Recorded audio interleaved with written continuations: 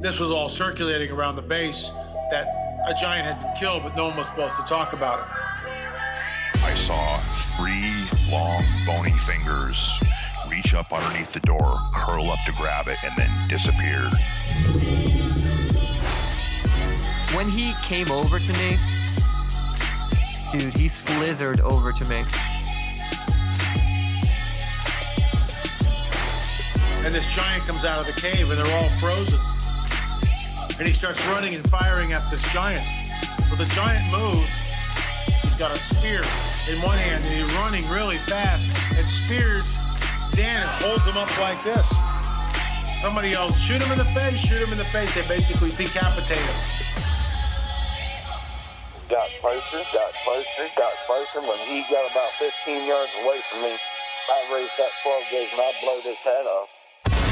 I feel something pulling at my leg, and I look over and there are 2 small gray entities pulling at me. And they're literally, I'm getting pulled off the bed. I reached my hand into this bush and I touched air. Couldn't breathe and I couldn't move because I know I'm seeing a monster.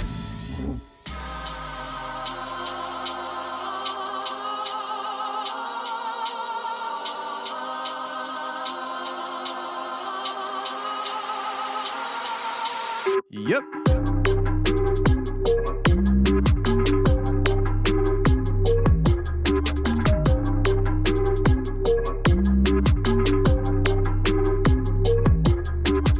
Welcome to the show, everybody. You're listening to The Confessionals. I am your host, Tony Merkel. Thank you for being here. If you've had an encounter or a story you'd like to share with me on the show, go ahead and shoot me an email. My email address is theconfessionals@theconfessionalspodcast.com. That's theconfessionals@theconfessionalspodcast.com. Or go to the website, theconfessionalspodcast.com. Hit the contact section and you can reach me that way as well. Either way works for me. Just get a hold of me. If you want more shows every week, go to the website, theconfessionalspodcast.com. Hit the join button and become a member today, because we release a bonus show every Thursday on the website for members only. So if you want to hear more of the Confessionals, go to the website, hit the join button, and become that member. Now, if you want, go to preparewiththeconfessionals.com. That's preparewiththeconfessionals.com, and there you can get yourself emergency supplies in case there's an emergency in your area that you need to be prepared for with you and your family. We got food, we got emergency supplies, we have survival gear, all the stuff right there at preparewiththeconfessionals.com. Please go ahead and subscribe to the Confessionals YouTube channel. We are working on producing the first show of Legion of Legends, where I go out hunting for the legends we've heard about on this show for years. Don't miss a single episode of that show. It'll be broadcasting right there on YouTube on the Confessionals YouTube channel. And friends, we are going on the Burnbrae Mansion trip this week. There are a lot of people who signed up to be on this trip. We talked about it a few months ago, and the time is here. Me and a bunch of other listeners are going from Philadelphia area up to New York to spend a night at the haunted Burnbrae Mansion. We're bringing in a paranormal investigation team. We're stopping at haunted places on the way up and the way back. It's going to be a lot of fun. And we also had a couple people that had to drop off last minute last week. And I just want to put it out there. Anybody who thought about going on the trip, if you find that you have an open schedule right now and you're still interested in it, go ahead and give us an email, theconfessionals@theconfessionalspodcast.com, and we will put you in contact with the right people to get you on this trip last minute.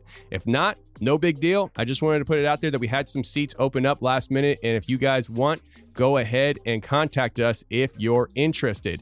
Now, today's show is a big, long show. I've never done this before, but I realized that I had quite a few interviews that I've done with other podcasters promoting their show along with their paranormal experiences, and I thought, why not try making this one giant megacast? And so that's what we're doing today. We have a lot of people on the show today. It's a very long show, as you can see on the timestamps, but I hope you guys enjoy it, and I hope you enjoy the experiences shared. Sit back, relax, listen to it one shot, listen to it over a few days. I don't care, but this is something new I'm trying, and if you guys like it, let me know. And if there's other people out there that have podcasts that have paranormal experiences and you want to join me on the next Megacast, go ahead and contact me at theconfessionalspodcast.com. Now let's get to the first interview with James right now.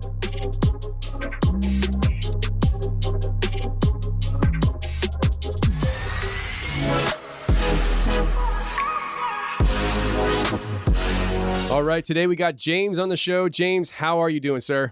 Man, I'm doing great, Tony. Thanks for having me on. Thanks for being here, man. So, James, you're a professional. So, I mean, you're a professional geologist. I don't want to go too far into your profession. I'll let you do that and let you kind of tell people who you are as much as you want to. But before we go into that and before we go into your experiences starting off in your childhood, please give your show a shout out, what you do, who you work with, man. Oh, okay. So, yeah, I'm a geologist, retired from the military.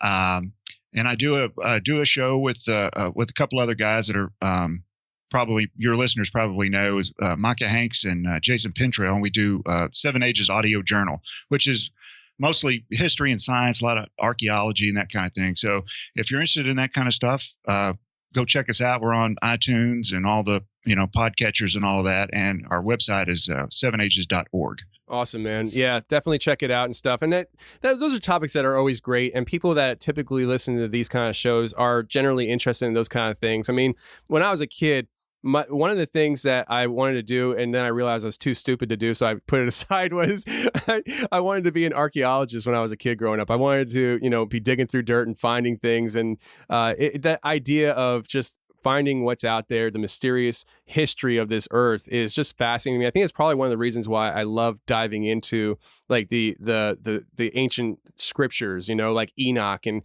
just the idea of what existed back then. And, obviously the dinosaurs is one of those things. It's just like, well, I know dinosaurs are fake, right? So yeah. Well, honestly, that's kind of the basis of, how people end up becoming interested in science and getting into science is they just, they wonder about things. They're like, why is this like this? Why is that like that? How does that work? And then, some people, it just sort of catches with them and they, end up pursuing it. And, I got interested in geology. I was, in the Army, I was, young guy. I was like, barely 18 years old. And I got sent out to the West Coast and, saw all the Rocky Mountains and the Cascade Mountains up in the Northwest. But specifically, I saw Mount St. Helens. Excuse me. It was about 10 years after the big eruption in 80. I mean, I'd never seen anything like that because, I'm from the southern part of the country and, we don't have those types of mountains. And I wasn't really, I hadn't traveled much as a kid, and it just blew my mind. And it really changed me, honestly. And after I got off of active duty and I decided to go to college, which was, kind of the point of all of that anyway, that's what I ended up doing. I was really interested in it, and I just kind of made a life out of it. That's really cool, man. I mean, it's cool that you were able to actually have that happen for you. I think a lot of times people, they graduate high school, they're told to go to college, get a good job, get an education, get a good job, and you set in. And people wind up doing things for a career their entire lives that they're not passionate about, but because an 18-year-old decided to do it, that's what they're stuck in. And it's cool to hear that, you were able to find that direction early on in life and follow through, and, you're still on it and you still love it and stuff. And for the original reasons, trust me, I didn't graduate high school saying I'm gonna be a truck driver. So yeah, well, totally understand. I mean, it hasn't been a straight path. I'll have to say I've kind of had reinvented myself, and even though I've kind of stayed in the same general kind of career field, I've changed jobs and I've changed, careers a couple of times now. And I think that's, to grow, that's the kind of thing that you have to do. And, I'm not, I'll be 50 this year. So, and I've been, working in that area for, like 30 years now almost. And rarely do things, stay the same for any long period of time. Yeah. And, now that I'm thinking about it, it's interesting. It's really interesting, actually. When I was in high school, I was accepted to a school called Full Sail University in Orlando, Florida for audio production. Mm-hmm. I wanted to go into producing music. I wanted to be working in recording studios, things like that. I wound up not doing that. I went to college and kind of started recording people on my own in the dorm rooms, things like that. And I put that aside for all those years, and here I am podcasting. I think maybe I did find my original love anyways. I'm podcasting, and I think that's probably why I treat it so professionally as far as like how serious I am about it. I know, it's not a perfect show, right? But and it's definitely not what I want it to be. But I've always treated it as if it was my career from day one, because I think deep down inside that love for producing audio was always there. And, it's that's interesting. I never really thought about it like that, but maybe I did come back around to that first love anyway. So yeah, you found your way there. And, even the podcasting thing for me was not something that I have really personally considered, but I got to it through, science. Basically what I was doing, I was listening to people's shows, and then sometimes there would be things that were interesting or whatever, just like this show, and I sent somebody an email, and we started like a correspondence, and then there was somebody else that was interested kind of in the same thing that we were talking about and had some knowledge of it, and then we ended up becoming friends and hanging out, and then next thing you know, we're doing a show.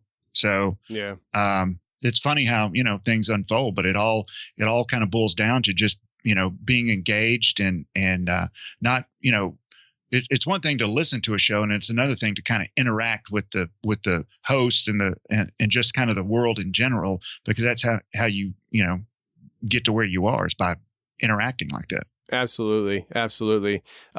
You were a former MUFON investigator, if I remember correctly, right? Yeah, that's right. Yeah, I did that for a while back in probably the mid 2000s. Now, let me ask you, and this has nothing to do with your experience. Maybe it does, but how did that go over with your professional career? Was that something that you kind of kept separate and private, or was that more like you were open about what you were doing? Because back in the mid 2000s or whatever it was, like this was UFOs was conspiracy theory, crazy stuff. Now it's like, the mainstream, the Pentagon is coming out saying we have crafts that were made from other galaxies, like it wasn't made here on Earth. So how did that go over for you? Well, I mean, it's just kind of like you said, it was not something that, I didn't keep a MUFON card on my desk at work. It wasn't something that I would bring up normally in just kind of any kind of mixed company or conversation. But if somebody wanted to talk about it, I was willing to do it. But yeah, I kind of kept it separate, honestly. Was there like a coming to Jesus moment for you when it came to this idea of, going into being a MUFON investigator as a professional geologist? It's like, like I said, back then, those two worlds weren't supposed to collide. And here you are kind of walking that fence. I mean, what made you kind of do that?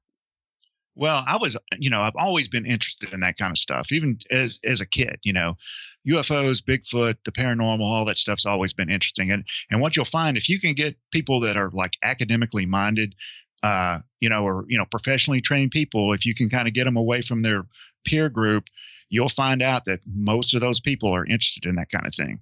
And I'd say that's probably the rule rather than the exception. So, but for me to become the investigator like I did, I wasn't worried about like, it harming me professionally or anything, but it's just, but it's good to, kind of keep things in their own lane. Cause there really there's not a good crossover between the two anyway. But the thing, at least for MUFON, they like people to be educated and professional people to become an investigator, because those people generally are going to make good investigators.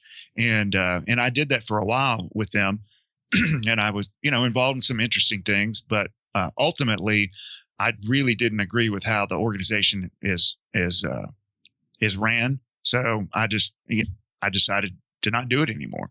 Yeah. And, you said something that's really interesting there, because I say that a lot to people.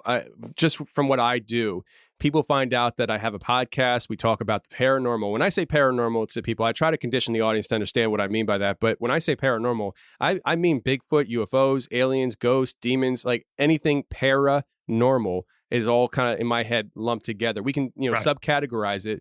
But when people find out, they often say to me, oh, well, let me tell you, I saw these lights in the sky one night, or, I had a guy at work tell me he had a monkey run across the street in front of him in high school in the middle of Pennsylvania, but he doesn't believe in Bigfoot. And it's just like, okay, so, but a lot of people go through these experiences and stuff. And when you start really sifting through it, I think that's more often the rule, is that people do have weird things happen to them. They just don't talk about it.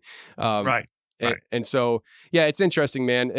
I don't want to go too far off the course. So let's get into your experiences here and just start us off with, the beginning as a child and stuff. What was happening? Okay. And before I really get going, I want to just say something that I don't think a lot of people have thought of before. But, when we talk about the paranormal or the supernatural, that's like something that's other than normal or, outside of what, should exist or could exist or whatever. But I don't really like those terms because I think these, there's a lot more to the world than what people can see. And a lot of people know that or have experienced it, but those things they aren't things that don't belong, in the universe. It's just, those are just phenomena that we just don't understand what they are. That doesn't mean they don't belong or there's something extra that, exists outside the normal existence of everything. Does that make sense? Oh, 100%. And when you look at the human history, look hundreds of years ago, philosophers were killed for having certain viewpoints or suggesting that there was, the earth wasn't flat, Right. And it's definitely, reality only goes as far as your perspective goes. And that's so right.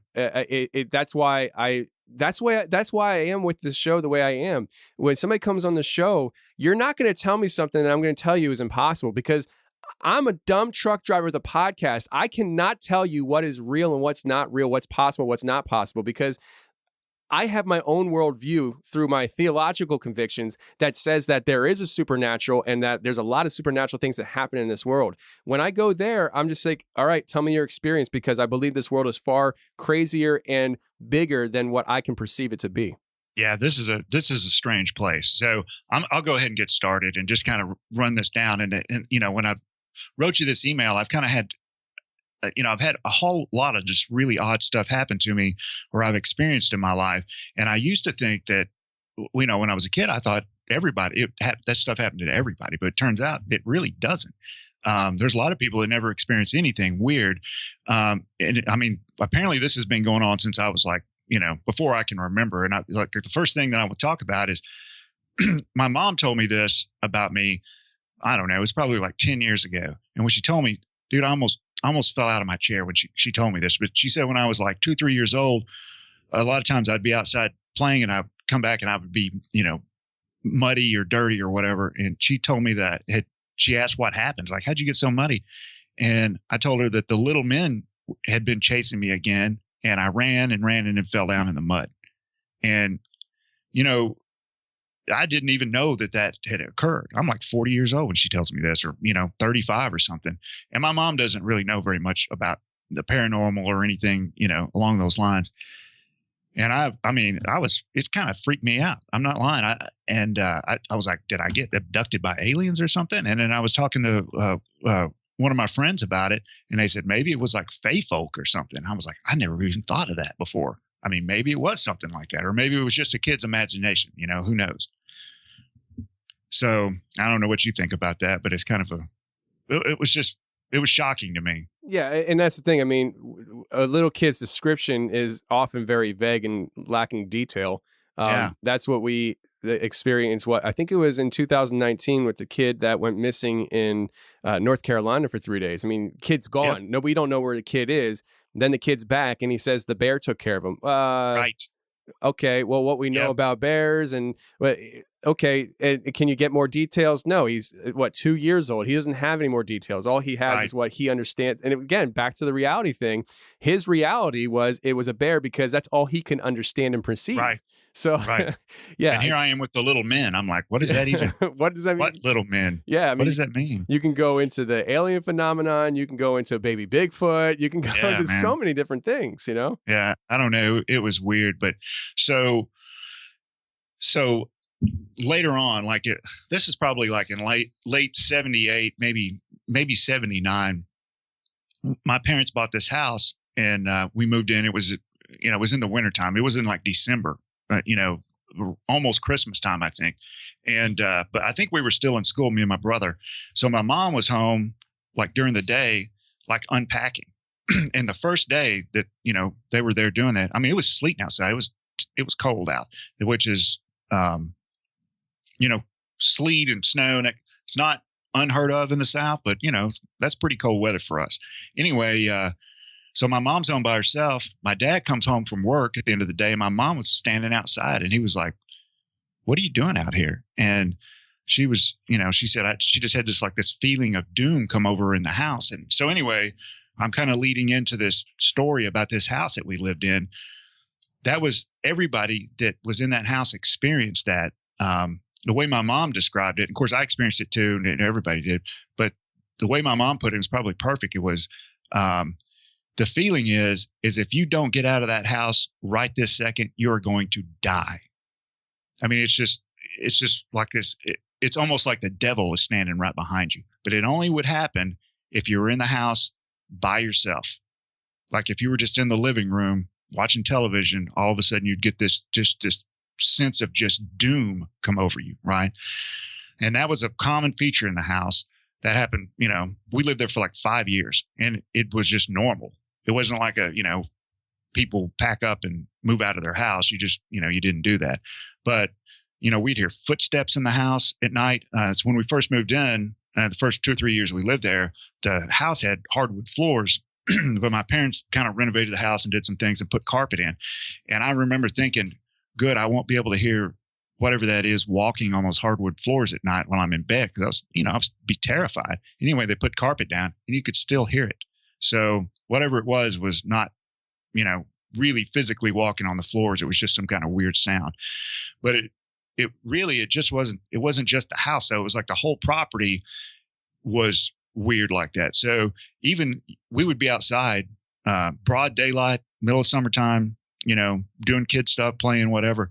And, we would see things out of the corner of our eye, like shadows, it would look like people, but like dark shadows, see them all the time. It was just, it was just how the place was. We didn't even really think that much about it. I didn't realize how weird it was until we moved from that house. We moved to another town, when I was probably about 12 years old. And the house that we moved into was just a normal house. There was nothing, that it didn't have any kind of that paranormal energy or whatever it is. It didn't exist in that house. And that's when I realized how haunted that house was that we'd been living in for 5 years. I mean, that place was insane. Yeah. So when you had the footsteps going on and the carpet goes down, you still hear, did it still sound like something was walking on hardwood floor, or was it more like of the creaking of the floor kind of thing? No, it sounded like boots on the floor, like somebody was walking down a hardwood hallway in cowboy boots. That's what it sounded like. And we didn't hear it every night, but you might hear it like once a week, late at night. And I don't know what it was. And I saw, I kind of skipped over some stuff, I guess, but in broad daylight, once I walked, I was walking through the living room, and I looked down the hallway. And I saw a guy walk out of the wall and step across a hallway into the other wall. And it was a guy down to about halfway down his thigh, just sort of like tapered out of existence. And it happened really quick, just like a second. But I mean, it really scared the heck out of me. And my aunt was there. I had an aunt that was, about 10 years older than me, I guess. And she would watch us in the summertime when school was out, and while my parents worked. And she was facing me, and I was kind of looking over the top of her head down this hallway. She was sitting in a chair. Anyway, I freaked out and, started to scream. Anyway, I kind of became, my mom like told some of her friends about it. And then every time everybody come over, they're like, "Oh, you're the kid that saw the ghost." And I was like, I don't even want to talk about this anymore, because I felt like they were kind of, you know what I mean? They were kind of giving me a hard time over it. Yeah, I can understand. Now, when you saw that, how old were you? I was like probably 10, 11 years old. So if you may not remember this and stuff, but was that a defining moment for you as to, what was possible in this world, or was there a lot of things that happened beforehand that you were just like, yeah, this is just par for the course? Well, yeah, sort of. I mean, I never really directly saw something, like looking right at it and saw it like that. So that was the first time that anything like that had ever happened. So, yeah, I never thought of it that way, but yeah, it sort of was. I mean, we would see those weird kind of shadow things outside, just corner of your eye kind of thing, but never, and then I never saw anything like that again after that. So it was kind of a one-time deal, and who knows why it was. And I used to think, as I got older and I kind of understood things more, as an adult, I thought, well, was there a possibility that it was some kind of like strong electromagnetic field in the house that would cause people to have those feelings or, that kind of thing. But honestly, it was just a standard residential structure. It didn't have anything higher voltage than, 120 volts, probably. The hot water heater was gas. So, I mean, the house didn't even have central heat and air in it. It was, it was kind of cold, and we used window unit air conditioners in the summer, and then we had a little gas stove in the wintertime. And I mean, that was it. So I don't have an explanation for that kind of stuff. This house that you were in, is this the house that had the lights going on and off? No, that was actually the same time when I was talking about the little men. When my mom and dad, this is probably before my brother was born. I was probably about 3 years old, 3 years old. There was like a lot of people do when they first start out, after they first got married, is especially down this part of the world, is they'll get a mobile home and put it like on their parents' property, which is essentially what we did. It was on my mom's parents' property. They lived, out of town, so we had this mobile home. That's where we lived.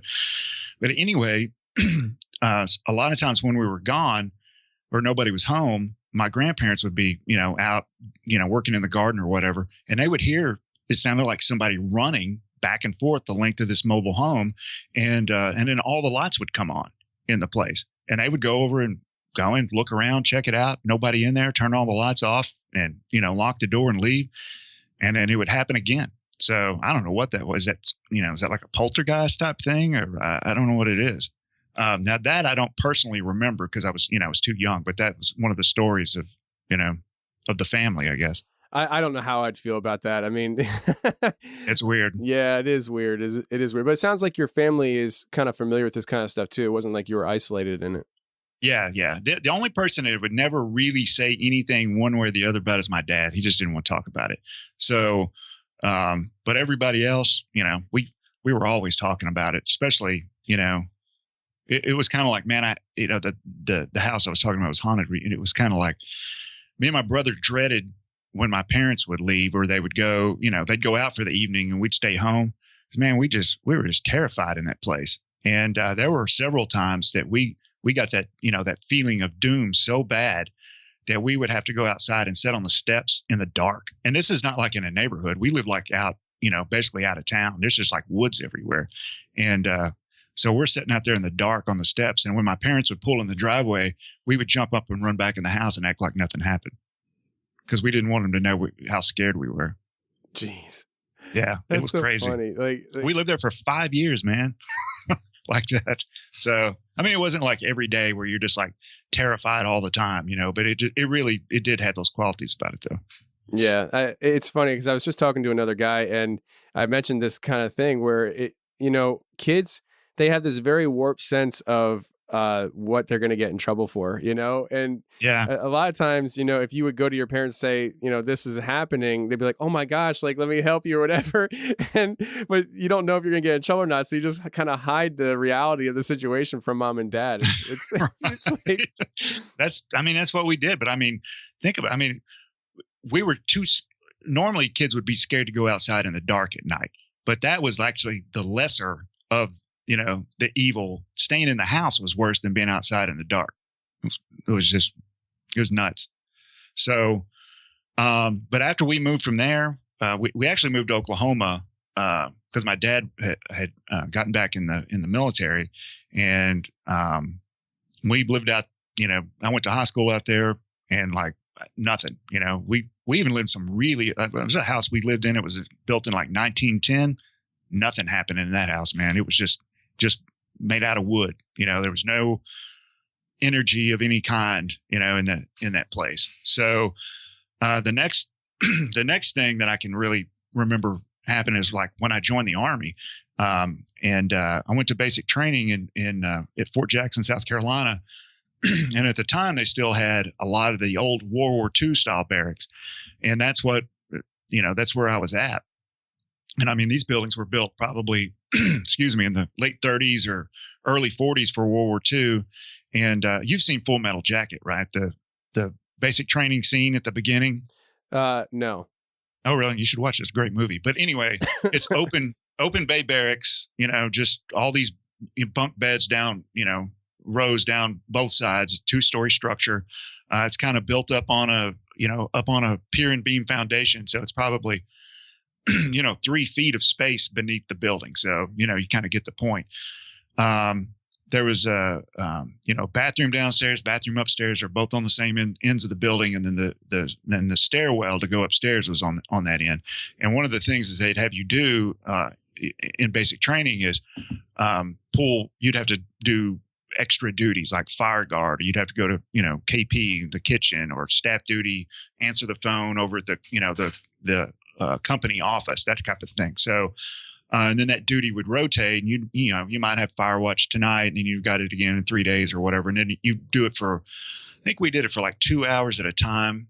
And you'd get like midnight to 2 a.m. or 2 a.m. to 4 a.m. or whatever. Anyway, so one night I had fire watch and fire guards, what we called it. And I was down on the first floor. I lived on the second floor. And then one of my buddies from the second floor was on fire guard upstairs. And basically what you did was just try not to fall asleep, honestly. But you had a chair that you sat in at the end of the bay.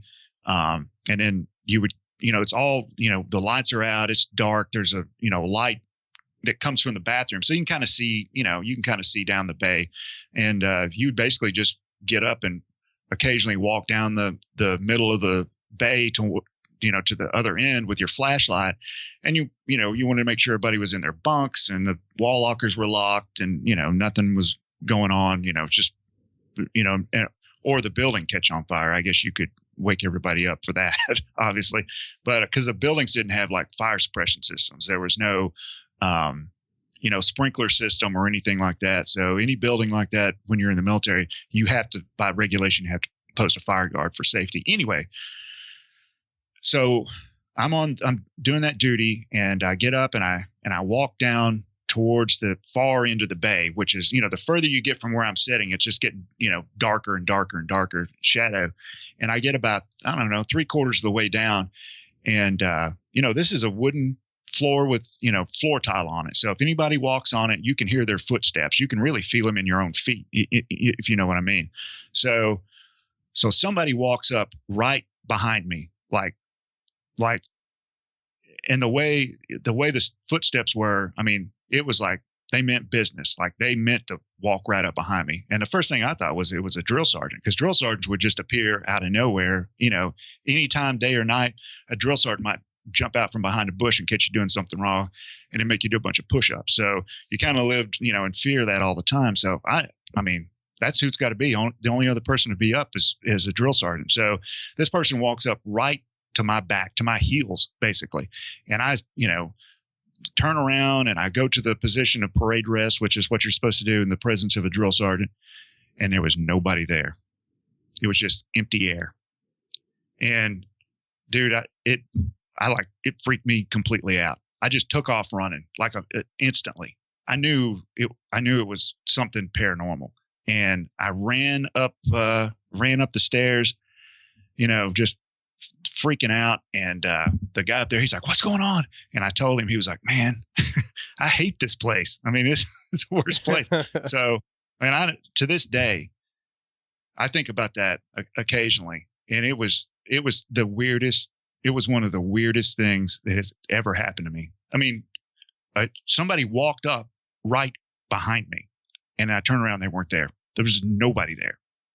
It was freaky. Anyway, one other thing in that building, so it's right in that, basic training's only 2 months long. So it's, sometime in that time frame. Well, there was another night I had duty, a staff duty in another building, and I was coming back, and I came in the building, started up the stairs, and I was, walking up, and it's not a very long flight of stairs, and it's straight. I'm looking straight up, and at the top of the stairs on the right is the door to the bathroom. There's one way in, one way out, and it's a small bathroom. It's got a little shower bay with 2 shower heads, 2 toilets, 2 urinals, 2 sinks, and a washer and dryer. That's for 25 men. So anyway, so I get about halfway up the stairs, and I hear one of the showers come on, like plainly. Heard it come on, and I thought, what the heck is, what's somebody doing in this? You're not even supposed to be in the shower at 2 o'clock in the morning. So I step in there, I look in the shower, nobody in there.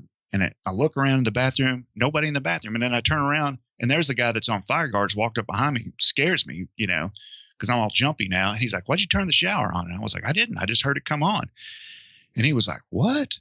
And I'm like, I heard the shower come on as I was coming up the stairs. And he goes, well, I heard it. He was down halfway down the bay or something and heard it come on.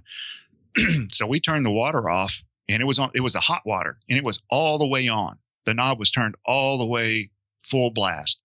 We turned it off and we just looked at each other like, dude, this place is haunted, man. I don't know what's up.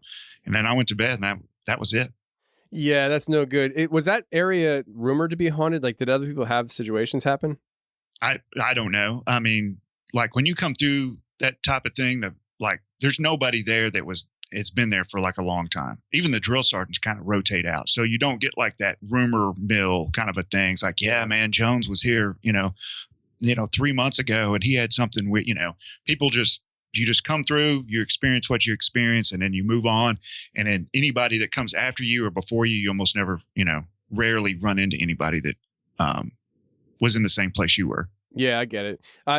Talking about the feeling of somebody coming up behind you, whenever I hear somebody tell that story, it always reminds me, when I was in college, I used to work at a pretzel factory and during the summertime, and it was a great paying job for a college student at the time. It was $13 an hour. I was like, I'm making bank, And so like it was a miserable job because they brought the college kids in to be packers to pack the stuff into boxes, but they wound up moving me into production. And so I'm going into the back old part of the building and I would work double shifts a lot. So I would be leaving at like midnight. And the one night it was a double shift late at night. I was the only person back in production. I was making all the dough for Bachman Pretzel.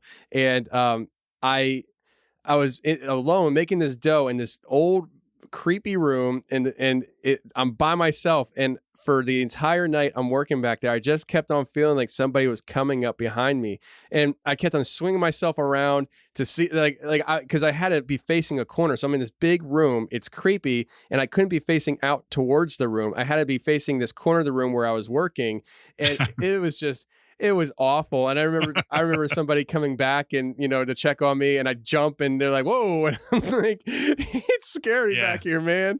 I want to go back to packing pretzels. Yeah. I used to do a lot of like a building inspection type work.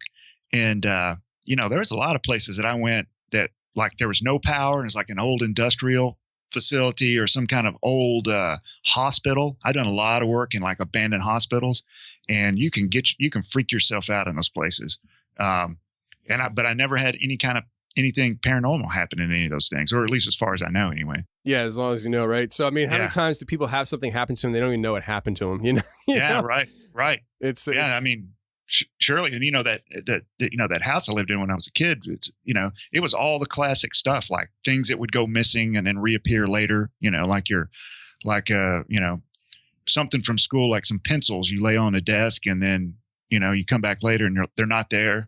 And then, I ended up beating my brother up because I think he took my pencils and hid them from me. And then like a month later, they're back in the exact same spot they were. I'm like, there's those pencils again. And it was just irritating. Honestly, it's like, okay, I get it.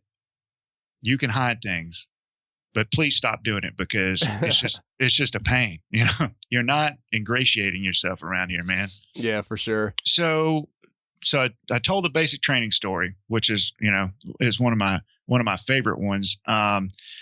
But I left a couple of things out in the email that I wrote to you. That's how crazy it is. There was stuff that happened that I actually forgot happened later on. So when I was in the military, I was stationed in a bunch of places and overseas and Pacific Northwest and all of that.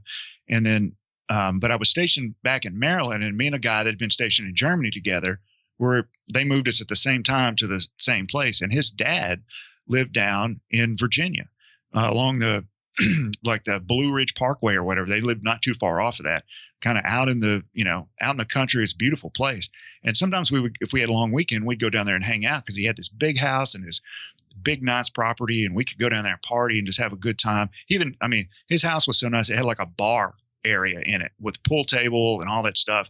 And it, the extended family would come and hang out. Well, anyway, we were down there one weekend and it was a 4-day weekend. And this was like a Sunday night. And like all this dude's cousins were over and everybody's drinking and having a good time. I was having a few drinks and I was sitting up at the bar next to one of these guys. And I had made myself a drink.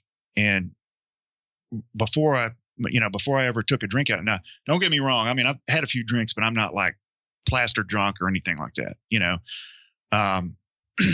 I hear this voice like over my left shoulder, and keep in mind, this is like 1992. This isn't like, what we know about people today, but the voice sounded like Bill Cosby, like he was America's dad in those days. Right. And it sounded like Bill Cosby, kind of that same kind of quality of a voice.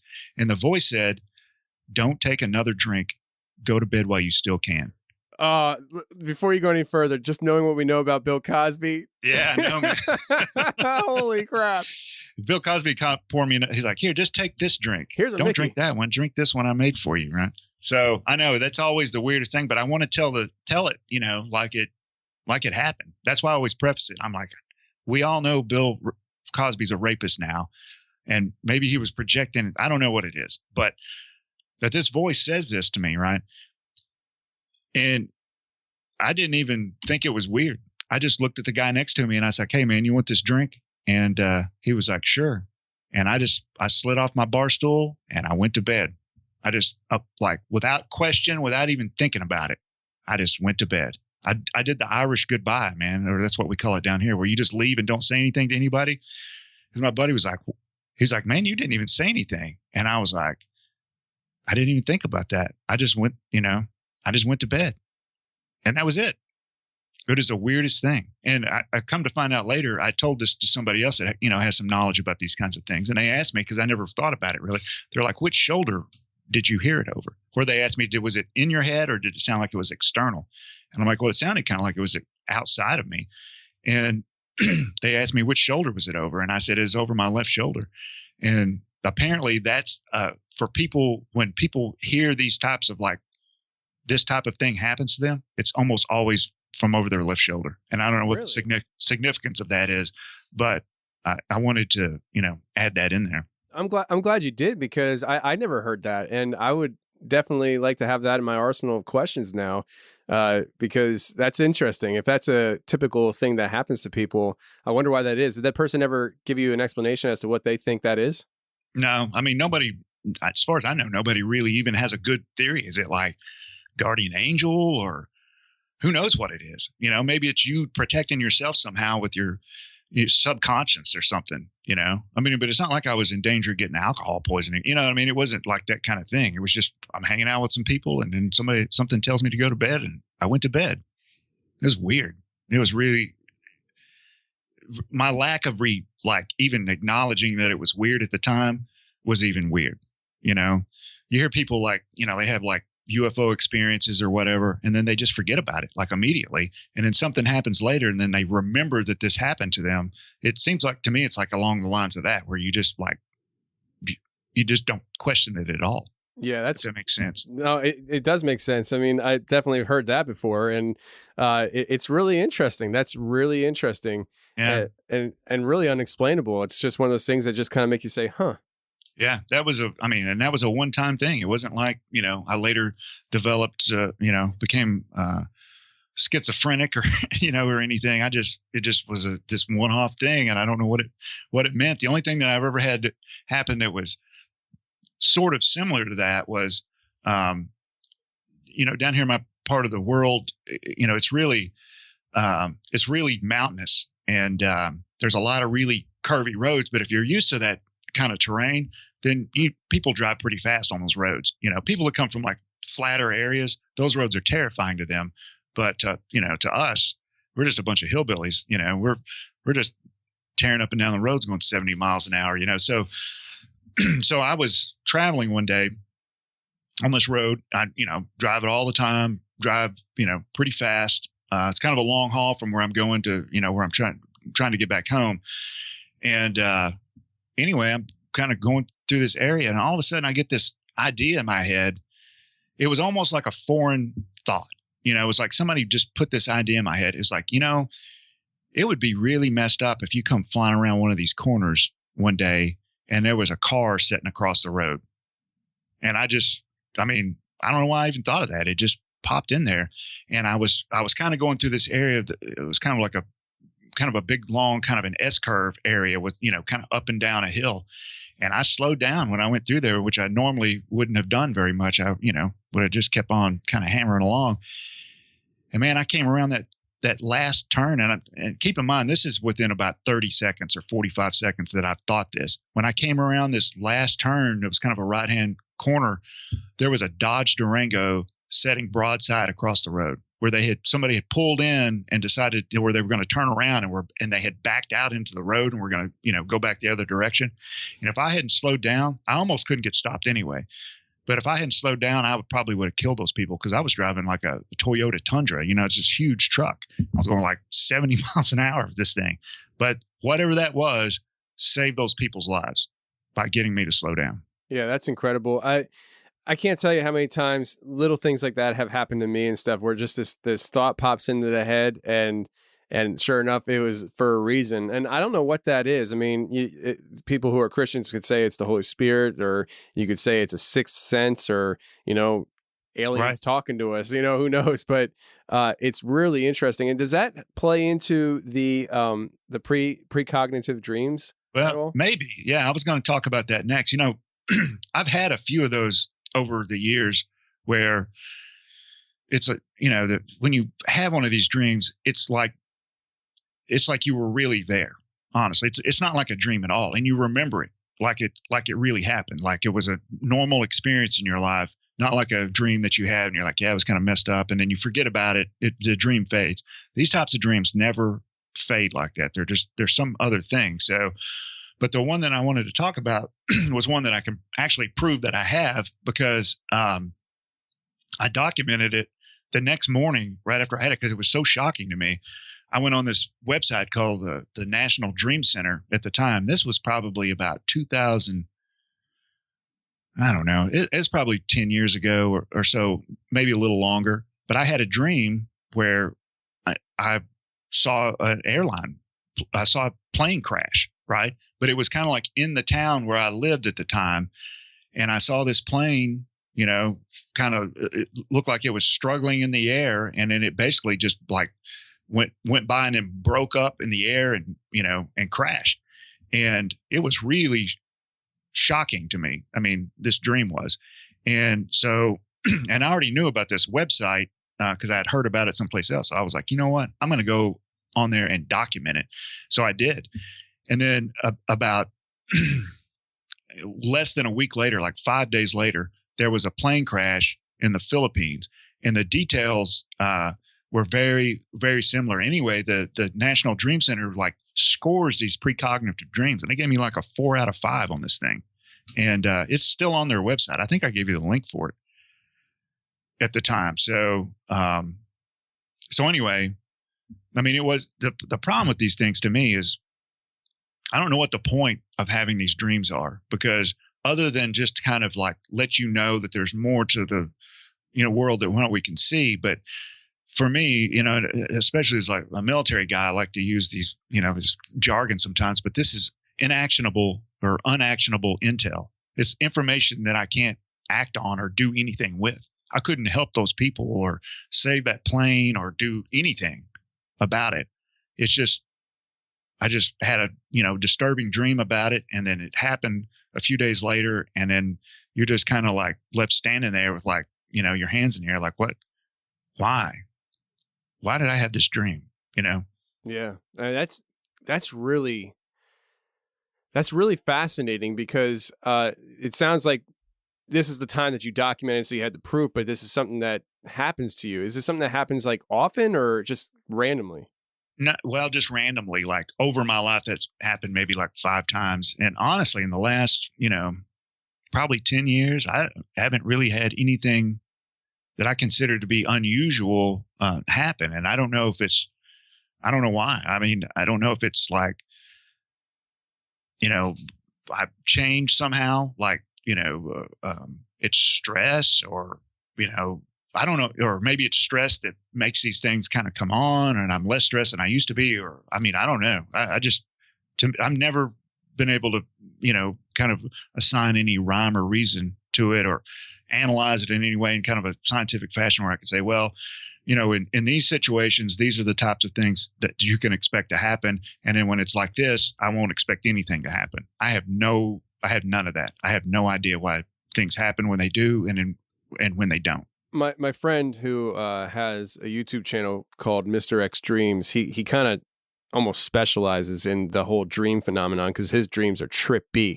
And, he suggests that people, and he told me a million times I should have a dream journal. The problem with me is I don't remember dreams ever.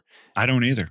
So when I have something like this, it's like super, it really sticks with you, It's not like I have lucid dreams every night where I just don't remember my dreams at all. Just rarely. Actually, I'll take that back. I had a dream last night or the night before, because I told you, for some reason, I was kind of nervous about coming on the show, but I had this dream where, like, I missed the show today. I got busy or was out doing something, and I was like, crap, I got the show at I've got to be on Tony's show at 1:00. And then you were calling me like, hey man, where you at? And I was like, dude, I'm sorry. I somehow missed the show. So anyway, it's funny that you say that because I text you telling you I was going to be late. Yeah. I didn't even think of that. That's interesting. That's interesting. I mean, wow. I would suggest that, if you could remember your dreams, I would suggest to start the dream journal thing. But I mean, and I know, I forget what he told me. I was talking to X about this, and he told me what I should do. I can't remember, but that's the problem. I can't remember my dreams. I can't remember what he told me, but he had I told everybody, I'm telling you guys think I'm smart. I'm not smart. Yeah. But he told me that he suggested that I start somewhere with journaling, but he's a very big proponent of he thinks everybody should dream journal because he really believes that the dream world is just another reality we enter into. And I'm telling you, when you hear some of his experiences and stuff, like very interactive, he's learned how to control such things. His sister appeared in one of his dreams where he saw her and he communicated with her in a way, I think it's more body language, but he tells her this dream when he wakes up, and she had the same dream from her perspective, seeing him. Like they were there together. And, wow. And so like there's trippy things that happen during dreams. It's really interesting. Yeah. That is kind of weird, and I said nothing's really happened weird to me in the last few years, but I actually take that back. So, when we started doing this other podcast, the 7 Ages show, not long after we started that, we decided to take a research field trip. And at the time I was living down in Georgia, and then the other guys were living in North Carolina, and we were going to go up to your neck of the woods, up to Pennsylvania, around Pittsburgh to the Meadowcroft Rock Shelter, and then make a loop down through Ohio and go to Serpent Mound and a bunch of stuff, which is, is what we did. And, but there was a lot of there was some super synchronistic stuff that happened on that trip that we didn't plan for, we couldn't have planned for. And I was the one that was responsible for kind of planning the itinerary and, where we were going to go and which routes we were going to take. And I made the hotel reservations and all that stuff. So we went to Meadowcroft up in Southwest Pennsylvania. And then we went down into Ohio and, West Virginia. I take that back. And we went to Moundsville, West Virginia. Well, we show up, it's like a Monday. Well, there's a museum there at this mound that's in the middle of town, this Native American mound. And we were going to go and, film a segment there and do some stuff. Well, the museum was closed. So we didn't know what to do, really. So we decided one of the guys had to go to the bathroom. So we left and we went to the bathroom, and we were like, well, we'll go back and we'll just film from outside, the fence and, talk a little bit or whatever. So we go back and we're kind of getting set up and Micah's doing his thing. And all of a sudden his cars start kind of coming in the parking lot and parking. And then there's people they're walking down towards the museum building. We're like, what's going on down there? And finally, it was a lot of people that kind of pulled in within about 10 or 15 minutes. So, me and Jason, we just decided to walk down there and find out. So we get down there and we're like, hey, what's going on? And they're like, oh, we're having the West Virginia Archaeological Society, Historical Society meeting. We have it once a year on this day here at Moundsville. And we're like, holy crap. And then we're like, well, you know, we're basically doing a podcast. Can we interview some of these folks? And they were like, oh, yeah. Hang on. Let me talk to this guy. And the guy's name was Randall. I can't remember his last name, but he's a bigwig with the state of West Virginia. And he runs this whole thing, right? And he comes out and they basically right across the street from this place is like an old penitentiary. So people go in and they do like ghost investigations. And there's a lot of like, you know, and kind of like the conspiracy theory world, like, you know, ancient giants that are associated with these mounds and all kinds of stuff. Anyway, they asked us, they're like, this isn't about giants, is it? And we're like, no, this is like, you know, we're doing like legit science stuff here. They're like, oh, great. Yeah, come on in. And they introduced us to this guy.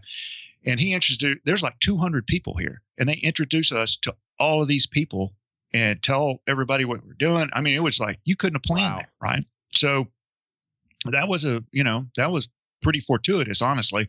And then we got a tour of the grounds by the curator of the museum and all the stuff, right? So then, you know, we continue on our trip and we get down to in Ohio, and I can't remember the name of the town now, but you know, it was just a place that I picked that I thought was the right amount of mileage to stop at on our way to Serpent Mound for the next day. Well, it turns out that in this town is this giant, like this, I don't know how many acres it is, you know, 100 acres, this ancient native site that's all these mounds and wall structures and all this stuff. And it's, you know, it's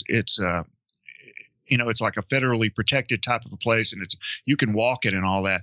And we were like right next to it.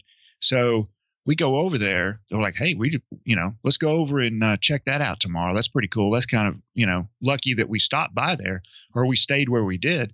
So when we get over there, this professor, this guy that's, you know, it's a pretty famous guy in that world, who is basically the expert on this entire culture. He's there that day when we showed up, and he's leading a group from the UN because they want to add this to the United Nations. It's kind of like a World Heritage Site. They're trying to turn it into a World Heritage Site. And that guy was there at the time that we just happened to just show up. And it was at that moment, and there was a few other things that had happened, that stuff like this that you just like, you couldn't have planned it. You couldn't have timed it and done it.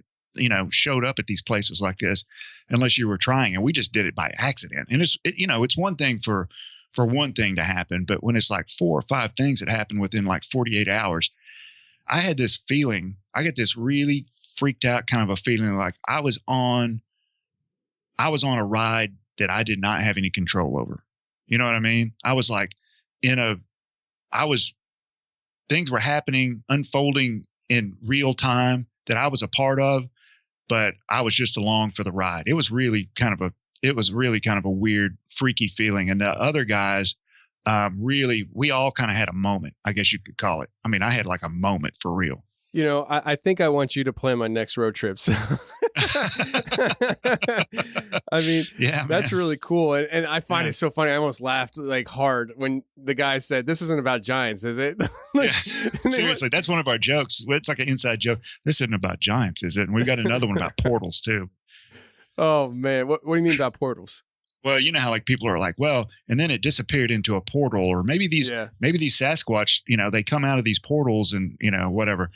And I'm like, what does that even mean? What is a portal? You know, right, yeah.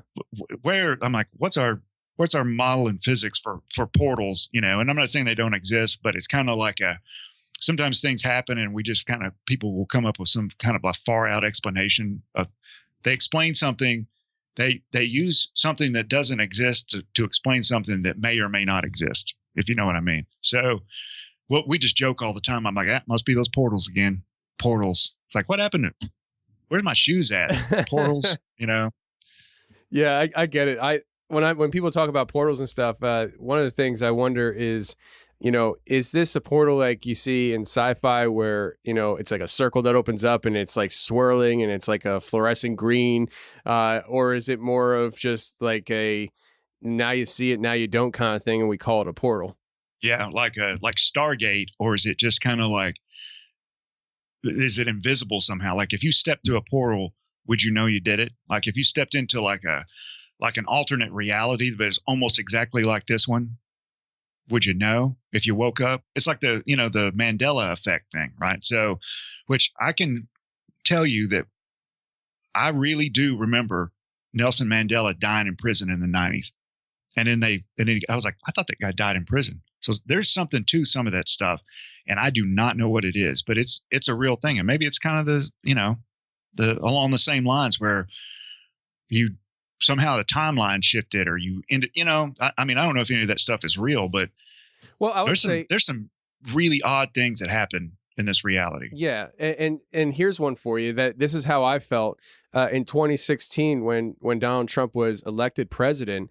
I felt like the entire globe shifted into another reality at that point. Like it just felt different. The world just felt different after that. It felt like right after, like the next day or the day after. I actually experienced that too. Or I was like, what happened? Like something happened. Yeah, it felt like we slipped into a parallel universe. It really felt weird. And then the last 4 years, it's like, it seems like the world is different, Yeah, and it's still changing, It's like Stranger Things when they call it the Upside Down. It felt like we went into the Upside Down. Right. Yeah. Well, I mean, I actually can appreciate where you're coming from because, the next day and the day after that, I had kind of got this feeling like, I'm like, something is going on. Like, this is not how things are supposed to go. It was like some fundamental something happened that it changed things somehow. Yeah. Well, I 100% agree with you on that. I mean, that's the way I felt too. Now, we talked about the synchronicities. We talked about a lot of this stuff, but you didn't talk about the black triangle UFO you saw in Iraq. Yeah. So, I mean, this is kind of a short story, but this is in either probably late 2003, early 2004, and we were in basically right outside of Fallujah, Iraq, which was the baddest place on the planet at the time, and we were where our FOB, our base was set up. It was we were basically due west of Baghdad, maybe, I don't know, as a crow flies, maybe like 20 miles or so. It's not very far. Anyway, one night I was in the building, working in our office essentially, and stepped outside. And we didn't have like indoor toilets. It was all porta-johns, just row of blue porta-johns down along this wall around our compound. And I walked outside. It's maybe 8, 9 o'clock at night, and I looked up for whatever reason. I looked up, and of course, now keep in mind it's dark out, but there's a lot of stars. And I look up, and there's one of those triangles. It's got a white point of light on each corner. It didn't have the light like a red light in the middle, like you hear reported a lot of times. And it's going due west, like directly towards town, and I can see it because it's blocking the stars out. And I look at it for maybe like 2 seconds, and then it blacked its lights out. I could still see it, but you didn't see the lights. Now, if it hadn't had the lights on it, I probably never would have saw it. And it just cruised on towards the city. And I thought to myself, well, I guess the black triangles are ours, because to me it seemed like it was a military aircraft. I don't have anything to base that on other than it didn't have any business being there unless it was, some kind of military thing.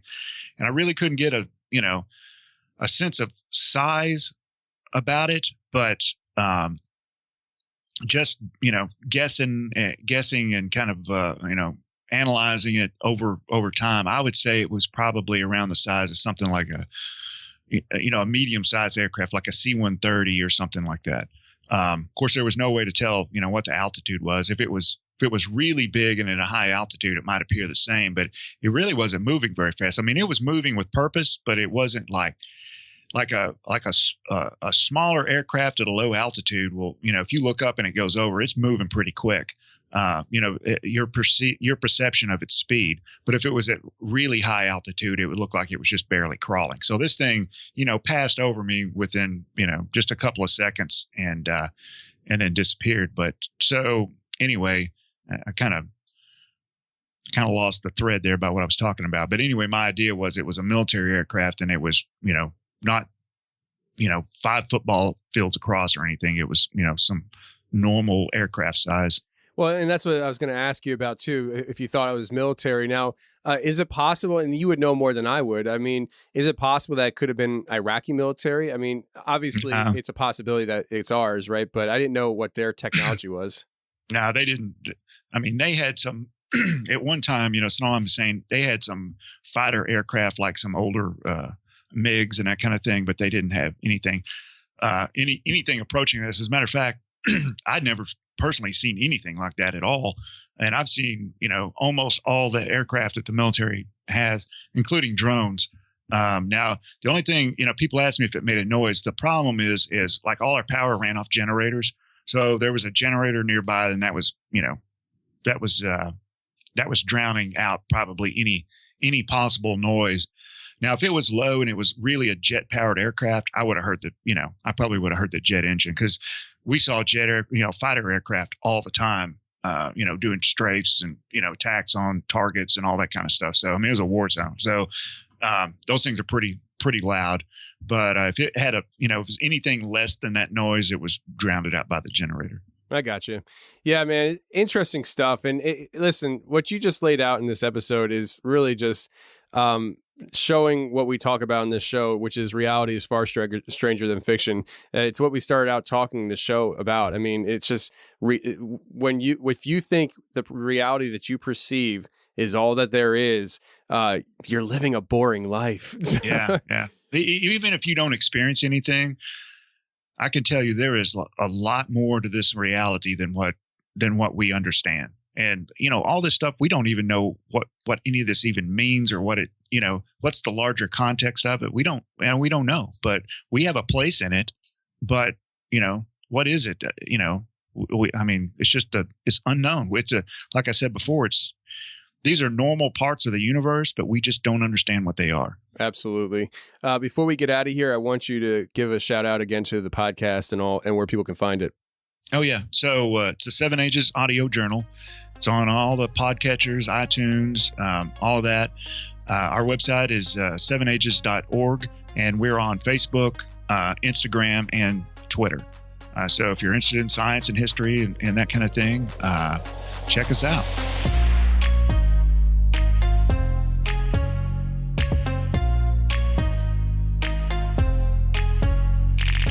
All right, let's take a second and talk about our sponsor for this week. It's a returning sponsor, HelloFresh, and hello to 14 free meals. I'm supposed to save that for the end, but I'm going to tell you straight up right now. Go to HelloFresh.com/Confessionals14 and use code Confessionals14 for up to 14 free meals plus free shipping. Listen, that's a deal that I was excited about before when they were offering 12 free meals, and now they're offering 14.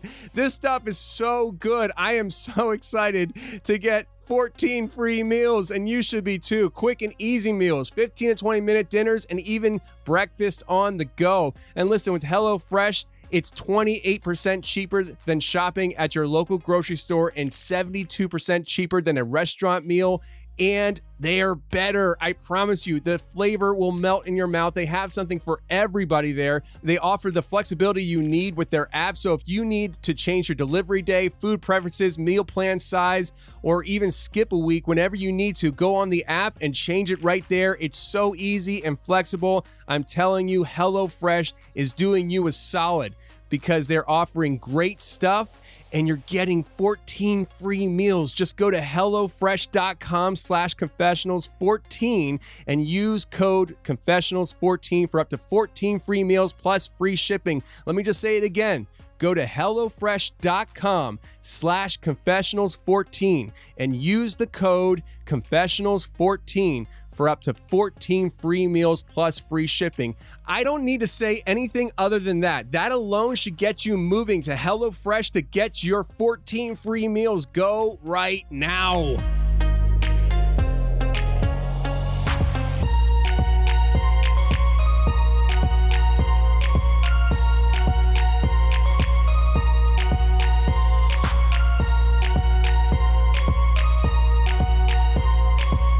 All right, today we got Mike from the Dark Podcast. How you doing, man? Doing well, Tony. How about you? I'm doing good. So let me rephrase that because it might mess people up. Your podcast is called From the Dark. You're not Mike from the Dark Podcast, but the podcast itself is called From the Dark, right? That is correct. From the Dark Podcast. Yeah. So what do we talk about on that show? Anything and everything paranormal. If it's weird, we want to hear about it. Kind of like this show then. A lot like this show. Awesome. Your show was very much an inspiration. Well, I'm glad. And dude, I appreciate you saying that and starting up another podcast. I think that's always a good thing for people to have variety to listen to. So I always encourage people to try starting their own podcast and stuff. And I'm glad you're doing it, man. And we were just talking about some equipment and stuff. And I'll tell everybody, man, you operate with the Rodecaster, man. And I remember when that thing first came out and I was like, oh, that's sweet, but I don't need it. So it's probably not a good idea to buy, but I'm glad that you're using it because it looks real sweet. Yeah, it's phenomenal. It's absolutely idiot-proof. Well, then it'd be great for me. So, but yeah. So you got paranormal experiences, and I guess your paranormal experiences kind of help aid you in the idea of starting a paranormal podcast, right? They really did, because growing up as a typical child, I was afraid of the dark and everything that was in said dark. And I forced myself into embracing what I thought was scary so that I could deal with it. And then over the years, it just became a passion. And during that is when I had some experiences back in the early 2000s. And that's what I'm here to talk about. Awesome, man. Yeah, a lot of times people's personal experiences really kind of push them off into a life course of some direction, and it's one of those things where I really mean it. I say it a lot on the show, but your life experiences are going to dictate how you view life and how you go about it. And, it's just one of those things where I think most people who have these kind of podcasts and stuff, it stems a lot from their own personal experiences. Absolutely. So you have these paranormal experiences that you went through, and I think the majority of it was living in a single home that had a lot of crazy stuff, right? That is correct. This particular house had so many different elements going on in it. It was hard to differentiate one from another sometimes because there would be so many different things going on at one time. My wife and I at that time had been separated, and we had sold our home, and she had moved into this house she was renting. Well, her and I reconciled our relationship, and I moved into this home. Well, for the first several weeks to even months, nothing really in particular happened. There were some weird elements about the home.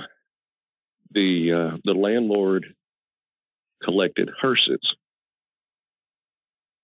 So my backyard was completely full of old hearses. Dozens of them. That was weird, but nothing strange or anything happened with that I knew of. It was just an odd element to the home. And then the home had a drive-in carport. Well, on one side of it, it had a retaining wall that was damaged. So the landlord was having this retaining wall replaced. And I happened to be home that day, and I'm just outside observing. And as they take this wall down. It's about 5 foot high, maybe 6 foot at the highest point, and tapers down to nothing. You can see underneath the concrete pad of the carport, like what they used for backfill were cars. There were crushed cars under this carport. And I thought, man, that's freaking weird. You know, why would somebody do that? Why wouldn't you just use fill dirt? You know, did you just have these cars laying around? And it was just weird things like that. I'm like, all right, something's just not normal about this place. And then one night we had gone to bed, and I don't know how to describe what this entity was other than saying that it was demonic. It may not have been, but to me, it felt that way. And I was laying in bed, dead asleep. And I've tried to go over this in my mind 1,000 times. You know, was it sleep paralysis? You know, things of that nature.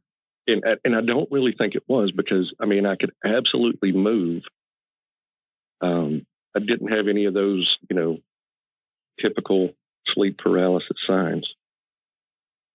But I remember having this really, really strange feeling. And I was awake, but I had not yet opened my eyes.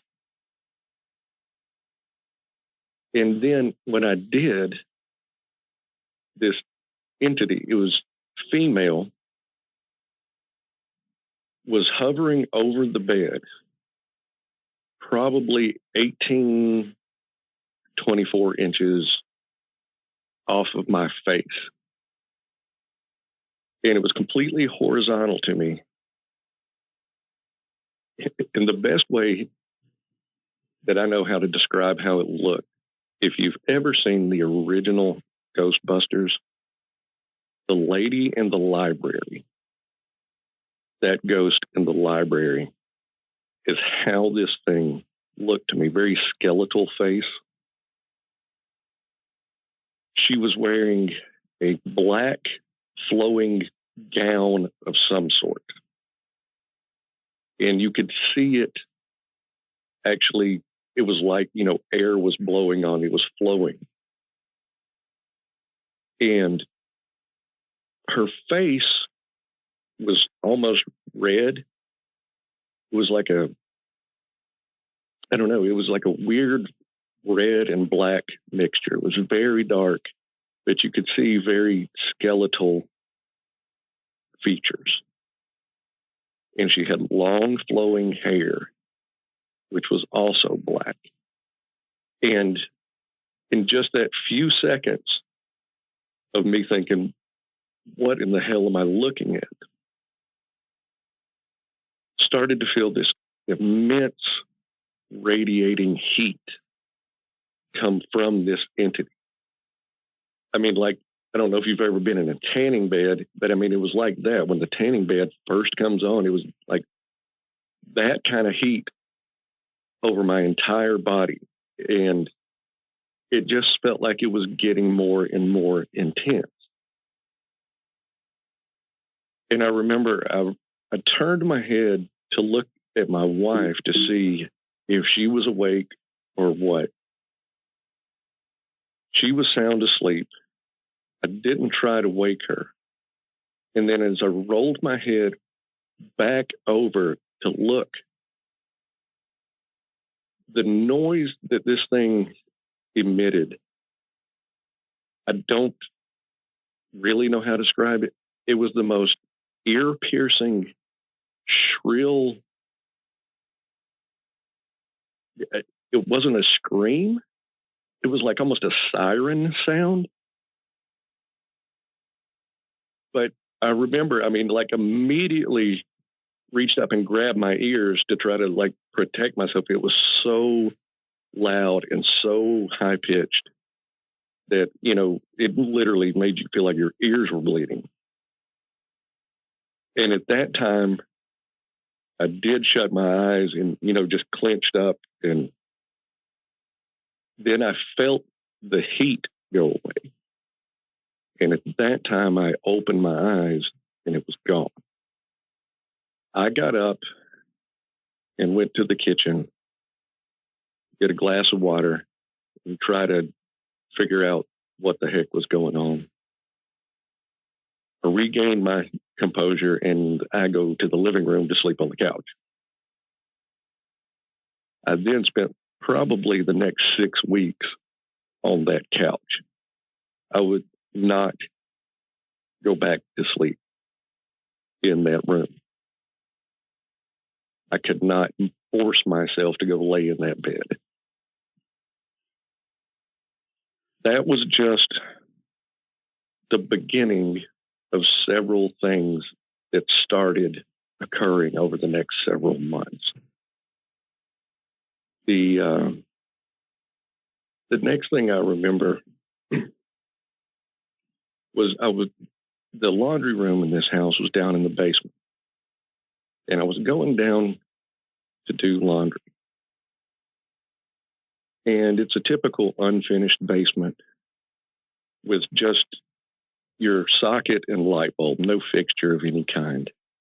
And it's an L-shaped house. And so the lights followed the shape of the house. And as I was going down the stairs, as I walked under each light bulb, they exploded. Like in complete synchronicity with me being under it. They would pop. Until I finally made it to the end where the laundry room was. And by that point, there is no light. So being the big, strong man I was, I did like anybody would, and I got the hell out of there.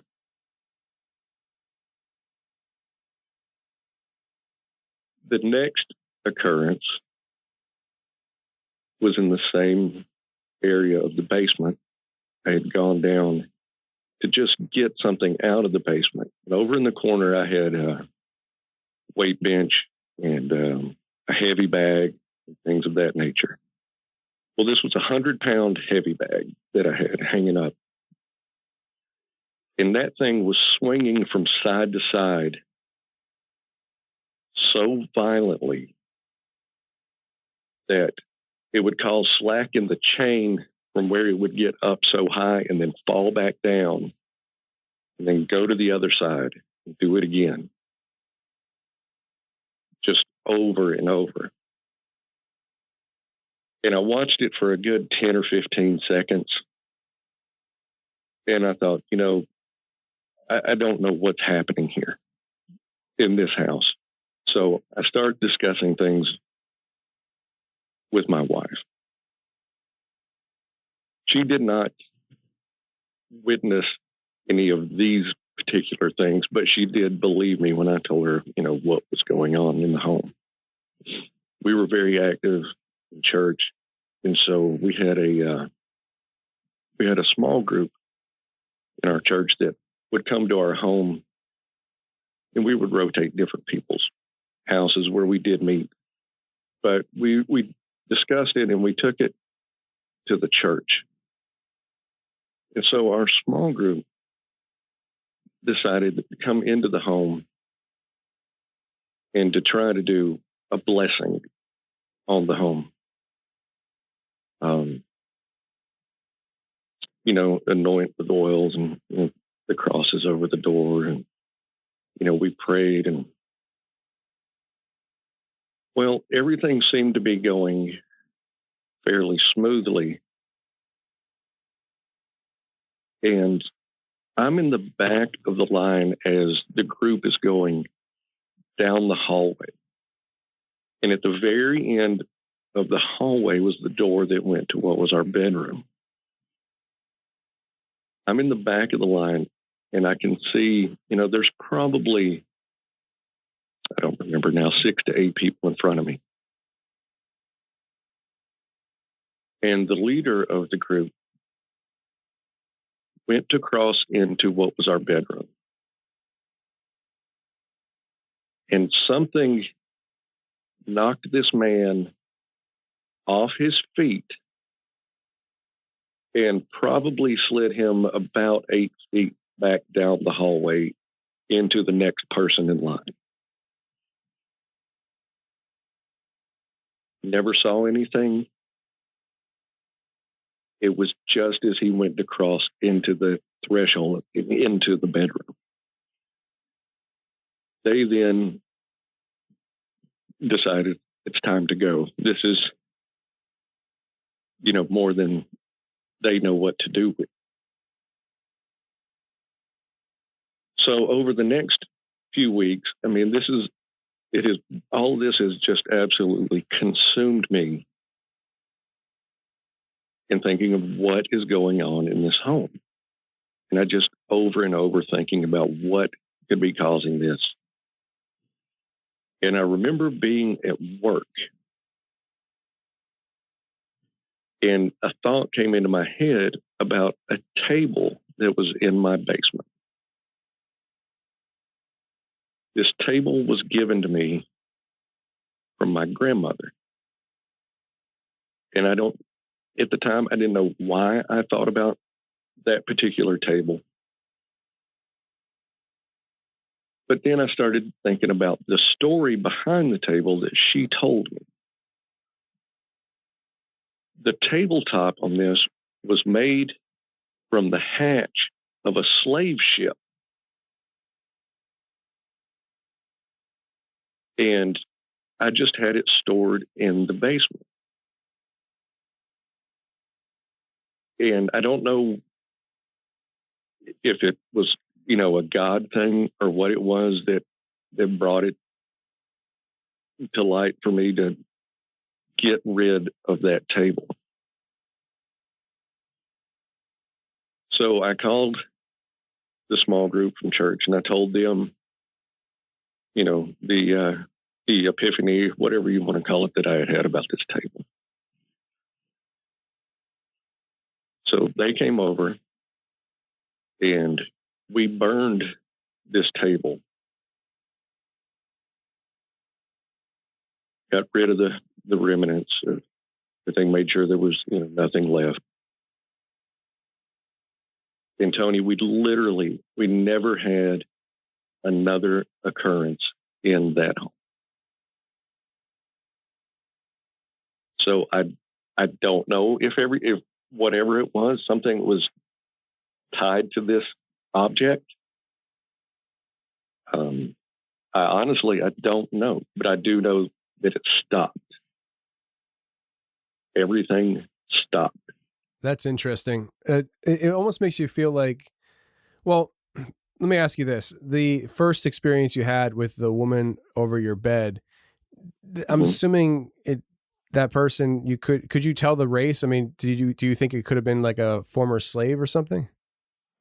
I couldn't tell a race. It was too skeletal looking. I could tell it was female, but that's it. I got you. Yeah, it's interesting because and the tabletop was made out of what was it?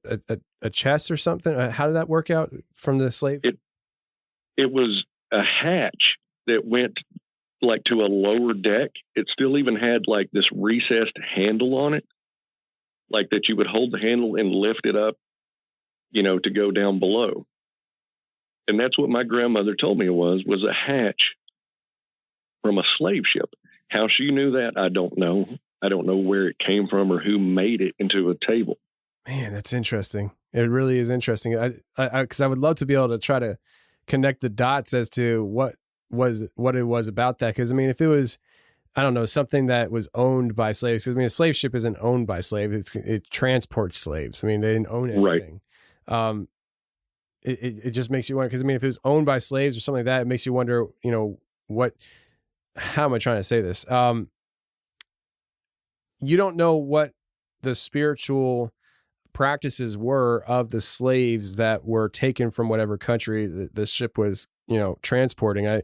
I automatically, when I say slave, I think Africa, but we know that slaves are all over the world. Well, maybe people don't know there's slavery all over the world, not just Africa, right? To this day. Right. But it just makes you wonder if there was some kind of spiritual practices going on that were attached to that ship. It seems like. Yeah, I don't know. I mean, I don't even have an educated guess. But the events were so different, like from what I'd say was the demonic presence to just, weird poltergeist activity. And one thing I didn't mention, like my children were small then, and it did affect them in a way that was odd, because they started becoming like really mean to each other. And, part of it may have been age, but I mean, it was different. It wasn't just like a sibling rivalry or thing. They were doing like, mean things to each other. And like, that's not like them at all. So it affected everybody in some sort of way. Well, and I forgot this also, that my wife at the time, she did have an event there in that same bedroom. I believe I had already gone to work, and hers seemed like more of a sleep paralysis nature, with, the something coming in and, the sitting on your chest, feeling, can't breathe, can't speak, can't move. She did have that happen during this time also. But whatever it was, and it seemed like multiple things. It doesn't seem like it was all just the same thing going on. And that's just a personal feeling I have of the way the events happened. It seemed like there were multiple things happening, from multiple entities or what have you. Yeah, that's interesting. That's really interesting, man. I want to know more. Oh man. Well, we soon after that, we did vacate that house, even though nothing had happened in, quite some time. It just never gave you that warm and fuzzy feeling that a home should. It was, man, it was bad. Like I said, I'm a grown ass man. I won't even go sleep in my bedroom. I'm so afraid. And I forget the timeline. I'm sure my ex-wife would tell you, but it was a long time that I slept on that couch. It left her in the bedroom. I'm sure she loved you for that. Oh, I'm sure. So, you mentioned about the sleep paralysis. Was the sleep paralysis happening during that first experience? With her, it was after. It was probably a month after that it happened to her. And that was just based on, the story that she told me after getting home from work that day, what had happened to her early that morning. And, the way she described it was, like something sitting on her, I guess, like the old hag or whatever people call it from the sleep paralysis standpoint. But she never saw anything that I'm aware of. If she did, she never mentioned it to me. But I do recall she said she was finally able to utter the words Jesus, and then it stopped. Well, isn't that a common scenario, isn't it? It is.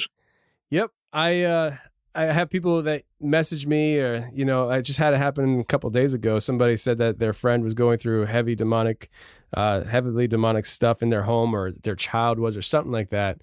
And do you have anything to help us? I'm like, the only thing I can tell you that I actually have faith in is crying out for the name of Jesus. It seems like it works for people who are Christians and who are not Christians. It seems to work for everybody. So yeah, absolutely. Yeah. That would be the only advice that I had for anybody. I mean, just truly, I don't know any other answer personally. I just don't.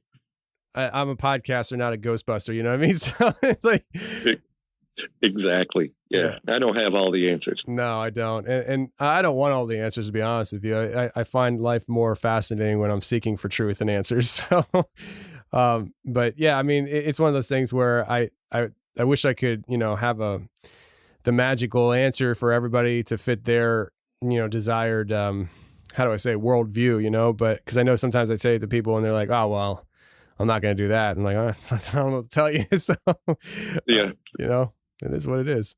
But talking about the guy who got thrown from the church, one,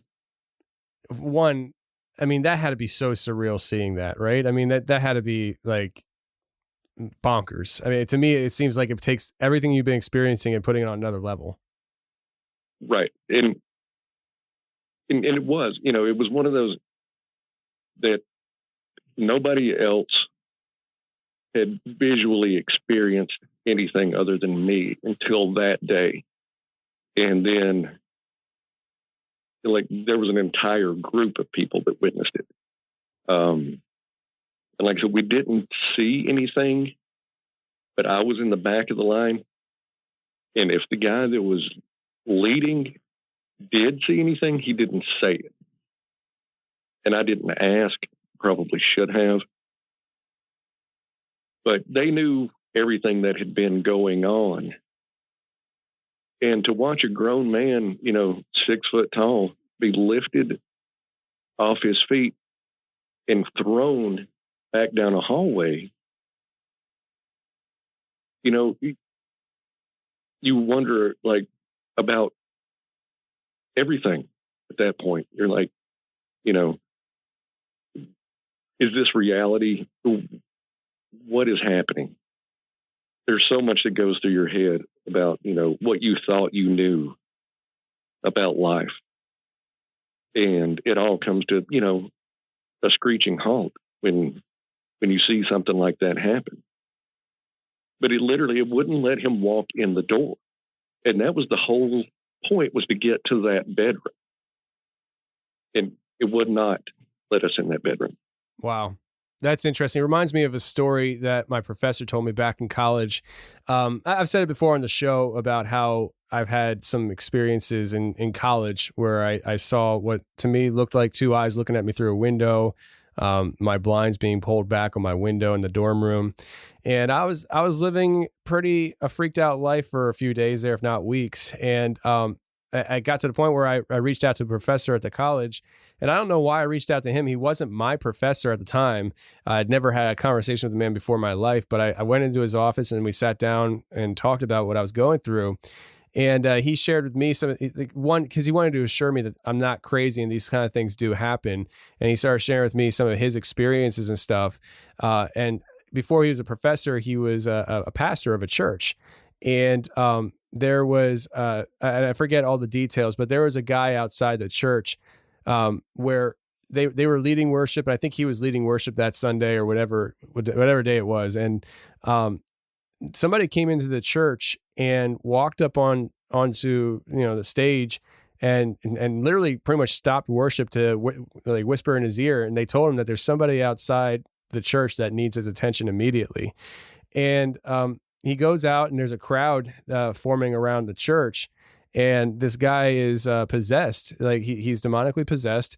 And from what he was told is that this guy tried coming into the church, and every time he went to go through the door, it was like he was just thrown back. He was like knocked back. He just couldn't enter the church. And he told me how like he told the crowd to kind of disperse and to go away. And he just had himself and a couple other people there with him, and he exorcised the demon. And but it just reminded me of that story because I've heard things like that before where people are trying to enter through a doorway and whatever it is not letting them. What in your scenario, it seems like there's something there not letting people enter, but this guy, he had something in him that was not letting him enter this church. Right.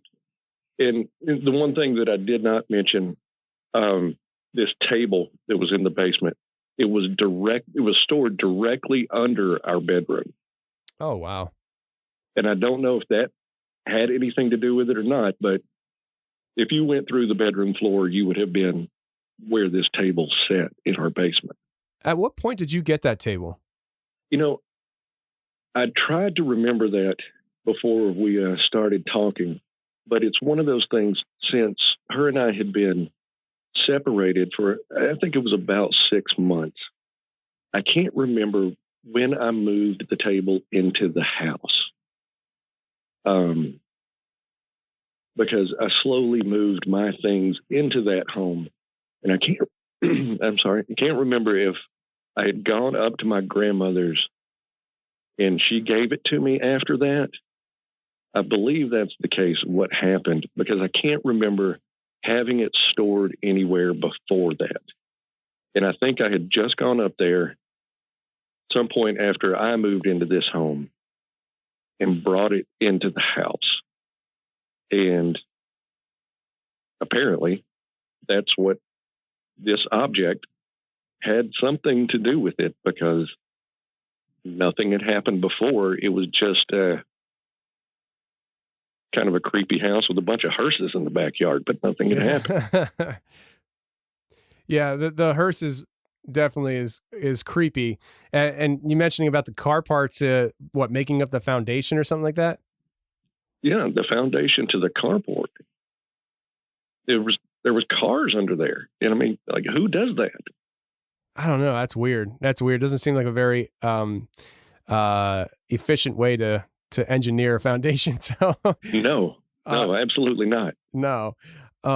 Yeah, I would definitely be creeped out. Now, you didn't say this on the show, and I'm sure you probably don't care, but you work at a cemetery, right? I mean, you engrave tombstones. That is correct. That is what I do for a living. I work for a national cemetery, and I engrave tombstones for veterans who have served our country. And were you working there when this was happening? No, I was not. I have actually only been doing this job for about a month now.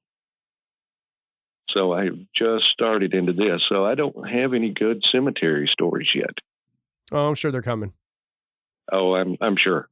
My money is on your first experience seeing a soldier. So, the odds are great. Yes.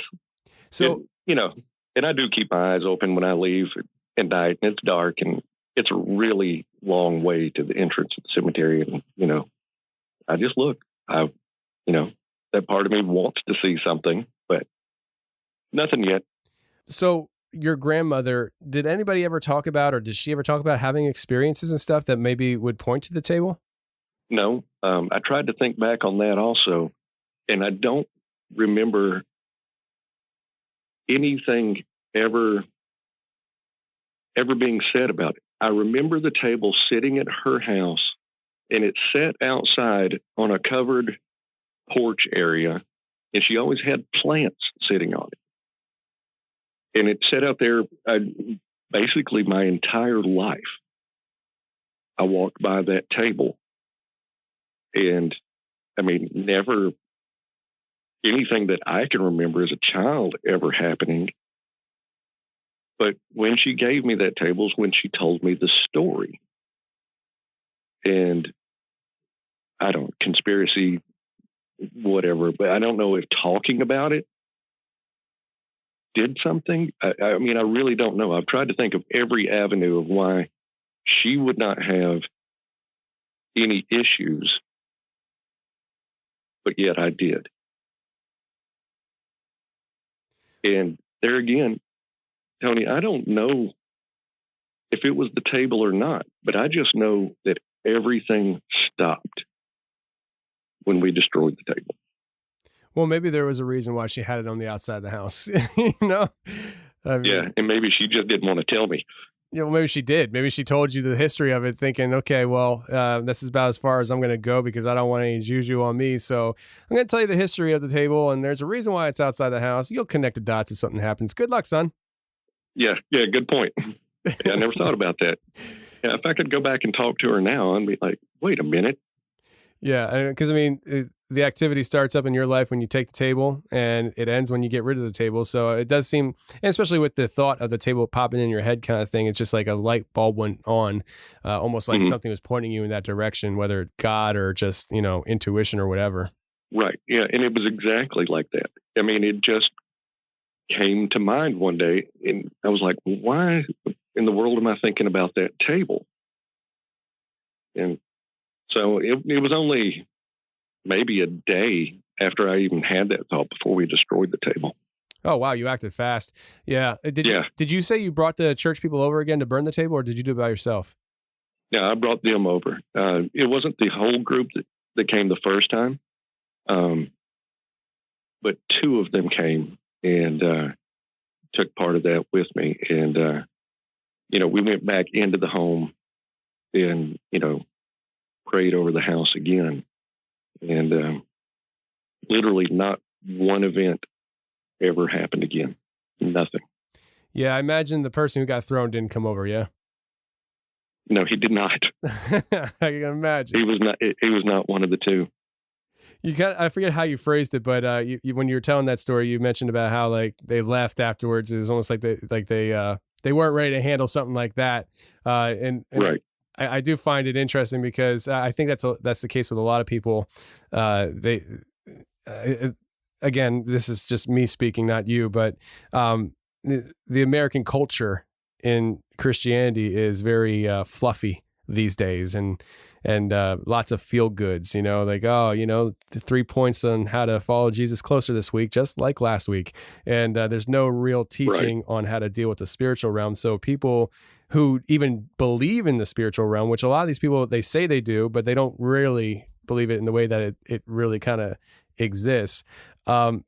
They get smacked in the face with that kind of stuff, and they're like, "What the heck? I'm not ready for this," Right, exactly, and that's exactly what I think happened. Was they did believe, and they knew something was going on there, or they wouldn't have been there to try to help us. But I don't think anybody expected what happened to happen, and it was a real big reality check.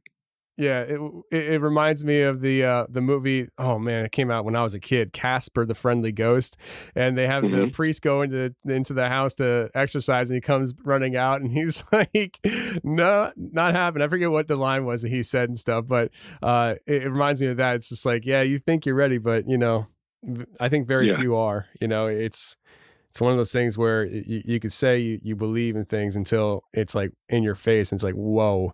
That's a little bit more real than I thought. I mean, it throws you. It's literally physically throwing you. So it's a problem. Yeah. So your mom, tell us about this story with your mom, because you mentioned about her coming to visit you post death. Okay. This happened. I'm going to say a year or so prior to the last event. We were in a different home that we owned. Middle of the night, I get up. I'm not feeling well. And I remember I'm going to the kitchen to, find some like Pepto-Bismol or something, because just really not feeling good. And as I come down the hallway, at the end of the hallway, it splits, and to the left is the living room, and to the right is the kitchen. Well, as I go to turn right into the kitchen, I glance over into the living room, and I see my mother. At this point, she had been gone somewhere around 4 to 5 years. And I never had any kind of experience since her death. And I remember I just stood there staring at her, trying to figure out if I was really seeing what I was seeing. And she was just standing in the middle of the living room. And I couldn't think of anything to say or anything to do. So she finally says, "Aren't you going to say anything?" And what I come back with is, "Yeah, you're dead." And I remember she laughed and she said, "I know." And then I just kept standing there, just, I guess, awestruck. I didn't know what to do. And I said, "Why are you here?" And she said, "I'm here for the funeral."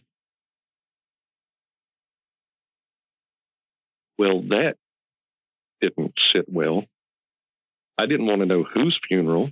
I wasn't going to ask. I wanted nothing to do with it. And so I changed the subject. And I said, "I have kids now." And she said, "Son, I knew those kids before they were born." And I can remember this conversation like it happened this morning. I mean, word for word, everything that was said. And I got very, I guess, scared, even though it's my own mother and there was nothing scary going on. And I remember saying, "I really don't feel good. I need to get some medicine and go back to bed." And she said, "Well, aren't you going to give me a hug?" And Tony, I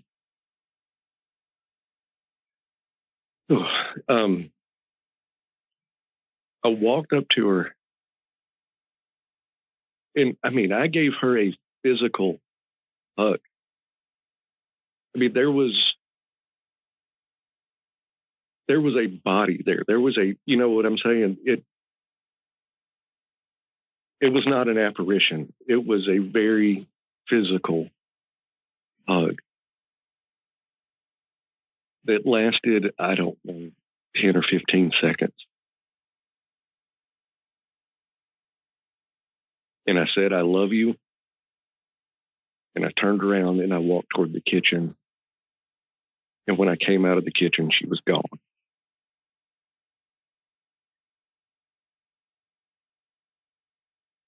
I was very shaken because I didn't understand what had just happened. And the whole funeral thing was really weighing on me. So I laid there most of the night praying and just wondering, you know, God, why, what just happened here? Why? So the next day I'm at work and I'm telling my boss, who was a pastor, I'm telling him about it. And he said, "Well, do you have any idea who you think it might be she's talking about?" And at the time, my grandfather was in the hospital, very ill. And I said, "It's got to be him." He said, "Well, it probably is." And so later that evening, I'm telling my father about it. And he said, my grandfather's name was Doug. He said, do you think it's Doug? I said, "Dad, it's got to be. But who else would it be?" So the next day comes, and we get the phone call that my cousin has passed away. She had had cancer. She had been sick. But we weren't really expecting her to die quite so soon. So, of course, I tell my boss and I tell my dad, what had just happened. And, of course, they believe me in my story. But man, that was the most surreal thing that has ever happened to me. And I remember standing at the funeral, and there was a gentleman. This was up in the hills of North Carolina, is where my cousin was buried, and they had a gentleman playing Amazing Grace on the bagpipes off on another hill. And he turned and walked away from that hill still playing. Then, it faded out. And I remember my dad saying, "Do you see your mom anywhere?" And I didn't. I never saw her, but, I knew she was there. I mean, she had to be, because she told me that's why she was here. Even though I never saw any sign of her being there. I mean, she just had to be, because everything she had said had just played out days later. So there's that. Wow. That's that's a really emotional story, because I could hear it in your voice about recalling, this experience of seeing your mom. And, when you relayed that to other people, did they all believe you right off the bat, or did some people kind of question your story? I don't think anybody questioned that story. I really don't feel like they did. Now, the other story, the few people that I have told kind of give you a slant-headed look like, okay. But that one, it seemed like everyone did believe me. And it's a hard story to tell, just because, it's your mother. And, but I am grateful that it happened and I had that experience, because, I mean, we have our beliefs as Christians, of life after death. But I guess part of you always wonders. And, I knew she was fine. I knew she was good. And by the things that she said, I knew that, she had been watching over my life. She knew the things that were going on. So that did give me, comfort that there was still a connection there, even after death, that my mom's still a part of my life, actively, actually. Yeah, it definitely sounds like it. So when you had the experience initially, I know obviously it was real to you, because it was like you hugged her for like 10, 15 seconds. It was a physical hug. Right. You mentioned that you woke up, you weren't feeling good, things like that. Did you ever question yourself afterwards, thinking about yourself, like, were you just really not feeling good and you kind of hallucinated it, or what? I mean, did you ever question the experience, or was it just so real to you that it's just like beyond a shadow of doubt that happened? You never kind of wavered from the idea of it? I did initially question myself that night, like the first few hours as I laid there. And then, it just kind of came to me, I guess, that, no, that really happened. That there's no question about it. I tried to justify it in some kind of way, because that was the first experience of any kind I ever had like that. Ever.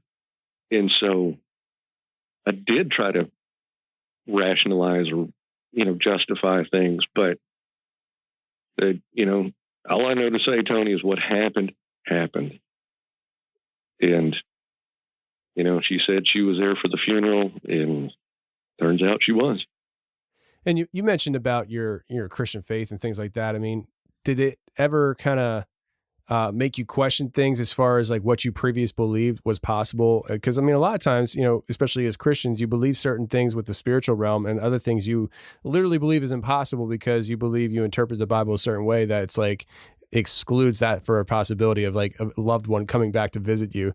Did it ever kind of reshape the way you view these kind of things, or did you already believe that those kind of things were possible going into that experience?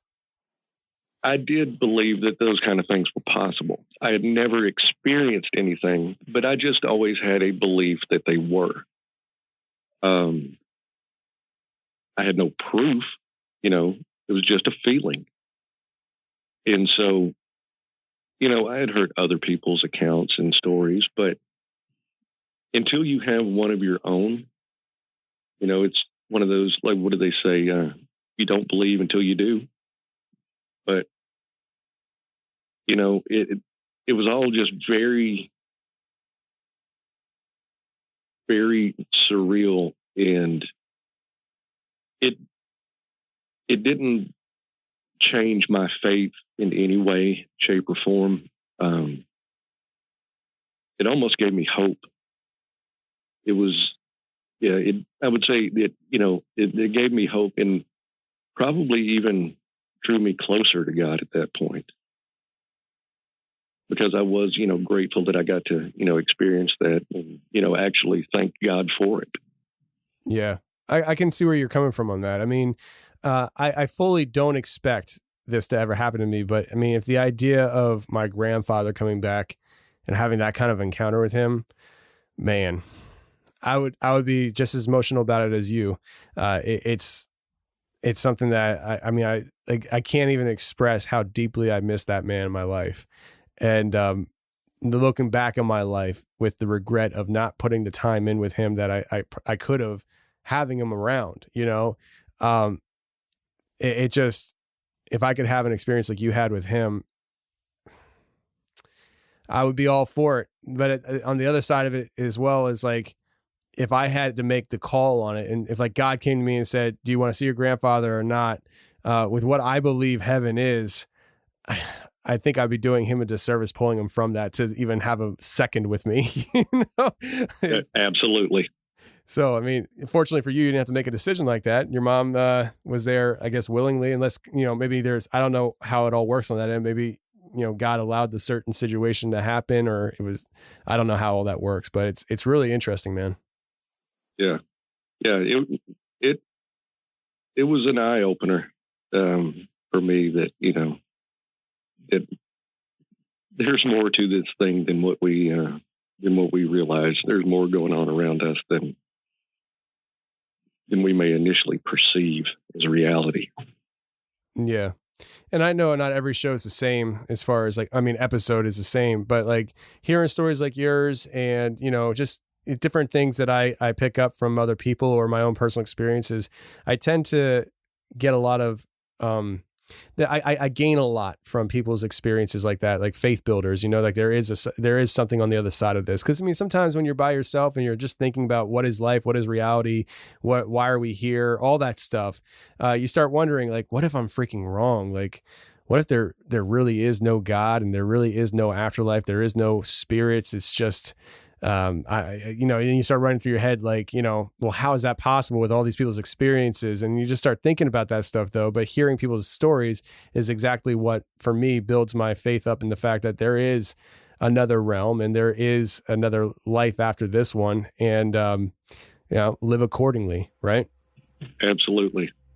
I am 100% with you on that. I've until then, like you said, you hear people's stories and, you kind of get them as faith builders, but then once it actually happens to you, Jasmine on the show. Jasmine, how are you? I'm doing good, Tony. Awesome. So Jasmine, before we get into your experiences, let's talk to the people and let them know about your podcast and some of your, Netflix deals and things that you're doing there. All right. Yeah. So my podcast is called Sleep Snatchers Podcast. You can find us on any platform and also on Instagram at Sleep Snatchers Podcast.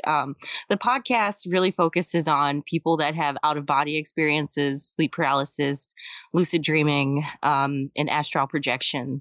A lot of people that come on the show, they either deal with one thing or coupled with several things within those categories. Right now, I'm currently trying to get more people to, listen and also comment or not comment, but email in to talk about their experiences. And I know it's hard because a lot of people are shy, but I created this show because it also is something I've experienced. I've been having out-of-body experiences since I was about 3 years old. And that made me really just push it even more. And I am working on a project called Sleep Snatchers, which is actually a show. And I'm creating a pitch deck to actually pitch that to companies or networks that might want to pick it up, so we can actually get the stories out there on the big screen with descriptions and reenactment. So people that have experienced these stories will talk about their stories, and they will be on camera in the interview phase. And then there will be actors reenacting everything that's going on with them. So, yeah. That's really cool. So the project that you're working on, the video project, is also called Sleep Snatchers? Yes. Awesome. Well, I watched the trailer here, and it looks really cool. It looks really well done. And I know given the opportunity, it will have a lot of success. Now, I know there's a lot of hoops to jump through to get that opportunity a lot of times, but I think it has a lot of potential on my end as far as what I see. Thank you, Tony. I really hope so. I definitely want there to be a movement. I want more people to talk more openly about these out-of-body experiences and astral projection, because it's constantly going on around us, whether people are aware of it or not. No, you're absolutely right. And when you were saying the concept of everything, I was like, of your podcast, I was thinking, well, I know exactly why she's doing the podcast, because she has these experiences as well. And, that's, I mean, talk about a lucky position you're in where you have the ability to work on these kind of projects, and you've also had these kind of experiences. I mean, a lot of times people have these experiences, but they have no way to, turn it into a TV show or something like that. And you're one of the lucky few that, you're in a position where, you can make a project like that. And I think that's really cool. I think it's really cool. And I hope that people check it out when it comes out. And you know what? When it does come out, just let me know, and I'll give it a shout out and stuff too, so that people can check it out and, pursue watching it. Wow. Thanks so much, Tony. That means a lot. For sure. So now that we got the business out of the way, let's talk about your experiences, which started when you were 3. You mentioned about how you had the out-of-body experiences, but you've also had other experiences at 3 years old. So I'm just going to hand it over to you and walk us through your life of these experiences. Yeah, sounds good. So I'll start out with saying that I have a very clear sort of recollection of memories from a very young age. Very vivid, scenery, smells will sort of put me back into memory. And my very first experience with, I guess, the spirit world was when I was about 3 years old, and I was sleeping in my mom's room, and, it was the middle of the night, and you ever wake up out of a sleep and it's not groggy at all. You're just awake. Yeah. That's exactly what happened to me. And when I woke up, I was sort of laying on my stomach to the left side of the bed.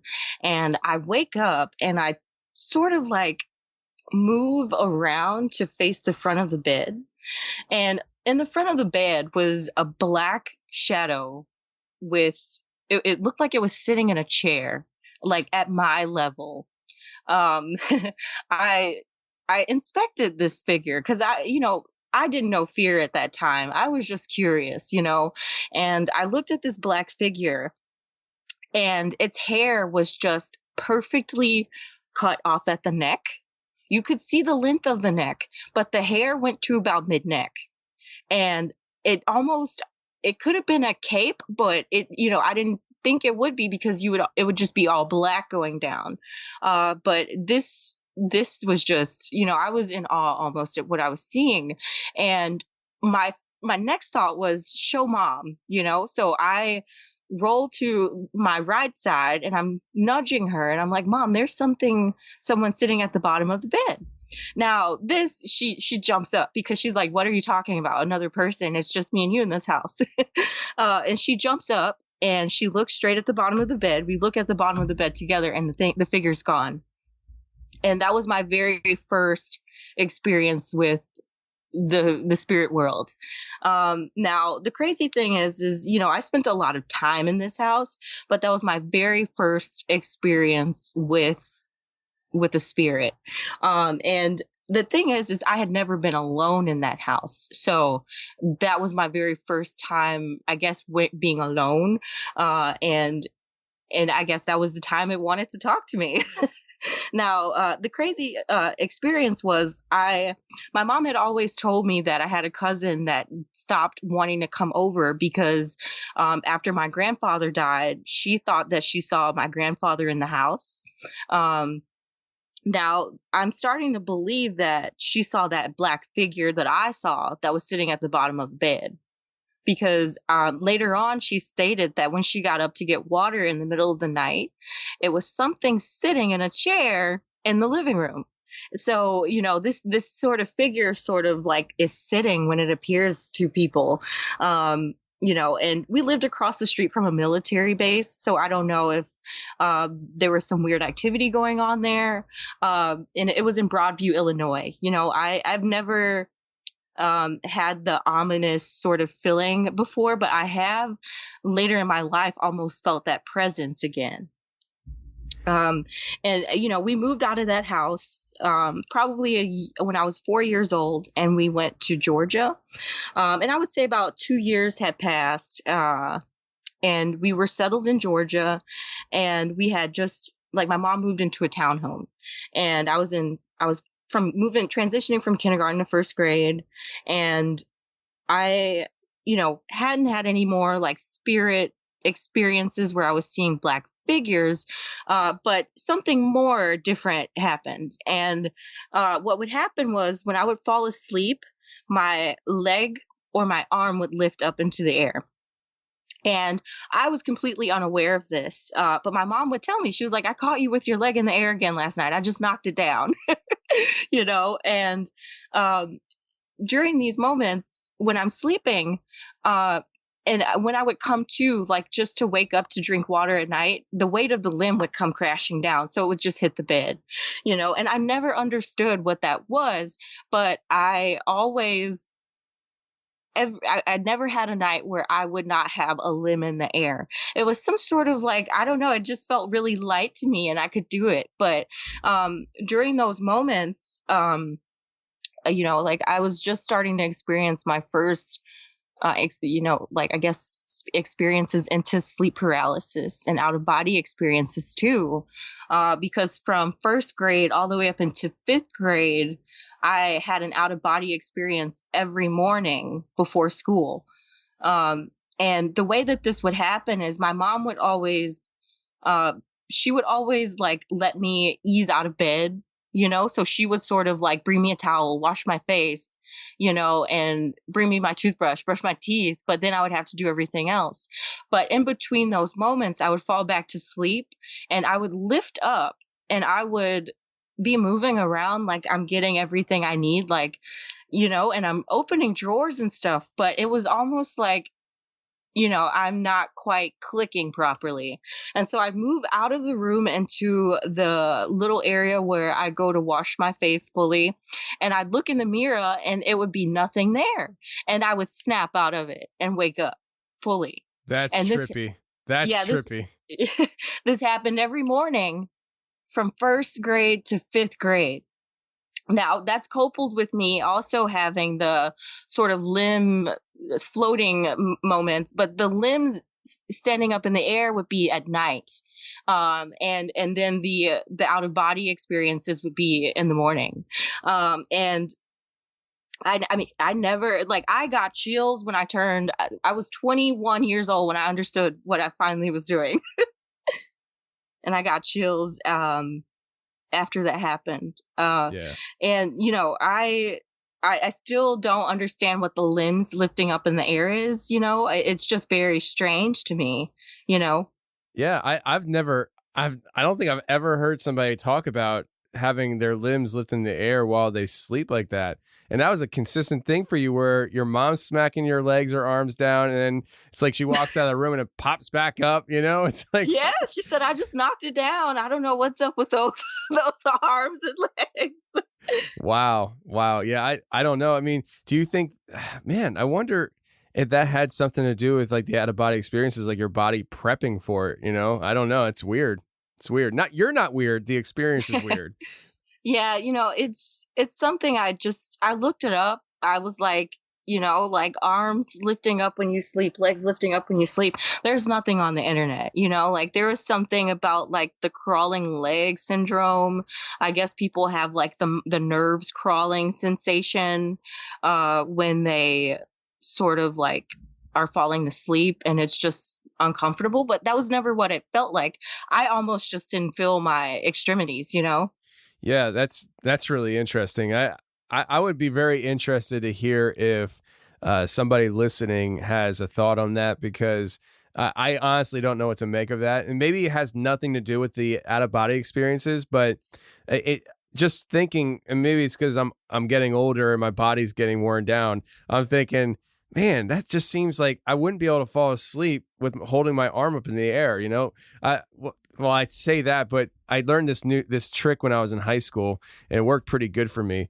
I liked sleeping in class. You know, I wasn't much of a studious person, and so what I would do is I'd take like my left hand and I just like rest my forehead on it, like I was reading a paper in front of me, and I'd tap my finger on the desk, and I was able to get myself to fall asleep while I was still tapping my finger. Oh, and so it looked like I was like I was reading a book or something, but I was gone until the buzzer went off to change classes. Wow. You know, and see, that's the thing, is we can train our bodies, I guess, to do these things. Yeah, I guess so. I think I had heard somebody else tell me that they did that and stuff. I was like, oh, let me try that. And it didn't work at first, but eventually I was able to do it. I was like, that's really cool. You know, but, you know, leading on to another strange experience that had happened in that townhome, my mom had always had this really old, like, machine computer, if you will, like one of those early big bulky computers. And it's got the huge tower. And now this tower always emitted a sort of like buzz. And, you know, it never really bothered me. But one night I was dozing off to sleep, and I was actually laying next to this computer. The bed was right next to it. And there's dead silence when I'm falling asleep. And I actually experienced, you know, early stages of sleep paralysis during this time. So the buzzing sensation came into my ears. But after the buzzing sensation, I tuned into a country music channel, if you will. So I started hearing country music playing in my ears like I'm wearing headphones during this particular experience. And as soon as I get out of the sleep paralysis, the music fades. And that particular moment sort of struck me as crazy, because I felt like I sort of like connected to a wave of the computer, if you will, because the way that I don't know how to explain this, like going into the sleep paralysis and hearing the vibrations of the sleep paralysis coupled with that little humming ring that the computer gave off, and then the music started. And then once the paralysis was over, the music was gone. And that's exactly how it happened. Jeez. That would have freaked me out. That would have freaked me out. Like, yeah. Were you scared in that moment? Tony, I was really scared. And I told my mom, I said, I didn't say yo, but I was like, Mom, I'm hearing music when I go to sleep. And she's like, oh, the angels are singing to you. You know, she just didn't understand, and she just struck it off as that, so I haven't really been able up until my adulthood to be able to talk about these experiences and really go back and forth about it. But that's exactly what happened. Like I feel like I really tuned into the radio, the computer. That's interesting. Now, how old were you again for that? I had to be around 8 or 9. And did it continue throughout your life, or is it kind of something that happened when you were a kid and it doesn't happen anymore? The paralysis or the tuning in? The tuning in specifically. Like, do you still hear music at times? Yeah. Really? Yep. Yeah. Is it always country it's like music? A frequency. No, it's not always country music. It can be, Tony, it can honestly be gospel. It could honestly be R&B. It could be music I've never heard played on the radio here before. And it just sounds amazing. And is it music that you recognize? Like, have you ever heard a song that you knew? Let me see. Now, I have heard a song that I knew, and but it also sounded like distant at the same time. Like I didn't know it. It was like the song was mixed with another song, if you will. Man, that's interesting. I find that very fascinating. Yeah, so that's what I experienced. And now when I have sleep paralysis and I hit the vibrational stage, you can tune into different frequencies and hear things. And I've learned how to control that. And that's exactly what I'm under the understanding is when I was a child, I tuned into a certain frequency. And I think because the computer was closest to me, I was picking something up off of it. Wow. That's cool. Yeah. I mean, I don't know if it's cool, but to me, hearing it, that's really interesting. That's really interesting. Yeah, I I get chills right now talking about it because it gets more interesting from there. All right, well, take us away. Yeah. So shortly after 5th grade, I entered middle school. Now I was bullied a lot in middle school, and I noticed a decline in my experiences. So from about 12 to about 14 years old, my experiences sort of dropped off. And we moved back here to Illinois when I was about 15 years old, and I was starting as a sophomore in high school. And when that happened, my experiences came back, and my limbs started to lift up again when I would sleep. So this was, sophomore year, and like my mom told me, she was like, because she always does like the night check. She walks around the house and checks on it. She's a single parent, so she would always, make sure the house is secure and everything in the middle of the night. So, doing her night check, she always would, open the door, make sure I'm good. And she would see my leg or my arm in the air again. And she said, like your arm and your legs are lifting up again. Are you okay? And I'm like, I don't feel anything, and it went on for about a month or so, where she definitely paid attention to it. But I started to have different experiences, and we were living in an apartment at the time. And in this apartment, there was one night in particular where it was eerie. Like somebody was doing witchcraft, I believe, in the building. That's how eerie it was. Like there was it was that sort of awake that I had no grogginess. So I was laying on my back in bed, and I felt 2 points on my toes and 2 deep points on my shoulders touched. Like fingers had just poked me deep into my shoulder blades and in my 2 front big toes. And I wake up and I'm not groggy. And that's what scared me. It made me remember that experience from when I was 3. And so I actually was sweating too. So I don't know where that came from, but in the bathroom, I always had this suction cup razor, like the case that the razor was in was suction cup to the tile. I'd never had any problems with this razor falling off the wall until, this night. Then the razor fell and it crashed into the tub. And my mom gets up and she is walking through the house saying something's not right. And I said, what happened? And she had sleep paralysis, and someone was over her with like their hair was over her face, if you will. She couldn't see what it was, but it was like grabbing her collar. And she had to get out of the sleep paralysis, and she was walking around the house. So we had a shared moment during that night of whatever energy was in that building. And I was on edge after that because, you could feel that the energy was off. And maybe someone wasn't doing anything, but something had washed through that apartment building. It was really weird. Was that her first time ever having an experience like that? Now, no, my mother has had a lot of experiences. She's also felt death on people that have died after she's felt it. Really? Okay. So you guys are very similar in that sense. Cause I know you said you're an empath. Yeah. That's exactly what it was, but I think that really alarmed her, having sleep paralysis and something sort of standing over your face and you feel their hair brushing against you, she was deeply unnerved by it. Yeah, I would be too. Yeah. And later on in that apartment, I had came home from school early, and mom was still at work, and I took a nap, and I actually had sleep paralysis, and I woke up and there was a figure in front of me, and it was a man, and he didn't do anything. He was just standing there.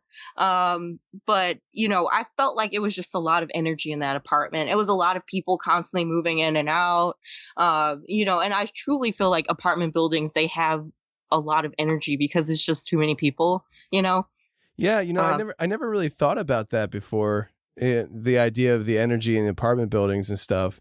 Because I've said it before on my show, where the last apartment we lived in before we bought our house, there was definitely, and I never really felt scared, but I knew there was something going on in that apartment. And I never really thought about the idea of the number of people that lived around me. Because, it was a big apartment complex, multiple buildings. And I would see shadows walking from either my bedroom into the bathroom down the hall, or vice versa. And I caught this red light that popped up on camera one night when I knew something was going on. And so I was like, I had my wife's laptop and I set it up to record our bedroom while we slept at night, and a red light popped up on the screen. Wow.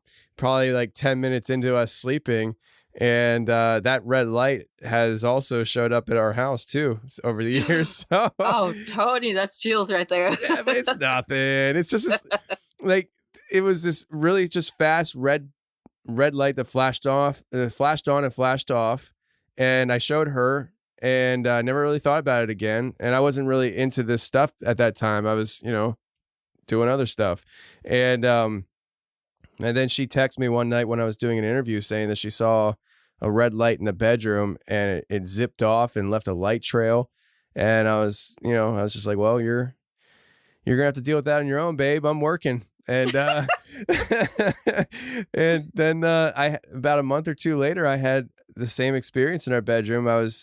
I was tucking myself in, and I had a pile of blankets on my hip, and between that pile of blankets, because I couldn't see past the pile of blankets, and my eyeballs was a red dot, and I saw it real briefly, and then zipped off and left a light trail. I was like, oh, that little guy, I've seen him before, Very interesting. Yeah, it was interesting. I haven't seen it since, but I never really felt threatened. I didn't, I don't feel like there's something in my house or anything, but who knows? But I'm so desensitized by hearing everybody else's stories that I probably wouldn't know something's here even if it was. Right? You'd be like, oh, it's just the air ducts. Yeah, I'd be like, it's nothing. Trust me. All the stories that I've heard, this is nothing. Trust me. It ain't even paranormal. It's normal. Man, some crazy stories, Yeah. But right after high school, I ended up moving out into my own apartment, and I had a roommate. And this apartment it didn't have any sort of energy to it. I didn't have any experiences until this one particular night when I was sleeping, and I was in the room by myself, and my roommate was actually there. There was a lot of nights that she wasn't home, but this night she was there. And I wake up and I realize, I'm having a sleep paralysis moment, which is odd because sometimes most of the time sleep paralysis doesn't necessarily affect me if I've gone the whole day without a nap. And I'm going to sleep, I just go straight to sleep. So I woke up and I thought it was weird. And in my mind, I was just like, okay, wake up, move your toe. And out of the left side of my eye, 2 children are standing on the side of my bed with glowing blue eyes, like blue, like a light, like their eyes are like LED blue lights. Scared the shit out of me. And I'm standing and I'm sitting there and I'm like, move your toe, move your toe, move your toe. And my fucking toe is not moving. And, the backup toe is not moving. And so I'm literally just like, looking eye to eye with them. And it's so crazy because they look like they were observing me. Like they stepped over from another dimension to see how a regular human sleeps, if you will. they looked like regular children. They had blonde hair, regular. They had on, now their clothes look like older clothes, if you will, like people from, I don't know, the early 1900s. Like a vest. The girl had on like a quilted shawl. It was weird, but they were together and they were staring at me. I stared at them until I fell asleep. Like I couldn't play the game anymore. Like I went to sleep and I woke up and it was morning and they were gone. Wow. You know, what I find interesting, well, I mean, it's interesting they have blue eyes. I mean, what kids have blue eyes these days, right? So glowing blue eyes, just to say. But I find it interesting that when you were telling that story, what you described them wearing is what I was picturing in my head. And I don't know why I had that sense that it was old-timey clothing like that, but when you started describing what they were wearing, I was like, that's what I was picturing. That's weird. Yeah. That's Isn't that weird? That's real weird. Yeah, they had on the old clothes, ratty, you know, and I was like thinking like, now what is this? You know, like I was trying to pinpoint it. They did not talk. They just observed, you know, and, you know, quite frankly, if they did anything else, I might have had a heart attack. But, you know, that's it, you know, and it was very frustrating for me because I went to sleep with them standing there and I had no control over it. So you literally, like, you went to sleep with them there. Yeah, I was basically stuck in paralysis while they were observing. Wow. Mm-hmm. That's terrifying. Yeah, I told my roommate about it the next day. She giggled. She said, "Girl, you're crazy." Do you think that if you had a video camera set up that night, that you would have caught them on camera, or do you think that was something more meant for just you? You know, orbs probably would have showed up, their energy. Yeah, I can see that. I can see that. Yeah, their energy probably definitely would have showed up. It was very interesting. You know, I don't know where they came from, but I want to know. I want to know where they visited from just to check me out sleeping. Yeah, I mean, shoot, I want to know what they wanted. I mean, yeah, it's like, I've heard the black-eyed kids, but tell me about the blue-eyed kids, you know? I looked it up. I said, I got to find out these kids with the glowing blue eyes. You know, I've heard of people with like the milked out white eyes, you know? Yeah. But never piercing, like it's like their robot eyes, you know? Yeah. It's like you're waiting for them to shoot beams out of their eyes. Yes, that's exactly what it was. It was almost like a bioluminescence in the eyes. Interesting. Very interesting. Yeah, I saged the apartment after that. I ended up leaving probably a few months after that. And, you know, my experiences still kept going. At this point, I was working for a yearbook photography studio, and I would go to different schools and I would take the yearbook photos, during the kids' class periods. So this particular day, we had about an hour and a half. So I was like, why not? I'm going to take a nap. I don't have anything else to do, which was the worst decision because once I took my nap, I had sleep paralysis. And this form of sleep paralysis was so different because when I came to, I was laying completely on top of myself. Like I was looking at myself sleep. If that makes any sense. I was feeling the breath of my body breathing while I was watching myself. And I could not move. I was stuck in this sort of paralysis for about 5 minutes, and all I could do was watch myself sleep, and it freaked me out. And I, kept trying to get myself out of it. And as soon as I came to, I got sucked back into sleep paralysis, and I was laying back on top of myself in the car. And this happened. I battled with myself for about 10 minutes, and I pulled myself out of it. And I just stayed awake that whole rest of my break because then again, I don't want to have sleep paralysis again in this car. But it was crazy. And it was my first ever moment where I'd seen myself sleeping, and I could feel the breath of my body on my spirit, if you will. Wow. Do you think that, all right, let me ask you this way. Are you able to control any of your sleep paralysis experiences now, or has it always been just very random for you where it just happens? You don't really have that control. Yeah, I have been able to control them more now. I'm learning, I've had moments where I've astral projected, and, I've actually done it at will, but sometimes the paralysis, it comes on by itself and there's no way to stop it. Like recently I had paralysis in my room, and my mom has a condo now. And so I was in the room and I was asleep, and I had paralysis, and I was sort of trying to get myself out of it. And then I hear a voice say, "Do you need any help?" And it's a little girl's voice. At that moment I was like, no, I don't need any help. And I wiggled my toe to get out of it. And I've been having quite a few experiences lately with spirits in my room in the condo.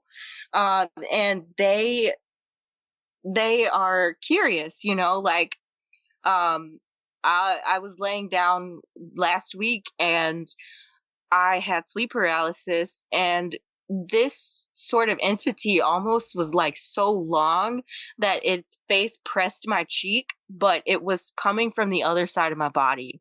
Like it extended over, and it freaked me out so bad because it was like high when it got to my ear. So I think I need to sage the room, I actually took a nap right before hopping on the call with you, and I had a experience, and someone was saying, "How you doing?" So why? Don't take naps. Don't. Everyone's busy, and I guess spirits want to chat too. Wow. Now, why do you think this is happening to you? Like, have you ever thought about that? I mean, and you're not the only person in the world that's had these experiences, but I often wonder, I mean, I know there's people who, they control these experiences in the sense that like they have astral projection where they do it on purpose. But the people who, it seems like out of their control, it just happens to them. Do you ever wonder why that is? I don't know. I feel like maybe the energy is, you can pick up on a higher vibration, if you will, or a lower vibration, because sometimes the entities that are bothering me are not nice, like the girl voice. I don't think that was a little girl at all. And it worries me because I don't necessarily want to get stuck in my body. I want to move to the next phase, whether it's a lucid dream or sleep or astral projection. But sometimes it's like a cog in a machine and you get stuck on the way out. And then you end up in that vibrational phase, and spirits know you're in that vibrational phase. And I truly don't know why, and that's why I've just led it to the term of being an empath. And being an empath, you're able to pick up on more energy than most people. Yeah. Okay. Well, I mean, I wish there was a more fun answer to that, Right? like I'm marked from birth and they come to talk to me because they need me. They're like, "What's up?" Yeah, they're just like, "Yo, you want to party?" Right. And it's like, you can't drink alcohol. So this is a very interesting experience because this is almost like a telepathic incident. I was sleeping, and this was next to my ex a few years ago, and I went into sleep paralysis, and I was saying help in my head, and my ex turns over and they notice I'm having sleep paralysis. And when I get out of it, I was like, what made you turn around? Because I couldn't even move. And they said, "I heard you say help." And I was like, what? But they too were asleep at that moment. So I don't know if them being asleep also played a role in that. Wow. Because I mean, so you're saying like, as far as you can tell, you didn't say that out loud. Right. my mouth was not able to move. That's interesting. That kind of goes into what Mr. X Dreams, we had him on a while ago on the show. He's really all about the dreams, and I mean he's about a lot of stuff, but like he really goes in deep on dreams and, you know, the ability to control dreams and being in this, like, you know, that other state of mind. I think, I don't want to put words in his mouth, but I think he believes that when you go into a dream, like you're kind of going into another realm of existence. And he had an experience where he was in this dream and he saw his sister. And when his sister, he was leaving the dream and his sister, I think, was coming into the dream. But then, like, they're talking, they're both awake now. And she's like, I saw you in my dream last night. And he's like, oh, I saw you in my dream too. And they compared notes. It was the same dream. Oh my God. It was the same dream. Ooh. And so, like, along the lines of what you experienced, it seems like maybe there was this there's this other plane of existence, and he heard you say help in that plane of existence. Wow, trippy. Right. You know, I scratch my head every day, Tony. Now, you know, fast forward, you know, to about a year later, and I'm working on this production. The show is on Netflix. It's called Cold Justice Crimes. My friend and I, Rose, we're here in Chicago. So my brother is actually in Wisconsin. So we worked something out where we could stay with him for those 2 weeks of filming. So the commute was about an hour up to Rhinelander, and you know, it was, you know, we woke up pretty early to make it, but it was worth it, you know, because we had somewhere to stay during the production. But at my brother's house, it wasn't an eerie, weird feeling or anything. But one particular night, and I'll give you the setup of the living room. So you have one sort of couch that is to the window on the right side. And then you have another couch that's on the back wall. So it's almost like an L, but it's a walkway in between. So the couches are separated. So Rose is on the couch that's closer to the window, and I'm on the couch next to the wall. And so I've got a straight view of the TV. And during this night, I was awakened with no drowsiness. And this is my problem, because when no drowsiness is there, that's when I know something is in the room. And so I felt the spirit in the room, but I wasn't sure if someone was awake, you know? So I laid there and I heard Jasmine. And I jumped out of my skin. Not out of the covers, but my skin. And I'd run over to my friend Rose. I shake her awake and I said, Rose, did you just say my name? And she's like, what? No. And I knew she hadn't said my name, but I needed the comfort of waking her up, you know? And someone literally said my name. I go upstairs. I go to see if my brother is awake, to see if any of the kids are awake. Nobody is awake. And this prompted me to ask his younger kids. I said, have y'all ever seen any dark shadows? My youngest nephew says, there's a black figure that pokes my toe every night. Wow. I told my brother, he said, I'm going to have to look into that. He's not into this stuff, you know? But I did get him to tell me about one of his experiences when he was younger, and he had an astral projection experience. And he felt himself floating out of his body. And he said that he made it through the ceiling and he could see the sky, but he got scared and he ended up back in his body. So I told him, I said, you know, this is happening to me, and it could also be happening to your son.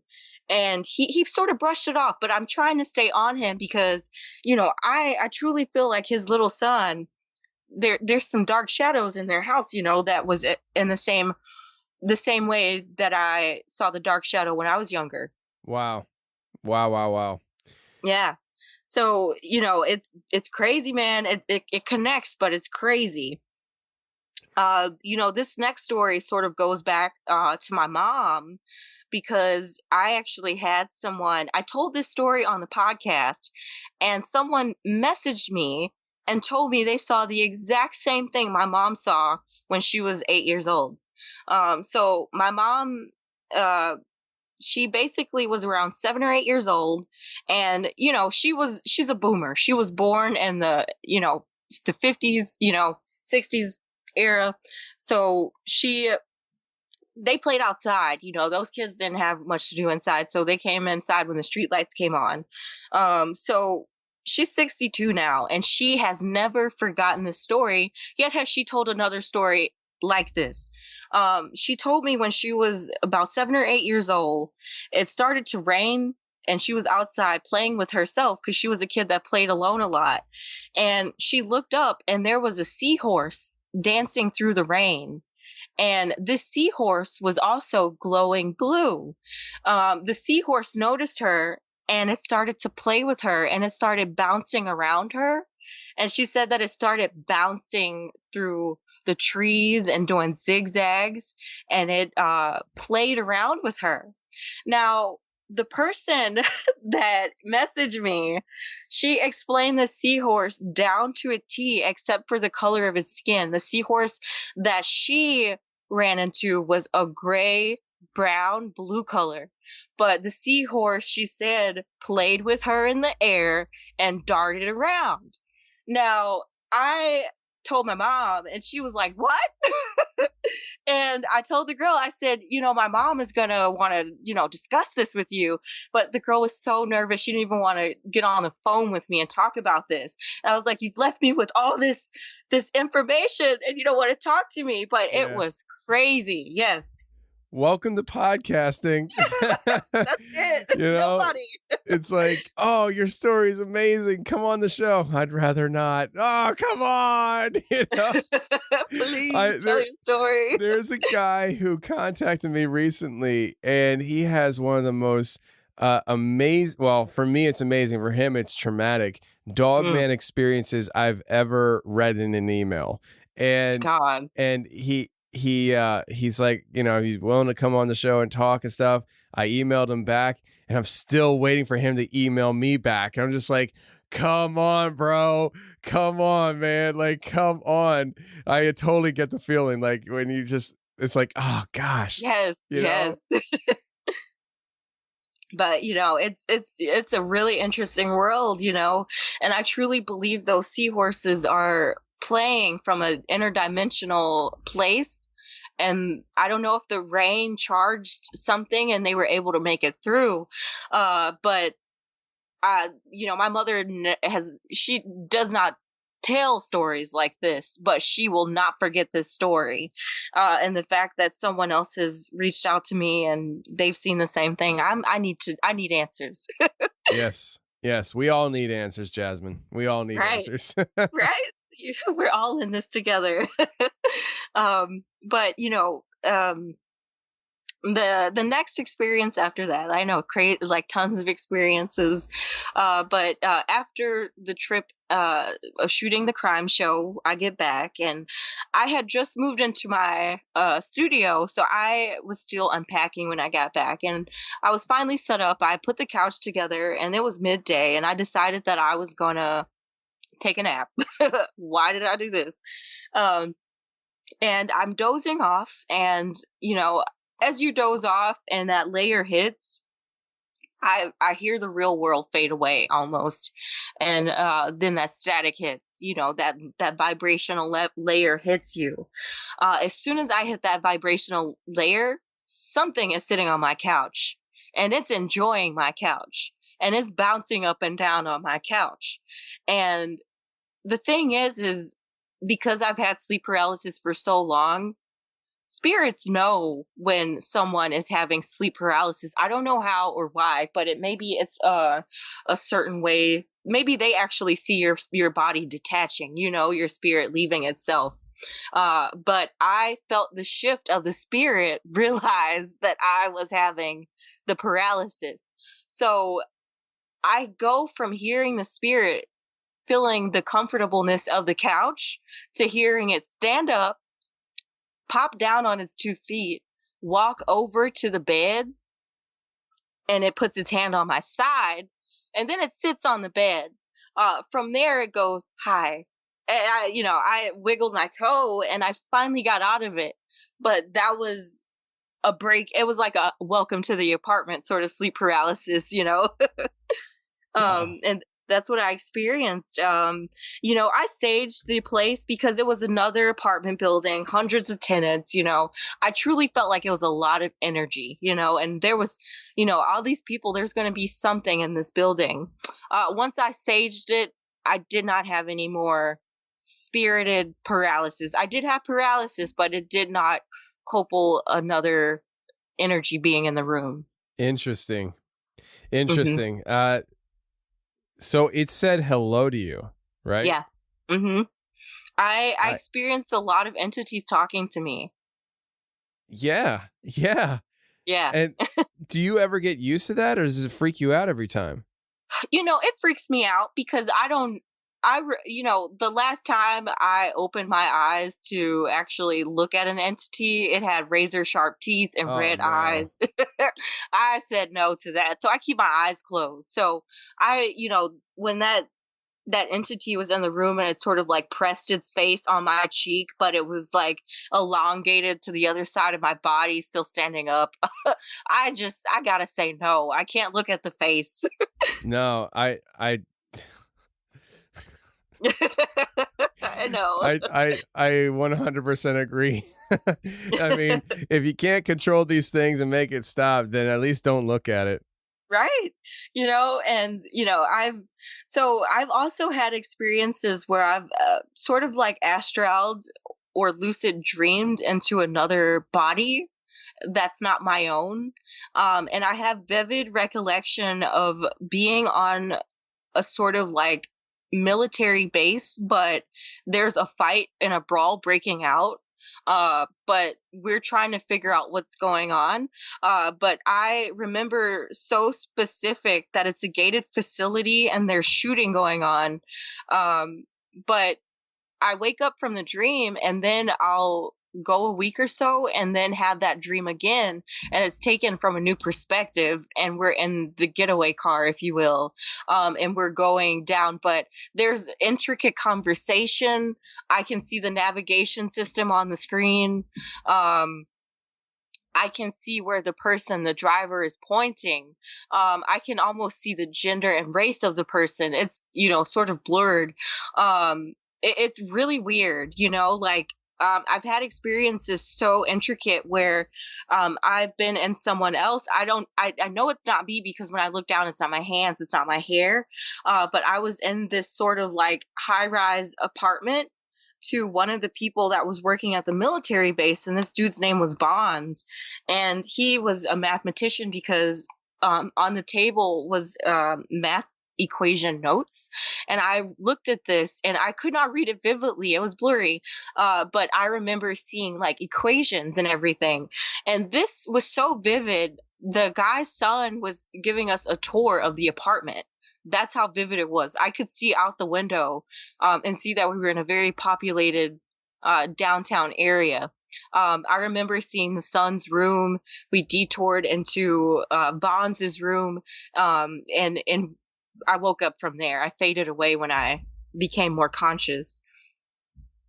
But I remember those names very particular. Yeah, that has me like reeling in the sense that, do you ever wonder if there's something going on that maybe other people or beings or something are controlling these experiences of yours? I mean, like that has a little, I don't, what I'm about to say, I don't think is what you're experiencing, but it has the feel of like that idea of like the 20 and back kind of thing where, like you're in just like another body, another frame of time, and you're operating there, and then you wind up going back into your normal body. It just has that kind of feel to it. I'm just like, dang, like is there some kind of like secret military operation happening to Jasmine right now? Tony, that's what it feels like. When I was at the military sort of base, I experienced getting shot and going down and almost being rejuvenated, if you will, like into another consciousness. Wow. It was very interesting. And it's hard to explain, but like it was like breach mode. Like something happened. And there's helicopters, lights going around. There's gunfire. We're breaking into rooms. You know, I remember even picking up a notebook and trying to understand what was going on, or seeing if there was notes from some room that, you know, once we breached, we were looking for. It was like a full purpose of this body that I was in, and they were on their mission, you know. Talk about a simulation. So your consciousness is going into some kind of like other simulated video game consciousness to do these things, and then you come back out of it. That's trippy stuff right there. That's trippy. Yeah. Maybe it's just me. I don't know, but I think that's trippy stuff. Yeah, you know, and the lady that I've been going into, I don't know what her face looks like, but she's got blonde hair and she's white, and you know, she was the same person that was in Bonds' apartment looking at the math notes, and talking to the sun. It was crazy. I was experiencing life through her eyes. Jasmine, I think we found another film project for you there. I mean, this sounds like it could be a TV show or a movie or something. Like, man, you do it right, it could be on the level of The Matrix. That's, you know, man, that's the goal. That's everybody's goal. I mean, you being in the industry, I'm sure you heard how that whole thing came together. Like it was not meant, like, nobody thought that movie was going to be a success at all. No, they didn't. They were like, this movie is just dookie. It's not going to succeed. And then they do three films. Yeah, they did 3 films, and the concept of how they did it, where like Neo would jump and the cameras would spin around, kind of thing, like that was new.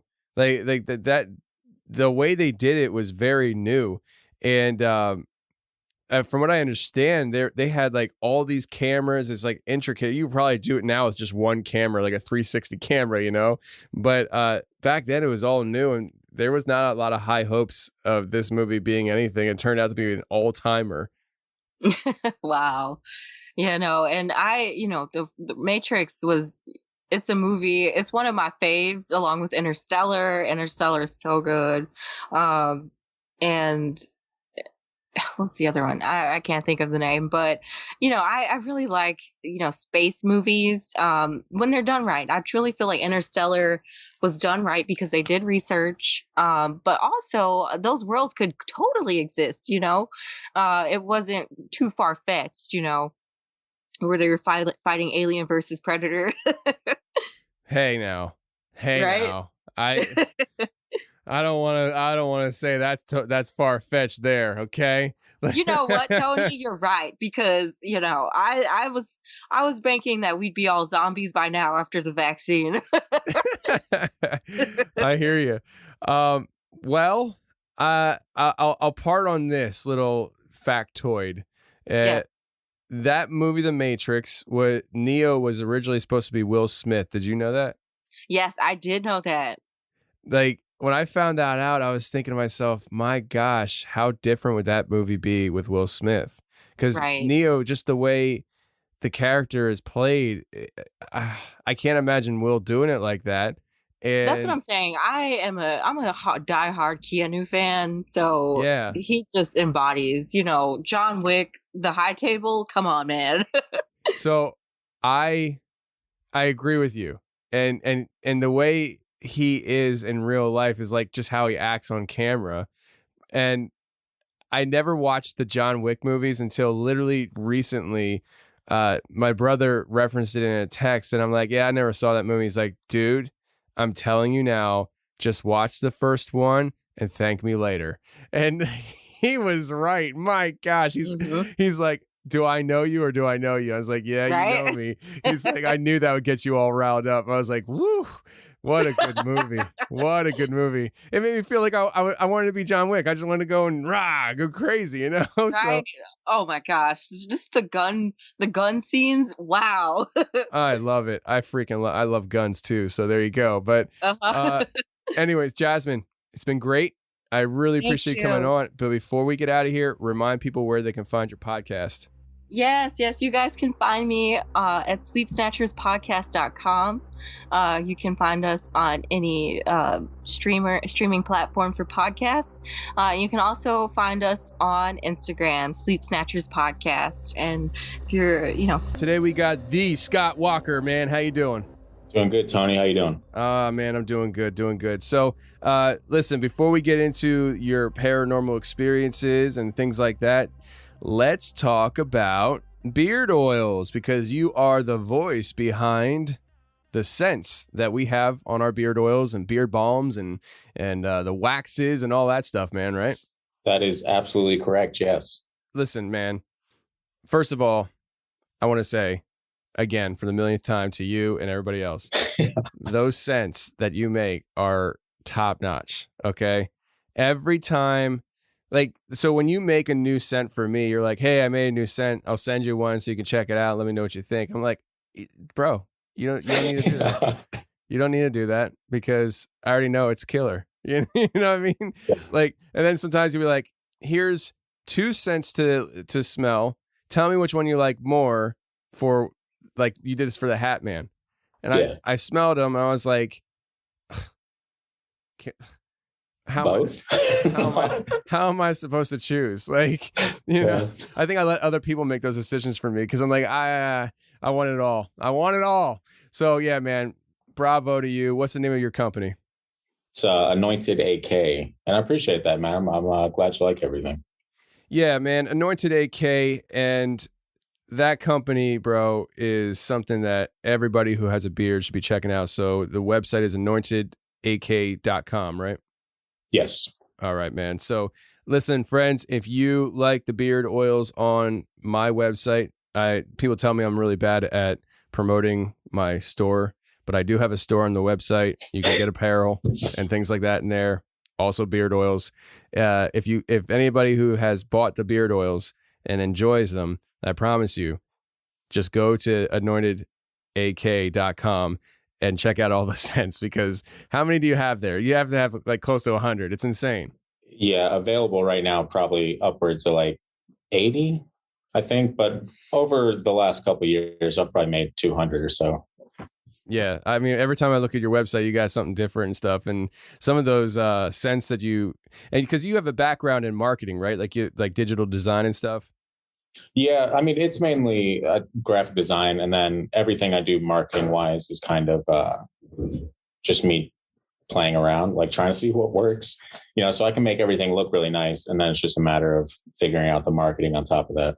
Yeah, because some of the stuff that you make on that website, as far as like visuals go, I mean, I like wind up wanting like an Oreo cookie sometimes. Like, look at the stuff you're putting out, and it's like now I'm freaking hungry. So yeah, that happens. Yeah, bravo to you, man. And before I forget, let's talk about your podcast, because you have started a podcast recently as well. Yeah, it's actually something I've wanted to do for, God, I don't know, the last 3 years. And every time I got close to starting one with someone, it just kind of like fizzled out before we even got going. And so, it's called the Freaky Deaky. And it's pretty much, paranormal, conspiracy, pretty much anything that's outside of the norm. But the entire premise behind it is my father-in-law and I used to go out in the garage and just talk. Like he's kind of a skeptic, well, very much a skeptic, and a believer in science and all that stuff. And so it's kind of like, just to have a good time, I'll try to convince him of all these weird things that I'm always hearing about, like Dogman and Bigfoot and all this. And like, well, I heard this one story. And a lot of times I'd reference your show because a lot of the stories came from your show, And I'm an avid listener, Tony, in case you were wondering. Appreciate it. And so it got to the point, like we had so many discussions about this stuff, me trying to convince him of the, otherworldly or paranormal or conspiracies, any of that. And him just constantly batting him down left and right, that I was like, this should just be a podcast. And so we just kind of started it from there. But the beautiful thing about it is, it's 2021 right now. And I feel like, and maybe you can relate a little bit, like everyone kind of lives within their own personal bubble, like their own opinions and all that stuff. If anyone goes against their opinions or their beliefs, and they just kind of like lash out, like, no, that's not right, you're lying. But so I thought it'd be a good idea to have a podcast where we talk about the weird stuff and weird stories, phenomena, all that stuff, but you get all perspectives from it instead of just me saying, oh, I 100% believe this thing and it has to be true, because that's not really how we grow as a society. It's not really how we learn or anything like that, you know? And so I want to hear other opinions. I want to hear people say, well, it doesn't have to be paranormal. It could be this. And so that's kind of what my father-in-law Christian does is, you know, a lot of times he'll sit there and talk about, oh, it's your brain, or it's a natural phenomena, or it's this and that. And so we go back and forth without ripping each other's heads off. We just have a good time. Like overall comedy podcast. So we don't take anything super seriously, but we talk about all the crazy topics that, and then our friend Heather is the third host, and she's kind of new to the genre of everything. So she's finding out all this crazy stuff we're talking about and just kind of giving her input as we go along. And so it's just it's a nice place where I don't know, you just don't get, there's no judgment of however you feel, however you land on a subject. If you don't believe it, if you do believe it, cool. Like all three of us feel entirely different things about the subjects we talk about, but nevertheless, you know, we still maintain relationships and friendships, and it's okay to disagree with people. You don't have to, you know, people don't have to share your opinions just to, I don't know, be in your circle. You know, it's okay to think differently is essentially the theme of it. But yeah. And every time I explain this podcast to people, I explain it differently. So that's unfortunate. But overall, it's a fun time. It's more a comedy podcast about weird stuff than it is us taking anything seriously, you know? So well, it's, I tell you, man, I'm not a fan of people walking away being friends after disagreeing. Okay? Yeah. Listen, I think if you don't agree with me, then you are just a bad person and you should not be allowed to speak your mind. And so I'm definitely not a fan of this whole idea of your podcast. Like, but see, that's why our relationship works, Tony, because I agree with that. You know, we believe in the same things. So I know it's okay. And it's driving me nuts because you keep agreeing with me and I keep trying to distance myself from you as a friend. You keep getting closer and it's like, freaking A, man, like leave me alone. I don't like people who don't agree with me. You know, I just don't like it. No, but in all seriousness, man, that sounds like a fun podcast, and people should definitely check it out. What's the name of it again? The Freaky Deaky, and it's Instagram and all that stuff. It's at Freaky Deaky Pod. Okay, and it's on Apple Podcasts, Spotify, all that fun stuff. Oh yeah, man, pretty much anywhere and everywhere you can find podcasts, it's there. Okay. Yeah, man. Now you're in Alaska, so I was kind of surprised they had internet out there. So it's one of those things, man. No, I'm just playing with you. Actually, I just got to step outside my igloo for a second to get this phone call. So it better be worth it, Tony. Oh, well, the audience will decide that. I just got an email from some people up in Alaska, and they're talking about starting, I guess, the first like real cryptid conference in Alaska. And they invited me to come up, and I think they gave me pretty much option to do anything, like host it, be a speaker, whatever. I just don't know if I can afford that trip. So I interested, yes, but I'm just not sure if I can swing that. That's a long, long way from Philadelphia. Well, yo, man, you got a place to stay if you're anywhere near Wasilla, Anchorage, you know. Yeah, well, you know, maybe that would be an option. We'll see what happens. But I got your number, bro. If I land in Alaska, have nowhere to stay, I'll be giving you a call. And you'll be like, bro, that's like 16 hours from me. Well, get down here. So yeah, quite the trek. It's a big place. Yeah, it is. All right. We wasted 10 minutes of people's time talking about nonsense. So let's get into the paranormal, man. I hear you've had paranormal experiences in several different locations. Feel free to start from the beginning and walk us through this stuff, man. Yeah, pretty much my entire life, man. I can't remember a time when I didn't see stuff, but the earliest thing I can actually remember seeing, if that makes sense, was, I don't know, I had to have been 12, 13, somewhere in that range. Our church youth group went to like some, you know, those big raging Christian concerts that always have. I want to say the closing act was like Newsboys or something like that, if you remember them. Yeah, Shine. They probably did Shine as their closing song. Probably, man. I wish I could I don't know anything about the concert. I just remember I came home from a concert and I was super nervous because I just had this weird feeling that I was going to see something. And so as soon as I plopped down on my bed, I actually remember praying, and I was like, God, if I'm going to see something, just make it quick because your boy is tired.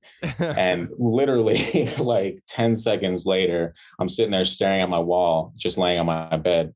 And I see like a snake kind of slither up half of it. And this is one of the few times that I saw something that I actually didn't get freaked out. Most of the time, it's not very masculine. I react a very specific way. And it wasn't one of those times, luckily. I just watched it go halfway up the wall. And then it kind of like lost its grip or whatever, I guess. And it just kind of fell back on the floor. And I just kind of laid there in bed and I was like, well, all right. And I just rolled over and went to bed because I knew that I was going to see something that night. But ironically, like I don't remember anything before that. I don't remember seeing anything before that. But I know that I must have because I remembered being nervous because I knew I was going to see something, if that makes sense. But yeah, I don't know.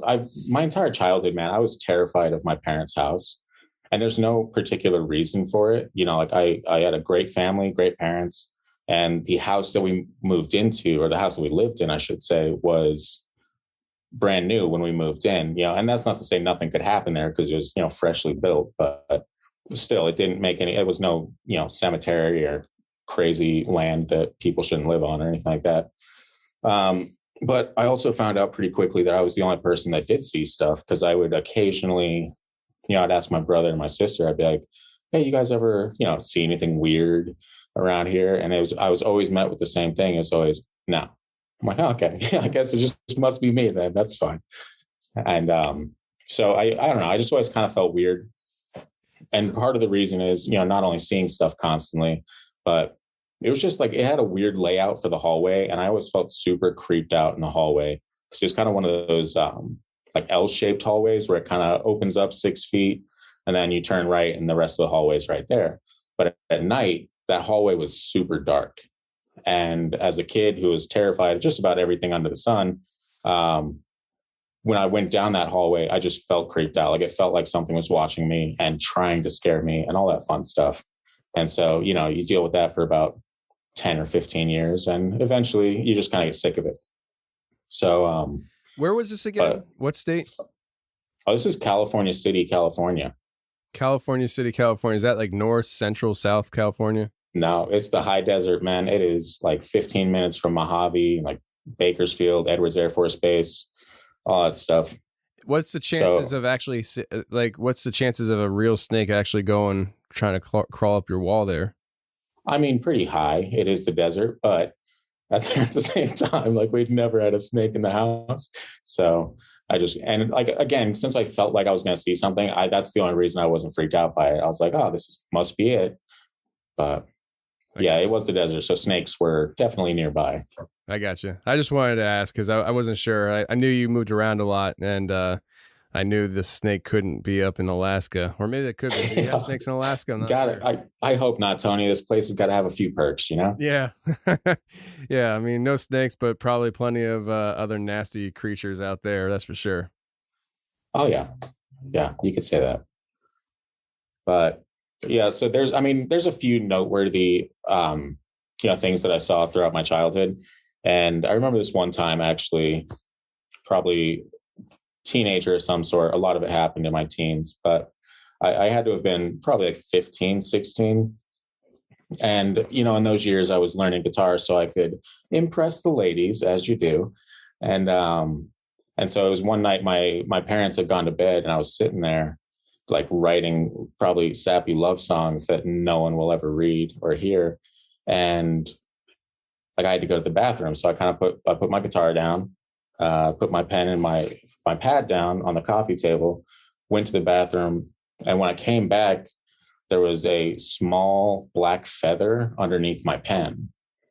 And again, and I had to explain this to Christian because I told him about it, but I was like, my parents aren't like practical jokesters or anything like that, you know, so they're not going to wake up and like, oh, this will show him. And so there's really no explanation for how a black feather got underneath my pen, but I remember it freaking me out. Of course. And so I'm just kind of like sitting there in a silent living room holding this small, and again, it was super small. It's only like 2 inches by maybe a ½ inch wide or something, tiny black feather. But I was just kind of holding it and wondering, like, did I put this there? Is there some reason this thing got here? But eventually I just decided, I'm like, no, it's bedtime. And so I went to the kitchen to get, I heated up some leftovers because I was hungry from, all the songwriting that happens.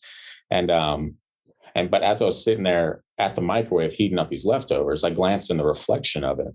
And in the reflection of the microwave, I just see this gigantic, like, black figure that took up the entire entryway to the kitchen.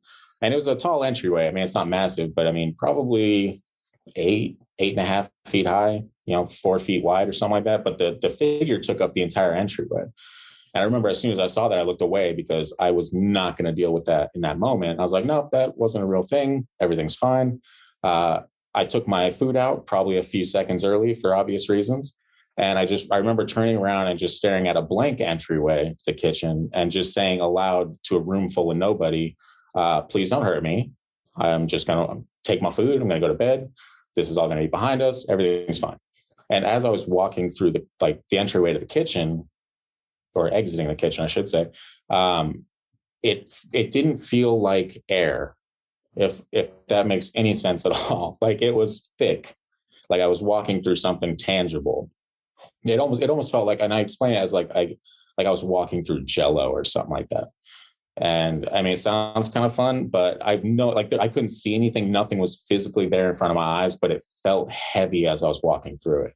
And so as soon as I got past that, I just ran back to my room, slammed the door, ate my food, went to bed, So so you're saying that it wasn't just like a heavy feeling, like it was a physical, like you could feel like that you were walking through something physically. Yeah, it was straight up physical. Like I felt it go all over my body. Interesting. Okay. When I was just thinking more of like a heavy feeling more than anything. So you see this black feather underneath the pen, then you go out to the kitchen because you got the munchies from writing music. Classic. Yeah. It happens, Tony. All right, you got to believe me, it happens. I guess. I don't know. I don't write music. But you see that reflection in the microwave. Could you tell the shape of it? I mean, was it like a giant, like almost like a figure of a man, or was it like a giant parrot, or what? Definitely wasn't a parrot. Yeah, it looked just like it, pretty much like an oversized shadow person. Like, it was definitely a shape of a man or a humanoid in nature. Okay. And was that like the first time you ever saw something like that in the house?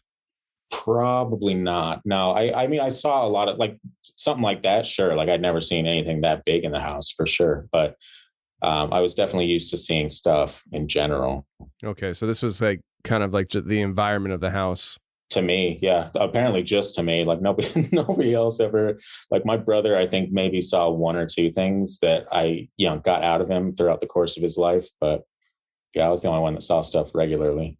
That's interesting. I mean, do you think that there's anything about you that you were getting these experiences? I mean, like, you could approach it as the idea of, you were being targeted, or maybe that you have, the ability to, maybe you're more sensitive than other people. Yeah. I mean, I've always thought that I'm kind of like an empath, if that makes sense. Like, I feel people's emotions, and I can sense when, kind of like the same thing you've talked about, where you like know who's going to call before they call, and all this crazy stuff, like I've said it before somewhere, probably 1 million times at this point, but I have probably the most ridiculous superpower of all time, where I can kind of see the future, but in like really short, meaningless increments.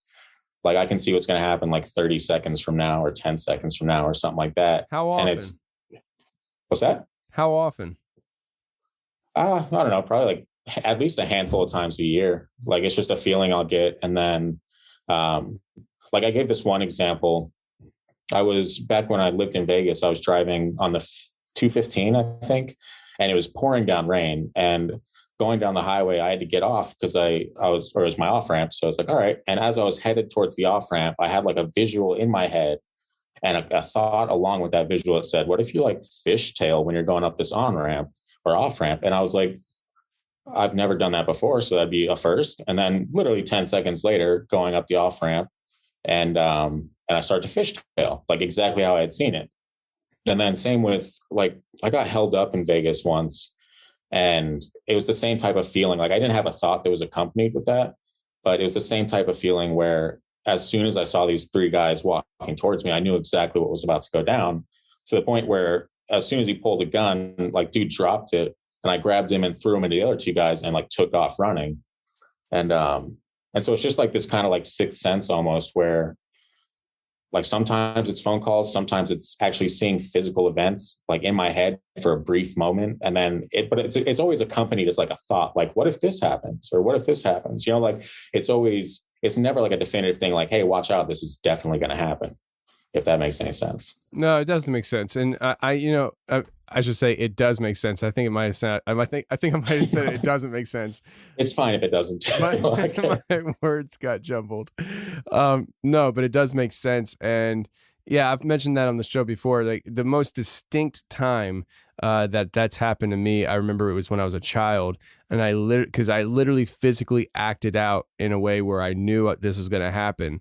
I remember I was sitting in the living room in my beat up, broken down trailer with me and my family. My mom was in the kitchen and my dad was sitting in the living room with me. I literally got up. I went around the couch, walked over to the counter. This is when we had home phones, landlines, and I reached my hand out to pick up the phone. And just before my hand touched the phone, it rang once, and I picked it up. I answered, and I think it was like for my mom. I gave it to her. I turned around and started walking back in the living room, and my dad just is like just staring at me. I should talk to him about this on Hammer Lane Legends to see if he remembers this. He just is looking at me. He's like, "Did you know that was gonna ring?" I'm just like, "Uh-huh." I think that's the way I remember it. I remember me saying, "Uh-huh." Maybe I told him no, I don't remember, but I should ask him about that on the show and see if he remembers that. Yeah. But that was like the most distinct time, because I remember when I was a kid, it would happen to me, and I'm like, "Oh, dang, I knew that was going to happen," so I actually acted it out.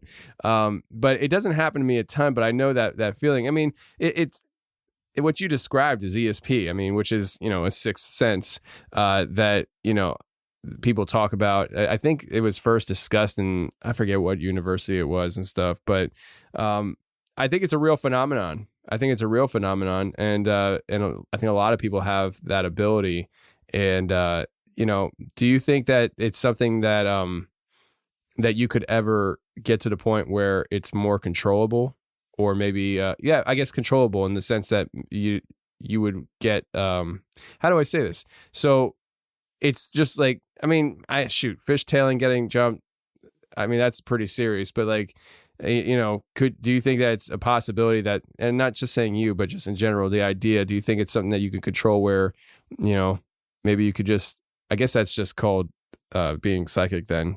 like hone in on it type of thing, like to the point where I could command almost. Yeah, but I guess that's being more psychic than anything. That's not really the ESP. So I mean, if we called it anything else, I'd be for it. But I'd never be able to be like, I'm a psychic. Like, no one would ever take me seriously, Well, if you wore one of those fancy hats, maybe they'd believe you then. Shoot, you don't got to tell me twice, man. I'll do it. There you go, bro. There you go. So yeah, man, that's interesting. And that was, how old are you when you were in Vegas? So you were an adult at that point, right? Yeah, this was probably I was probably 22. I'm 30 now. So it had to have been like 2012, 2013. But yeah, I don't know. I've always, and just to touch on what you kind of mentioned before, like I've always thought about it too. Like, is there any way for me to like make this better or like hone it a little bit to where it's more controllable or anything like that, as strange as it sounds. But the only thing I've actually tried doing is being more, I guess, positive with the way I speak. Like, I don't know if that sounds like it lines up at all. In my head, it does. But like almost like you control the world around you with your words. You have the power of life and death in your tongue, or whatever you want to call it. But like, I feel like when I'm more positive and I believe that things are going to happen, that they actually happen. But if I'm negative and I believe bad things are going to happen, those happen, so I don't know if that's just a perspective shift or whatever. Like like, I mean, fair warning, I'm probably the saltiest Christian that walks the earth. I swear like a sailor and all this stuff. I'm super negative all the time. But like, I found when I do try to actually be positive that it does help, and it helps. Like, I feel like I can make better things happen if I have a positive mindset. I don't know if that ties in with what we were talking about, or if I went on like a crazy tangent there, but it made sense in my head. No, it's almost like what people talk about with the law of attraction, right? I mean, a little bit, yeah. What you think and what you say can manifest, and it like I said, I know I sound like a broken record on this show, but I when I say things, I mean it. I mean, it really all depends on how you view the world around you as to how you're going to perceive certain philosophies and things like that. I mean, with what I just said, there are people out there that hear that and like, yeah, absolutely, you can manifest your own destiny, this, that, and the other. And then there's other people out there that would say, well, yeah, it's like you speaking it out, God hearing you and blessing you. Like, I mean, there's just, you know what I mean? There's so many different ways to go about it. I mean, maybe if you're speaking out negativity and you're saying, I want this person to die, and that happens, that's not God. So probably not. Yeah. That's probably not. That's more like voodoo stuff, but you're not voodoo, right? I don't think so. Okay. I mean, I hope not. I don't know if there has to be any kind of like claim to it. If you are, I just want to address that we are friends. We are friends. That is true. Yeah. All right, cool, man. So where do we go now? Let me think. There's a few instances similar, like when I got held up. I told you the guy dropped his gun. But the way he dropped it, it looked like someone pushed it out of his hand. You know, I'm like, and so I have a few stories that I feel are like almost divine intervention or like angelic intervention or something like that. And that was one of them. But there was one time when I was at my parents' house, and it was the craziest thing that's ever happened as far as like the feeling that came over me when it was going on. So I should preface this, and I really don't want this out in the world, but it's part of the story, so people have to know. When I was a teenage boy, I had like this odd fascination with, let's say, Hillary Duff. All right, let's just get it out there. Let's everyone is aware. The whole world knows now. It's fine. I'm past it. Okay, in case anyone's wondering. But so I had like several like Hillary Duff posters on my walls, just randomly. And it started out as a joke at first. Like my guy friends would come over and be like, what's Hillary Duff doing on the wall? And then eventually it's me. So I'm like, well, now I have to add as many as I can. So I had like, I think at the most 4, like one on each wall. And I thought it was hilarious, but people probably thought it was weird, and I'm okay with that. But there was this one night I woke up in my Hillary Duff bedroom, and at the foot of my bed, there was a figure standing there and kind of like illuminated, I guess. And I'm trying to figure out the best way. I've never described the appearance of this figure because it's super hard to detail, but it's like, at first it was my pastor, but the shape or the face was constantly shifting into like other spiritual leaders from my life. Like it was my mom at one point, it was the pastor, it was like just different people that had a spiritual influence on me throughout my childhood and all that. And I just remember feeling like super peaceful. Like I wasn't creeped out. I was kind of like sat up and like looked at this thing. And the being looked over to my wall and saw one of the Hillary Duff posters above my bed, and then looked back at me and was like, yeah, you got to take those down, right? And I was just kind of like, and I'm tired, first of all. So I kind of like look at him like, well, how do you expect me to do that? And this look of confusion fell over what I'm just going to call it an angel. I have no idea what it was, but over the angel's face, it just kind of looked at me like I'm an idiot for a second. And it was like, well, how would you normally take them down? And these are just little posters on the wall, man, like thumbtacks. All right. That's how you take it down. And so I just look over at the wall where the poster is, and I rip the corners of it instead of pulling the thumbtacks out. Weird flex, I know, but for whatever reason, that's how I took the poster down. And I remember holding on to it and looking at it for a second and then tossing it on the floor. And when I looked back up at the angel, she had like a smile on her face, and she just kind of like tapped my forehead, and then I went back to sleep. Like, and so as soon as I woke up the next morning, I was like, that was the strangest dream of my life. And I looked down on the ground, and there's the poster. And I look up on the wall, and there's the four corners of the poster. And I'm like, oh, okay, maybe that actually happened. I have no idea what it was, but it was weird nonetheless. And again, I just felt like a super calm feeling. Like I've never been more at peace in my life, is what I say, because it was kind of like most people, you wake up, you see something in your room, you're going to be like, whoa, that's not supposed to be there. Hold on. But for me, no, it was super peaceful. That reminds me of, man, I don't remember what episode it was. It was like within the first 20, I want to say episode 17, I think. I had a guy named Jason on the show, and I've heard this several times throughout the show, but this is the first time I heard it. That's why it sticks out in my head all the time. And he's actually in the intro. He's the one that says that he looks into the bush and there's a monster, and he was looking at a monster at the end of the intro. And but he talked about living in an old farmhouse as a kid growing up, and he woke up and saw, I don't want to say he woke up because I don't remember if he was sleeping or not, but he saw this entity or something, and it was flashing images to him, recognizable images. And I distinctly remember him saying the one image it flashed to him was Fred Flintstone. And he talked about that, and that is so bizarre to me, especially as a new podcaster, as somebody who, is just trying to understand how to hold these conversations with people. And, I was wet behind the ears.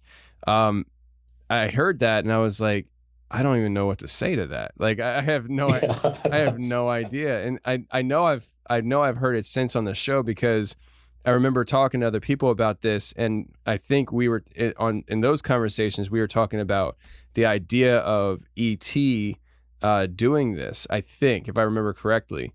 And it's just an interesting thing. It makes you wonder what ET is. It makes you wonder what you saw, what that is. I mean, you said that you had this sense that it was like angelic. Why? I don't know. Like what, I mean, you've had time to think about it. Why do you think that instance happened to you? I mean, honestly, your guess is as good as mine, dude. It was, I hold on to it mainly because it was one of the few things that I actually saw that didn't terrify me. And, but yeah, I've thought about it too. I thought about like the significance of it, just like almost like shape shifting into just spiritual leaders in my life up until that point. Like if there's significance to that or what, but like I explain it. I don't know how many people out there have seen the movie, but it was similar. Like I saw this movie later on in life and I was like, oh crap, that's kind of similar to how that one thing looked. But it was, I want to say the movie's called like A Scanner Darkly, some cell shaded Keanu Reeves movie. But there's like these weird like skin suits, and spoilers, I guess. It came out like 2003. But well, I mean, you said the name of the show or the movie. You said Keanu Reeves, and it sounds like a B-rate movie to me. So don't even worry about it. Yeah. It's but like there's just, I don't remember what they were exactly, but it's pretty much like people wore these suits that were constantly shifting into different like faces and looks and stuff like that.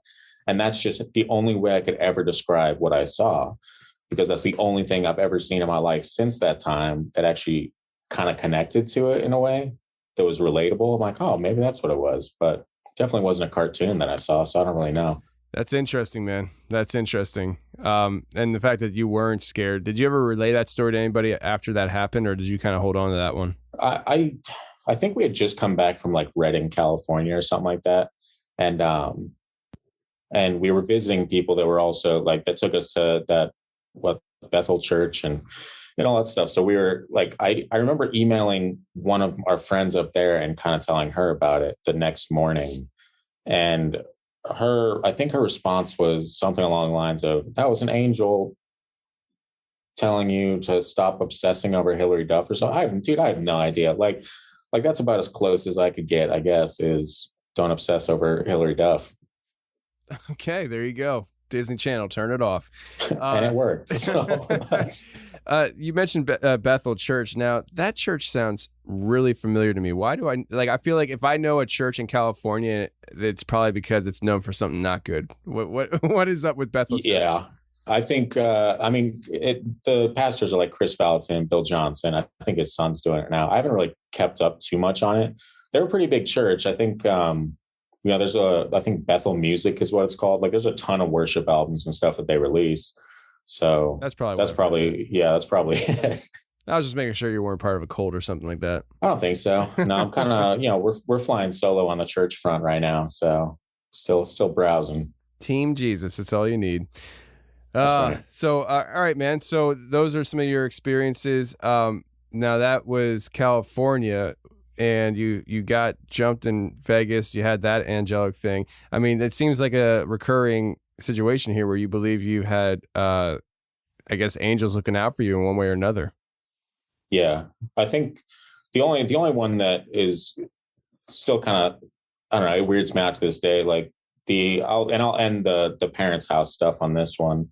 Actually, no, I won't. There's a couple more, but there was one time I woke up and I remember like visually everything because my bed was in the middle of the room. We were painting my room. And so I remember sitting up in the middle of the room on my bed to my mom, like, kind of Jack Nicholson face through the door type pose at 5 a.m. And she just kind of like looks over at me and she starts talking. And I'm trying to like wake up and I'm wiping sleep from my eyes. And she's talking. She looks really excited, but I can't understand a single word that she's saying. And so I like stop her. I'm like, wait, what? And then she starts talking again, still smiling ear to ear, like enjoying whatever the heck it is she's telling me. And then she says it again and I can't hear a single word of it again or understand a single word of it. And so I'm like, you know what? Okay, whatever. I was like, I'll just ask you when I wake up. I went back to sleep and she kind of left my door slightly open. And so I woke up, 8 or 8:30 or something like that. And I went down to my mom's room and she was reading in bed. And I remember just walking up to her and being like, okay, what were you trying to tell me this morning? And she just kind of looked at me confused and she's like, what are you talking about? I said, well, you like busted through my door this morning, super excited about something. I didn't understand a word that you said. And she's like, no, I didn't go in your room this morning. And her, I don't know, her thought behind it was it must have been her guardian angel got the wrong room.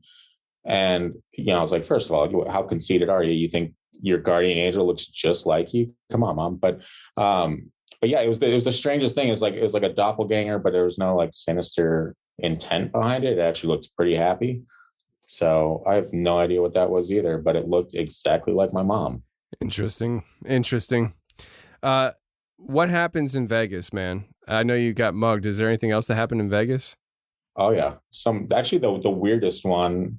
And I kind of talked to you a little bit about it where I don't know, I can't differentiate between hallucinations and reality, but there's a few stories I have that there is no explainable way for me to say that this was just my brain. And one of those stories was when I was living by myself. I had a 1-bedroom apartment off Sunset, and my posse of gay best friends, shout out Daniel and Marcus, went karaokeing every weekend, and they dragged their favorite straight guy with them. And one of these nights we were at, and I think the bar was called E String, and we were at E String, and there was this girl there, and I'm the type of guy that never approaches women. Like I just do not have that game. And but for whatever reason, I got pep talked into doing it, and I walked up to her and just kind of like, I played it smooth. I'm going to be honest with you, completely smooth. Won her over somehow. And cut to the following weekend, she comes over to my place, and I mean, let's just say we were reading scripture or something, and she leaves. Right. And then she comes over 4 days after that. And that's what the focus of this story is the 4 days between her visits, right?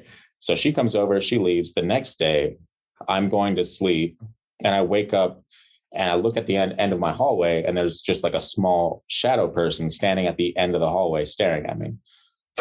And so I jump up, I turn on the light and look, and there's, nothing there. And so I'm like, okay, odd. I go back to sleep. Forget it ever happened. And then the following night, the second night, the same thing happens, except I wake up and there's a shadow person standing in my doorway. And as soon as I like see it, I had some photography gear up, like some of those big umbrella lights. And as soon as I see it, he dashes behind those umbrella lights. I jump up, turn on the light, nothing there. I'm like, okay, weird. And then the following night number 3, I wake up to a crash, and it's I had one of those tall lamps next to my bed. And so I wake up to the sound of this thing crashing to the ground. And I remember yelling at my cat at the time because I thought, of course, her 3 a.m. shenanigans, she's knocked over my lamp. But as I'm yelling, I turn trying to find my cat, and she's like freaked out on the bed next to me, laying down, looking as if she had just woken up too. And so I don't know, I'm like super freaked out by all this stuff. And I'm like, why does this keep happening like night after night after night? And then the 4th night, she comes over, and I think we made dinner or something like that. And we were on the couch watching a movie. And I remember it was crazy the way she said it to me, because it's super nonchalant, but she just kind of rests her head on my shoulder. And she's just like, oh, by the way, I get followed around by a 6-year-old demon boy named Zach. And I was like, well, I mean, yeah, I guess, like, yeah, what exactly? And so she explains to me that her and her friends were playing around with a Ouija board, I don't know, like a couple years prior to this moment. And she said that after that, like something attached to her. And she said that all of her friends can see it, but she's never seen it once, but it pretty much follows her around. And she said, she gave one example. She said one of her friends, I think, what was it? They were on like the second floor of a building, house, presumably. And the girl looks out the window, and there's like a shadow figure just standing outside the window of a second floor building or second story building. And then so I'm like, well, that's an interesting development, because for the last few days here, I've been terrified, and you've been scaring both me and my cat equally. And her reaction to when I kind of explained what had happened, her reaction to it was like almost jealousy. Like she was super upset that I got to see it and she didn't. And so that was, I mean, yeah, let's just say that was the last time I saw her. I was like, this is fun and everything like that. You're super great. But yeah, I can't have that. I can't be around that forever, because I'm the one that sees stuff. I can't take you in my life. And, but it took me, I want to say like roughly a month to actually feel comfortable in that apartment again. Like, the blessing and the saging and the praying and all that stuff. It took a month for me to be okay with the lights off there, all kinds of stuff, just because it felt super creepy ever since she walked in. And so that's one of the few stories that I have that I actually have zero explanations for. Like there's no way for me to say that it was just my head, or I was hallucinating, or, dreaming, or whatever you want to call it, Christian, if you're listening. But yeah, so there's no explanation for it. Like what, I don't know, Tony, what would you call that? Is that a shadow beast, a demon boy? I don't know. I call it get out of my house. Like, yeah. I'm like, as soon as I hear that, I'm like, get out now. Like it's been real, but it hasn't been real good. Get out, so It's time to roll, baby. I would have done the same thing. I would have kicked her out and said, you're done. See you later. Enjoy your life. And, if you want to see the kid that much, then I wish you luck in your endeavors, but you're not going to do it with me. That's for sure. Yeah. And I remember like, I let it go after that point, because I didn't want to think about it. Didn't want to talk about it, nothing.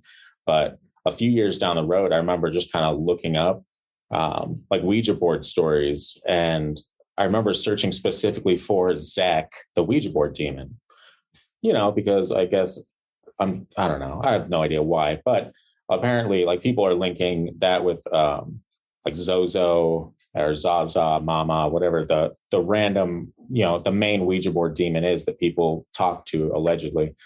And further than that, like people were saying that there's like reference to Azazel or something like that. And I remember that striking me curiously, because I'm like, isn't that, I mean, not only from the TV show Supernatural, but also like the Book of Enoch, if I'm not mistaken, right?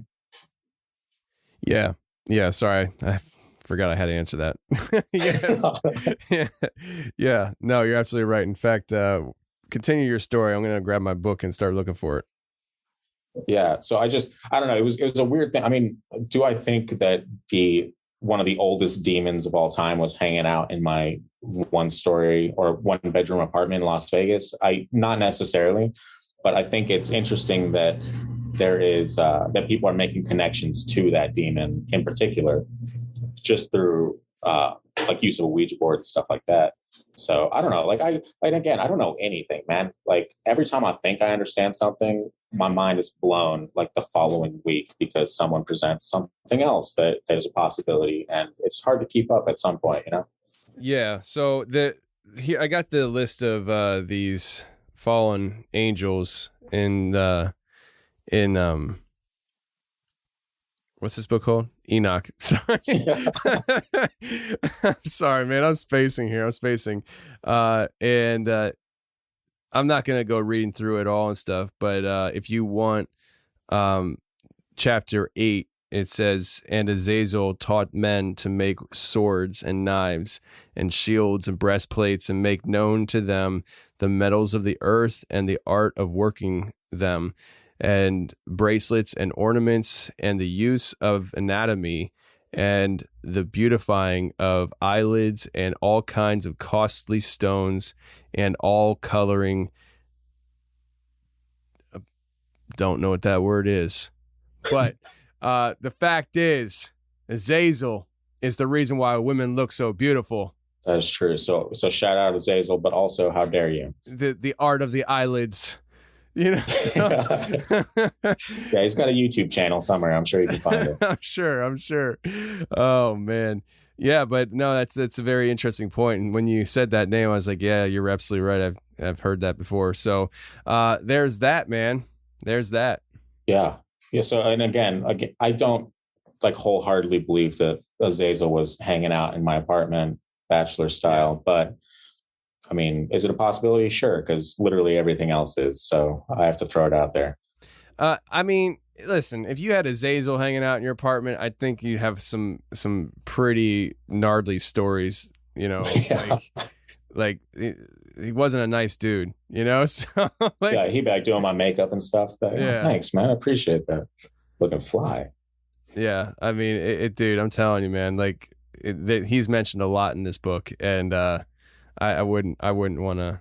I mean, any of the characters, bro. Like, I'll pass. You know, I heard a story years ago about a guy who he was put in a mental institution because they thought he was crazy. But he was talking about how he was hearing these conversations of these. I forget how he said it. I think he called it. I think he said that they called themselves the Fallen Ones, and they were talking in like these like different language and stuff back and forth. And they were referencing like the Ark, Noah's Ark, and they were talking about things that happened in the pre-Diluvian era. And I really wish I could have had this guy on the show. It just wasn't possible. And but I don't think he was crazy, and he didn't think he was crazy either. But I don't think he was crazy because he was saying things that because he was like, you know, relaying this story, and he's like, you know, you ever hear such a thing? And the person who was telling me the story, it was like, yeah, I heard of that before, you know? And it's like the guy had no idea what he was talking about, but he was spitting game that people are like, there's only one way that you could possibly know what you're talking about if you never studied this stuff. And it's because whatever it is has been there. And his part of his story was like he was being stalked, like not stalked. I don't want to say, I guess haunted. But at one point, like he was literally picked up by his neck and slammed against the wall, and like, you know, theoretically nothing was there, but something did it to him. So interesting. Yeah, stuff, try though. Convincing him that. Yeah, exactly. He's got the scars to prove it. Yeah, I don't know, man. There's a lot of stuff out there. Like anytime that people hear stuff that is historically accurate or lines up with something that they had no idea existed, I instantly, I'm like, how can you not believe in the paranormal? How can you not believe in the crazy stuff that happens when there's stories like this floating around out there, you know? Yeah. And, you know, I just recently my dad was talking to me about writing a book, and I don't want to talk about what the topics are going to be and stuff if I even do it. I told him, I said, I'm not a writer, man. And he's like, you should do it. But, what I'm about to say isn't anything to do with the book, but well, the concept. that things kind of blur together and they cross over, and I just don't think it's as easy as I believe this, so this is true, or this is true, so I have to believe this. I think that there's a lot more complexity to these things, and I'm not going to go too deep on it because I'm going to save it for the book. Buy my book. When's it being released? I don't know, about 10, 15 years. Well, hey, while you're on the topic, why don't you tell us a little? No. Yeah, just go ahead and dive into those chapters real quick, Tony. No one's listening. It's fine. Yeah, I have no idea how to write a book, but my dad's like telling me, he was talking to me about it this past Sunday, and he's like, you should really write a book about this. And I'm like, I don't know. So it sounds like a lot of work. It is, but if you do it piece by piece over time, I think I don't know. I'm on board with your dad. I'm game. Do it. It's probably not going to happen. So it'll happen. There's a reason why I talk and not write. It's easier to talk. True. So talk to me about Alaska, man. Let's jump into Alaska. What has happened in Alaska? Yeah, both of these are kind of the Alaska stories are relatively short, and both of them are when I'm like next to my wife who's sleeping. When we lived in Eagle River, we recently moved up to Wasilla, got a house. And so we're about 30 minutes away from that old house. But in the old house, we were, yeah, I remember, okay, I woke up to the voice saying, to hearing a voice say, is that them? And so I always face the wall when I fall asleep because, you know, when you see enough stuff in your life, you're like, I can't see you if I'm facing the wall. And so I woke up facing the wall and I hear something say, is that them? And that piques my curiosity, obviously. I kind of like do like a half roll and like turn around and look. And there's this, you know, cloaked kind of shadow person standing next to our bed. And as I'm staring at it, and, you know, spoiler alert, I didn't jump up and fight the thing that was kind of moving in on my wife. I know I should have. Sorry, world. But when you see something like that in the flesh, you kind of freeze up a bit. But it starts kind of like leaning closer to my wife, like with its finger extended, like it's going to like touch her on the head. And as soon as it gets close to her head and its finger is like right next to her forehead, he just kind of dissipates and he disappears. And that was the end of it. But I tell people he disappeared in the, like, it's hard for me to explain. It wasn't just like a fade out or something like that. It looked like if you were to take a match to a piece of paper and you watch the flame kind of eat away that piece of paper, that's how it disappeared. Like almost like it burned out of existence or something like that, slowly and silently. But so, yeah, that was one event in Eagle River. And then out here recently, probably just a handful of weeks ago, I woke up and I was just kind of like wiping sleep from my eyes again. And I'm like looking at my wife and she's asleep facing me, but directly behind her shoulder to the right is another face. And it's just kind of looking at me. And it's a creepy looking face and it's not a nice looking face. And I remember thinking back on the instance that I had in Eagle River. And I was like, I didn't do anything when that happened. So what I should do is I should punch this thing in the face. But I also remember thinking, well, you can't punch it. If you swing, you're probably going to hit your wife square in the face. And she's not going to appreciate that. No one's going to believe that it was an accident.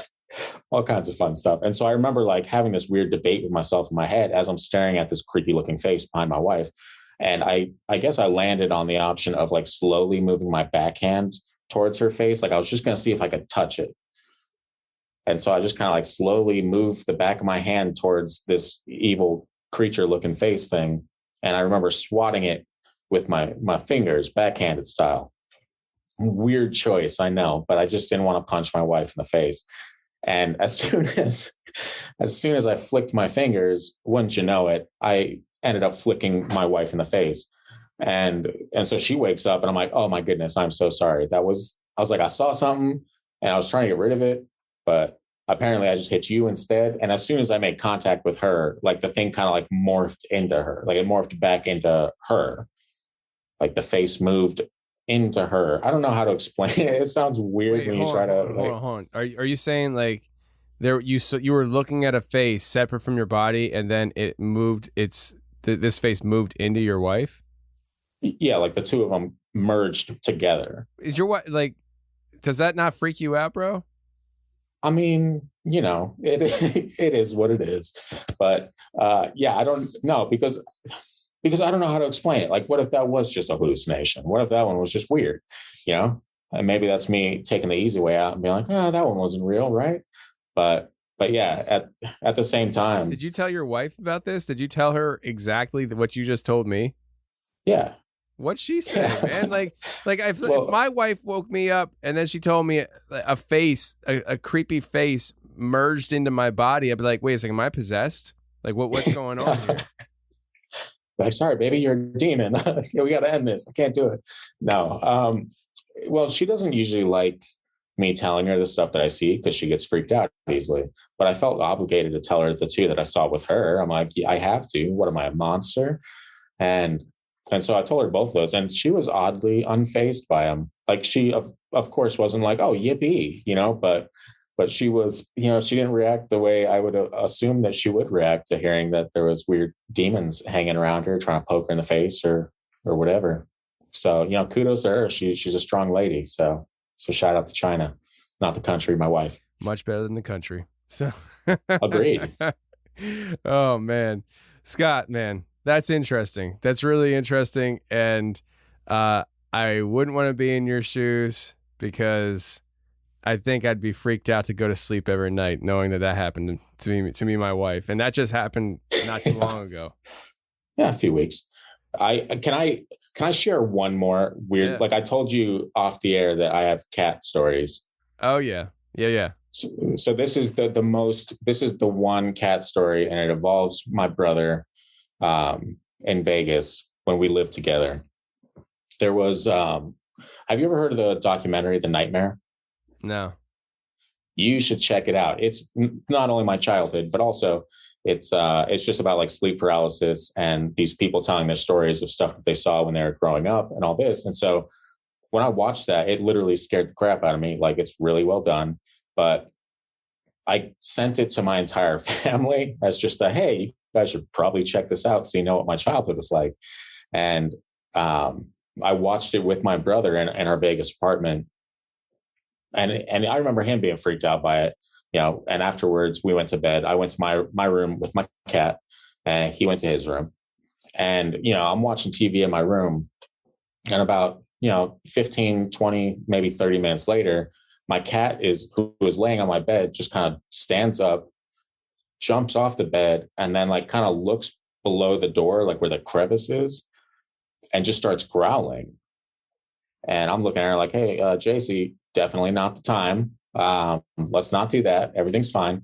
But she wouldn't be budged. Like, she literally just sat there growling at the door for like a solid minute and a half, and then just stopped, jumped back up on the bed. I'm like, weird. And so like 5 minutes later, my brother comes and there's a knock at the door, I should say. Spoiler alert, it was my brother. But I open the door and he's like, hey, do you mind if I hang out in here with you for a couple minutes? I'm like, yeah, dude, is everything okay? And he proceeds to tell me that he saw my cat in his room, like 4 times the size that she actually is, but that she, and I'll keep this clean. The story itself is relatively strange and bizarre, but for the sake of the story, let me just say she jumped up on his chest and he was having sleep paralysis and he couldn't move, obviously. And my cat was trying to seduce him. Holy crap. Yeah. So obviously he's panicky, right? As anyone would be, I hope. And so he's just like explaining this to me. And I'm like, wait, walk it through one more time for me. I'm not 100% understanding this. And he's like, yeah, your cat was trying to, I'm like, okay, odd. And it got to the point like where eventually she just left. But it was during that same period where my cat was literally growling at my door that he was experiencing this. And so I'll say it 100 million times. Cats are crazy protectors. And that's why I love cats so much. Cats over dogs all day long. Bro.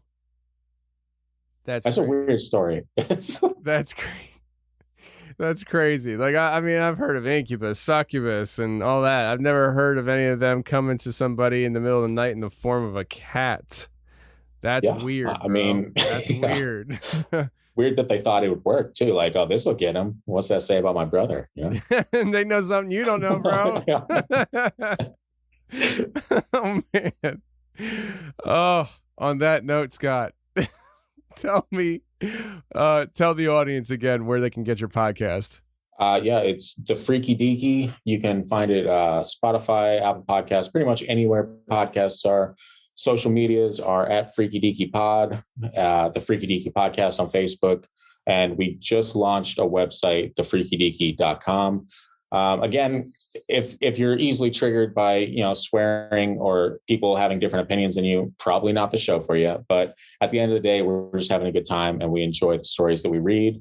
And it's a good way to, talk a lot, which we all love to do. So, and also the Beard Company, bro. Listen. I want you to tell people, give them something, man. What do you got working right now in the lab? Because I know you got some concoctions going, I'm sure. Oh yeah. I have a ton that's actually launching next week. So I don't know in the airspace when this is releasing, but if you're hearing this, odds are it had just released. So yeah, swing on by, catch something up. And actually, I should say that I've been getting a lot of requests for not only restocks of the Confessionals oils that are out of stock at the moment. The issue with that is suppliers, like the whole COVID thing. It's hard for me to find certain supplies. And then when I do find them, they take forever to get to Alaska. Wouldn't you believe it? But not only am I going to be restocking a few, I think Yeti and what's the other one's out? Dogman. I'm going to restock those, but I want to work on a couple new ones. And we kind of talked about it a couple weeks ago, but yeah, so stuff's in the works and there'll definitely be a couple new scents coming out just for the Confessional series and all that fun stuff. But Tony, you're obviously going to be the first one to get them. I have to send them to you. You can tell me not to, but I have to do it. It's an OCD type of thing. Okay. No, you keep them coming, man, because freeze for me. I like getting the beard oils in the mail. Yeah, during the Christmas time, we came out with Krampus. Is that a seasonal thing? It is, yeah. I do have some labels left over, though. So I might, at some point, I do, on the Instagram, I do, like, throwbacks every once in a while. And so throughout the year, I'll just pick old oils that are kind of out of stock. And I'll just kind of reintroduce them back. Hey, you get it for $10 right here for, like, the 24 hours of Thursday only. So I might do that with Krampus, or I might just honestly bring it back full time for whatever's left as far as labels go, like the oils. Probably not do the balms and the wax melts again, because I'm pretty sure I ran out of those, but the oils might be back for sure. Yeah, man. Listen, my favorite scent you made so far was the UFO scent. That was my favorite by far. And yeah, I'm right there with you. When I smelled the Sasquatch, I was like, oh, it's amazing. Right. And then I smelled the dog, man. I was like, that's my favorite. And then and every single one you come out with, bro, like, it's like, oh, that's my favorite. But seriously, UFO, that's my favorite. Like that. Oh, yeah. It just smells so smooth, bro. I love it. Anyways, Listen, I appreciate coming on the show, talking about some of your stories. And everybody should definitely go check out the Freaky Deaky Podcast. And leave them a 5-star rating review on iTunes. Give them some love. Please do. Please, that especially. Can I mention just the 1-star we got? I want to call this dude out.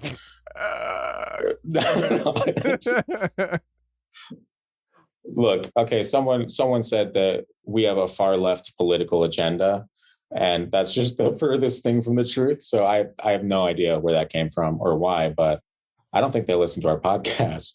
Bro, that's why you gotta stop reading the reviews like that, man. Like people put stuff up there and they don't, like, there's no way you can delete it. There's no way you can report it. There's none of that, And so people who just hate you, they can put that up there and there's nothing you can do about it. So why would you subject yourself to the mental anguish of knowing that somebody said something crazy about you that's not true and there's nothing you can do about it?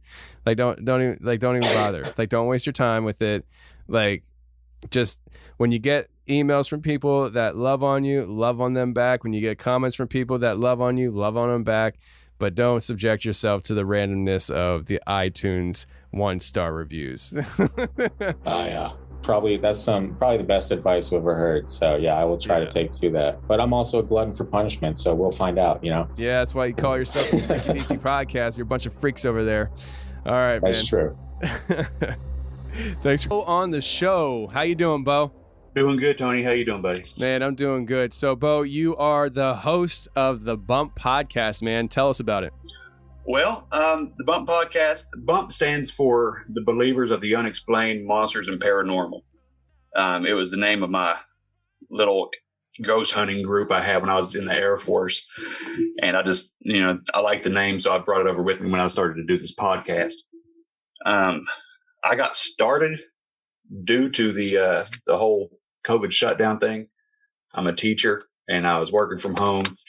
I love podcasts. I listened to your show for years. I've listened to Wes's show, and I just thought I'd take a swing at it myself because I had extra downtime, and it's kind of just grown a little, as times went on. That's awesome, man. Yeah, a lot of people started podcasting during the COVID shutdown, at least the first one. I remember during that shutdown, I was building the studio. And, with building the studio, I upgraded the microphone. Well, I had this microphone I'm using now, but I wanted to get a matching one in here so that when I have my dad or a guest in here, it's the same microphone. And so I go to the audio store and I'm like, hey, I'm looking for a Shure SM7B. And they said, we don't got any. What do you mean you don't got any? They're like, we're fresh out. Why? Because everybody's starting podcasts. I was like, well, I'm actually a podcaster. I need the microphone. I told him, I said, you understand in a year from now, those people are going to touch their microphones maybe twice, and they're going to wind up selling them for half the price on Facebook Marketplace, and I'm going to make out like a bandit. I'm going to buy them all up and and just hold on to them for the next shutdown, and I'll peddle them out to people who are trying to start podcasts again. So, but yeah, I mean, it's something that a lot of people started doing with the whole podcasting thing. And I think podcasting went from 700. Yeah, there was about 700,000 podcasts worldwide before the shutdown. And about a month later, there's 800,000. So that means about 100,000 people started podcasting. And, it makes sense, though. I mean, there's a lot of people who listen to podcasts and they all of a sudden have all this newfound time. And they listen to podcasts, and they're like, "Well, you know what? Let me give this a shot and see how it works out." And it's actually encouraging for me because I like seeing the industry grow. Obviously, I mean, the more the industry grows means more people are listening to podcasts, which means more people can come and find my podcast. So it's a win-win-win. So there's room for everybody. Yeah, that's right. Yeah, I mean, there's 7 billion people on the earth. There's plenty of people to share. So. But so you have paranormal experiences you went through, anything from a haunted house you grew up in to seeing UFO, possible Sasquatch. You mentioned you're a paranormal investigator. We're going to start off chronological, though, as in your childhood, the house you grew up in. And go ahead and feel free to share some stories that you guys went through in that house. But let's just start off with the craziest thing you're going to say on the show today. Talking cat, bro. What are we talking about with the talking cat? All right, man. The talking cat. This is the one that I was holding off until I got on your show, Tony. This one's just for you because I don't know. I don't think I could have talked about it on Sasquatch Chronicles or anything like that. Haunted house. Okay. I grew up in the 80s and we were pretty much poor as dirt. So we were allowed to live in this house that belonged to a family friend. It was about 100 years old already at the time. It was a big 2-story stone house. And, story goes, several people had died in the home. It was an old house. We would have things go on, just like the rocking chair would start rocking on its own, or I would lay down to go to bed at night and my tape player would start playing. I'd get up to turn it off, and before I could touch it, it would stop playing. And it would do me like that 2 or 3 times back and forth. Every time I lay down, it would start, get back up, it would stop. Just things that wouldn't hurt anybody, but you definitely know that you're not alone, that kind of stuff. But time goes on. Around 91, 92, we're moving out of the house. We got a place to go to. Mom remarries, all that kind of good stuff. And we're leaving. We're packing up everything. And I've had this cat for years. The whole time we had this cat, he would jump up on this old buffet that we had in front of the window, and he would look out the window, and, you know, cats make weird noises. You know, he kind of would moan or whatever, and it would sound like he was saying, "Oh no," you know, but like a cat, just a long drawn out, "Oh no" kind of noise. Odd, but, you know, whatever. It's a weird cat. Well, I would go to my dad's house for the weekend. Well, while I'm gone, my mom was home alone, and she said the cat would walk through the house, and instead of saying, "Oh no," she thought, this is so weird, man. But it sounded like the cat was saying, "Where's Bo?" So, yeah, maybe it's a cat making weird noises. "Oh no," and "Where's Bo?" Kind of similar. Okay. But Mom swore that happened every time I would go away. Well, we're getting closer time for us to move out, and I'm trying to make sure the cat is with me. And I found the cat outside. I pick him up and I bring him in the house. And Tony, I promise you, man, I brought the cat inside the house, and the cat straight up just said, "Put me down." There's nobody else around me. It was just, "Put me down." So I dropped the cat and I, you know, took off running, went up to my mom, and she's just like, "Oh, it's okay. You know, my mom's open to everything under the sun." You know, she's like, "Whatever, no big deal." And, you know, it was the only time he said anything that different than that "oh" sound, you know.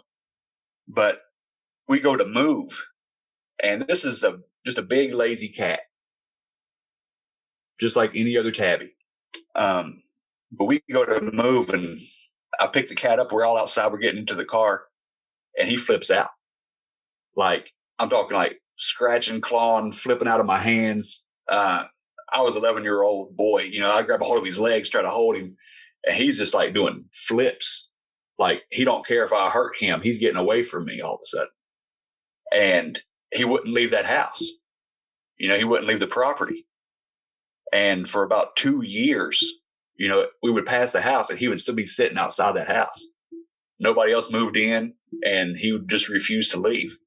So I don't know if something attached to that cat or something was speaking through it. I know, as crazy as that sounds, we went straight into weird, but I don't know, man. That's my talking cat. I was about 11 years old at the time when we moved out. So were you on drugs at 11? No, just kidding. You know, it would be believable, but no, man. I was a good boy. I was a good kid. That's good. It's just a wild cat. I don't understand. We found him as a stray, but that stuff started happening when he was, you know, we had him for 2 or 3 years in the house. So he was a house cat the entire time you had him, and then you go to move, and he basically runs away and doesn't want anything to do with you. Yeah. He would not leave that property. And you found him on the property? No, I found him actually in a state park. He had been dropped off. That's weird, man. That's weird. Like I've seen like those videos of dogs that like are crying, and it sounds like they're saying, "I love somebody," you know, "I love whatever." And yeah. And so when you're did you actually see its mouth move? It sounds dumb too, but he always looked away. He would look out the window and just repeat, "Oh no." And it sounded like perfect English. It didn't sound like, you know, a dog warbling or whatever. It was just, "Oh no, oh no." And when I was carrying him and he said, "Put me down," I wasn't looking at his mouth. I was looking at the back of his head, and I was running. It freaked me out. Well, yeah, it would freak me out too. That's not supposed to happen. So no, it's not. No, I think the only the talking cat I've ever seen was Sabrina the Witch or whatever that show back in the day, you know, with her cat that talked. That's really interesting. Now, is this the property that you had that was the haunted house? Yeah. It was on that same property, the house that we were, you know, they let us live in for a while. I never heard any voices inside the home. And like I said, it was just real innocent kind of activity, you know, the rocking chairs, the tape players. Had some recurring dreams of somebody, you know, some white figure staring through the doors and stuff. But, you know, half of that you could just chalk up to imagination. But yeah, the talking cat was definitely the first and only time I've had that happen in my 40 years, man. Hopefully it's the last, man. Did your mom hear it too? Like she heard this cat talking? Yeah, she did, because she told you that it was asking for you. Yeah. She'd say every time I'd leave, it would say, "Where's Bo?" I don't know. I know it takes all credibility away from anything else I have to say, man.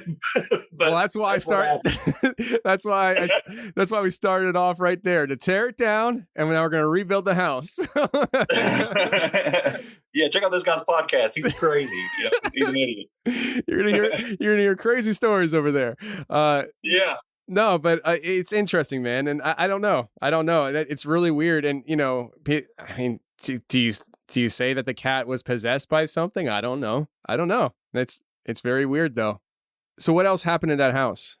In that house, there wasn't much. Like I said, my mom was real open to anything that went on anyway. So when the rock chair would start rocking on its own, she would just talk to whoever had died in the house before. There was an old lady by the name of Tech, just T-E-K.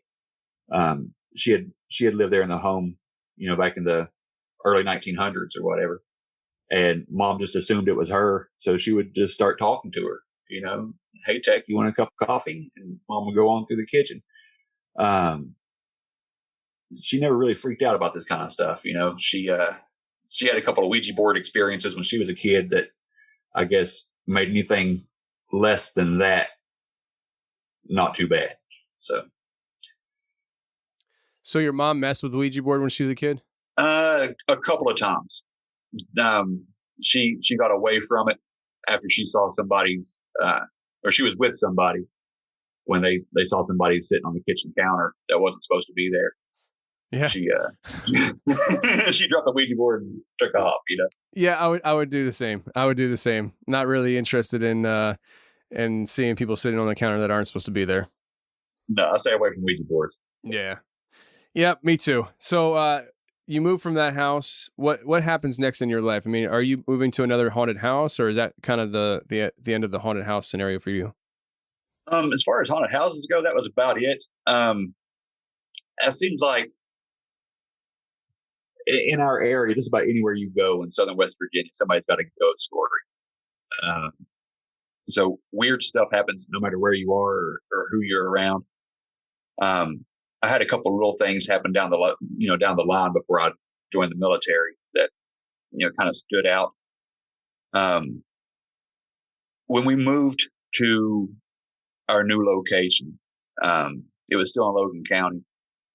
We had I'd go hunting with my stepfather, and we had we were going to go squirrel hunting, and we had a weird scream that we heard in the woods that at the time I had no clue what it was, but after talking to people about Bigfoot and, you know, listening to hundreds and hundreds of shows about Bigfoot, I tend to think that that's what that was.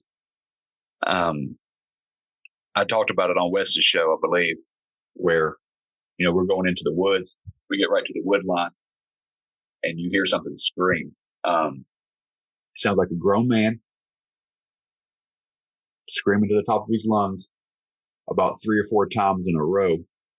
But in between each scream, there's this really weird sigh, like it was in pain. It was just, rah, and then, and then it would scream like that again.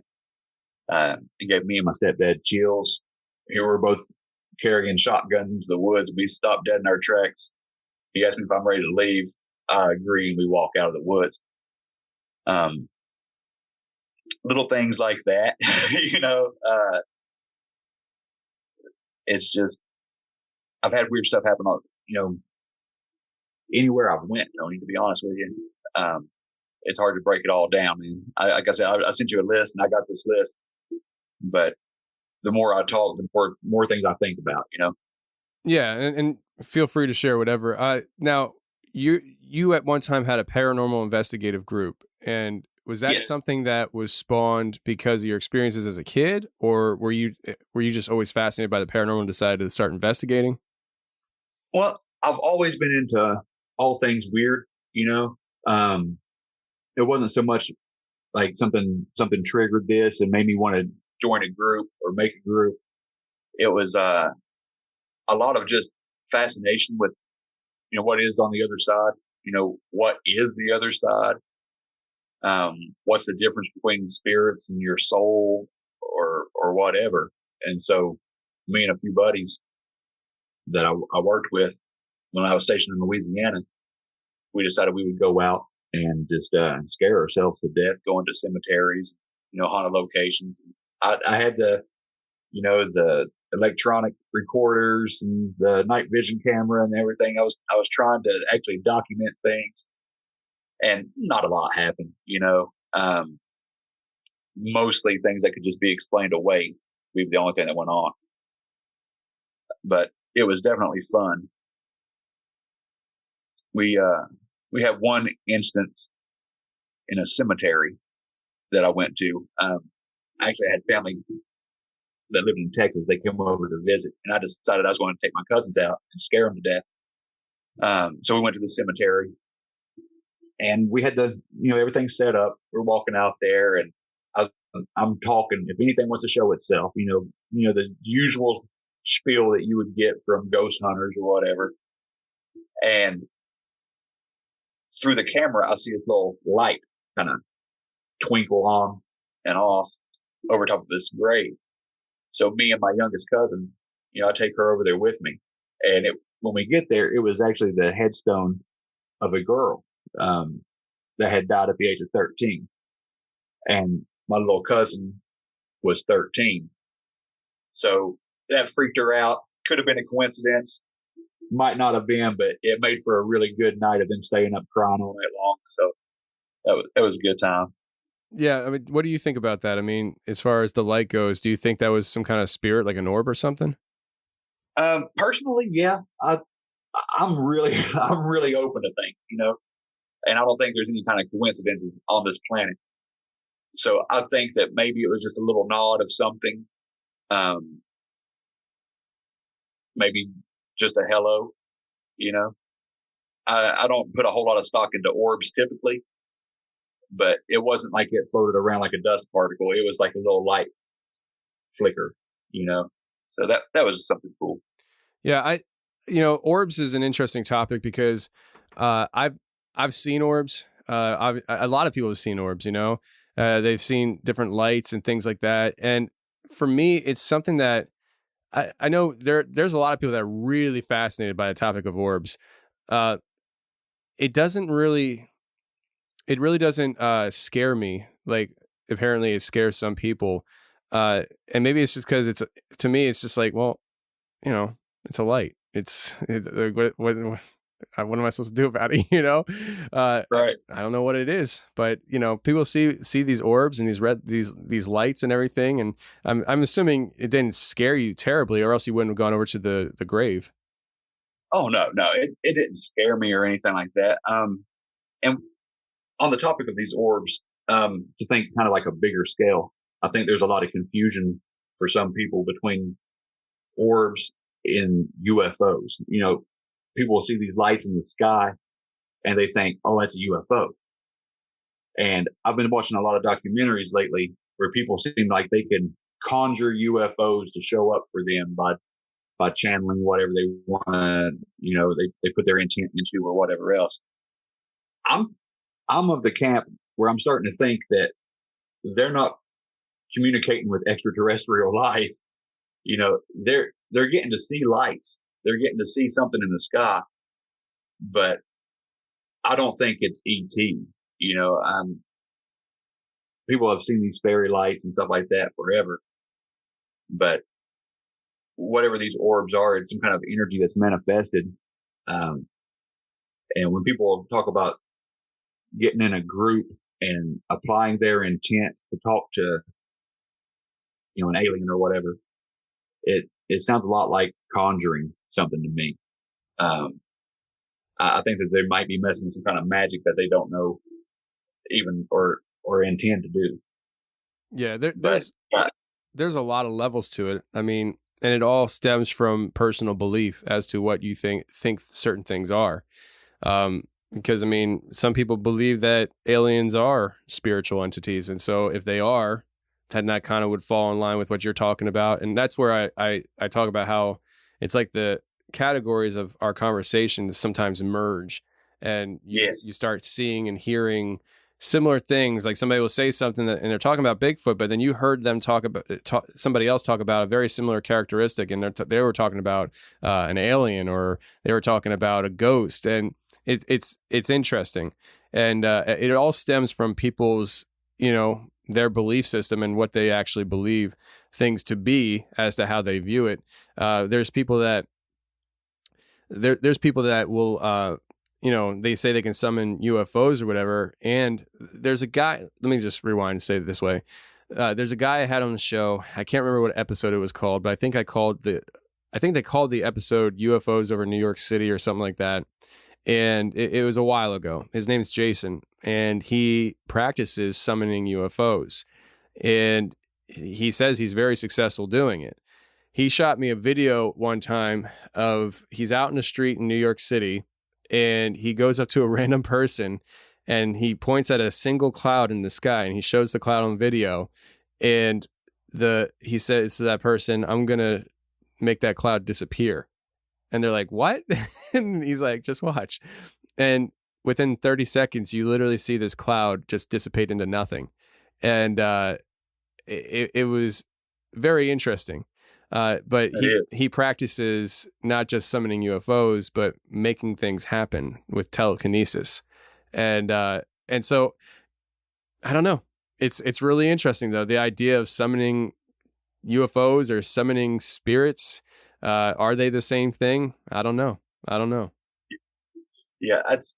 I think, we are stronger than what we realize.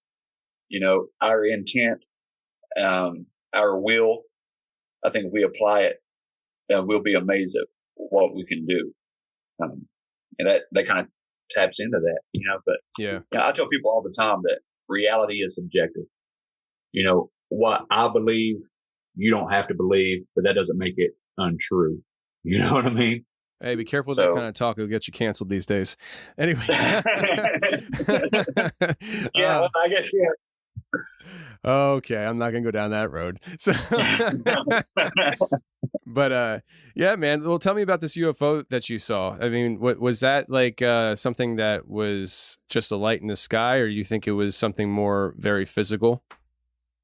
I believe it was pretty physical. All I saw was the light, but I'd be more than happy to talk about this because it took everything that I believed and made me know beyond a shadow of a doubt that, something is out there.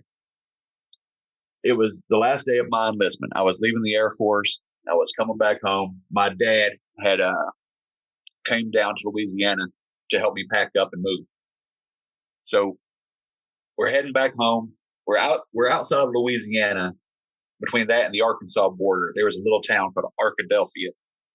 And I remember that because after this event, I started looking around for a marker, and there was a water tower there to my left within a couple miles.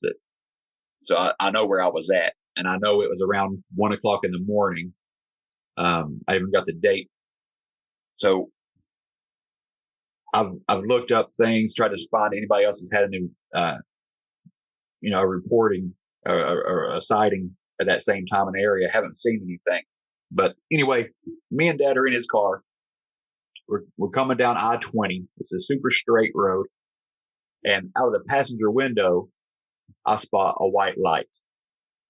And it's pretty far off, but there's no mountains. I never break view of it. And it's moving at a good pace. So it's going the same direction we're going. It's running parallel to us. But it's going fast enough to where it gets in front of us. We can see it through the windshield. And once it gets into the windshield, my dad, who was driving at the time, he sees it too. And, we're just talking, what do you think that is? I don't know. And this light continues to move forward until where it is dead center in front of us in the windshield. So it's over top of I-20, I imagine, but a good pace away. And this light, Tony, it just explodes out. Just fills the whole sky, fills the whole windshield with this bright green light. A funky green. I don't really know any other shade of green. I haven't seen it before. It's just a brilliant green light. And then as fast as it flashed out, that light sucked back in to that dot, and it was just gone. Just completely vanished. That's interesting. I don't think I've ever heard something like that happening before. So if I'm hearing you correctly, it was a white light at first? Yes. Okay. Just a solid white light. So a solid white light hovering over I-80 right in front of you, and then all of a sudden it explodes a green light out. Just burst out into a big bright flash of light. You know, there wasn't like sparks falling off kind of explosion. It was just it just popped green, you know, and just flashed out like the flash of a camera. But you see the light just sucked back in, and it's gone. Like it went into another dimension, or it hit, you know, like on Spaceball, they've gone plaid, you know. It was like that. It just kind of filled the sky and then sucked in and gone. Jeez. And the thing is, in the Air Force, I worked on jets. I was a sheet metal guy, you know, structural maintenance. So I was around a lot of jets. I've seen a lot of afterburners. I've seen, you know, the trail that, you know, jets leave or whatever. I've never seen anything like that. I don't know if anything we have that could do that. I had a secret security clearance. I was around a lot of jets, but I've never seen anything like that before in my life. And, you know, neither had my dad. My dad was in the Air Force. He actually worked for the NSA for a while, and it freaked him out when he saw it. It was a good time, man. And it took away any kind of doubt or hesitation I had to talk about aliens. Yeah, well, it's really interesting. I mean, I'm trying to picture it in my head what you saw, and what I keep picturing is amazing. So I you know, how does a good experience. It's like one of those things where how's that even possible? How does that work? What happened? What was it? You know, was it ours? Is it some kind of secret technology that you got to witness there? Because if you look back at history, you know that, you know, especially back in like the 80s, I think it was, there was a lot of people experiencing UFOs, and it literally, by definition, UFO, unidentified flying object. And the military, people within the government, basically caught wind that, you know, these people are seeing this stuff, but it wasn't extraterrestrial. It was secret military operations. They were working on new technologies and stuff. And so there's like, what's his name? Richard Dowdy. He is a guy who was a disinformation specialist, and he would be sent into these people's lives, and he would basically tell them, what you're seeing is real. It's alien. It's from another world, and we need you to, you know, keep a wraps on it, or, you know, could you send us the footage of it as you get it so we can, you know, understand it more, and basically feed this lie to them that it was actually, you know, aliens and stuff, when it wasn't. It was just the military working on things that they couldn't have leaked out to Russia or China. So instead of having that as a possibility, they fed this idea that it was aliens so that people would get caught up in this conspiratorial mindset. And also, from the outside looking in, people who aren't into the topic, which back then hardly anybody was, would just think that they're crazy. You know, oh yeah, the government's coming and talking to you about aliens. Sure, right, pal. That makes a lot of sense, you know? And so it's one of those things where maybe it's some kind of technology that we have that you got to experience, and now that you have talked about it publicly, you know, they're going to come pay you a visit and tell you it was aliens. That'd be all right. That'd be all right. Yeah, I haven't heard anybody with the exact same experience, but I've heard people talk about that green light. I've even heard that there is a certain squadron out there that would use the code behind the green door, hinting that, you know, this green light is actually a like a window to the next dimension or another dimension. I don't know if it was your show, but there was a guy that had an episode. It's always my Green show. Light. Always my show. I think it was, Tony. I think it was. It's called Green Light UFO or the Green Light Alien. It was episode. Maybe it was episode 231 of whoever's show. I didn't write down whose show it was. Okay. But episode 231 of somebody's show. There's a guy from Oklahoma, and he was talking about this green light and a UFO. So that stuck out to me. There's something about that color. I don't know if it's just it does something with our spectrum, what we can see. But I think I wasn't alone in seeing that weird light. The episode that I'm thinking of is called The Green Light Alien, episode 158 that I did, which, interestingly enough, is similar to what you were describing. This guy came on the show, and I think his name was John.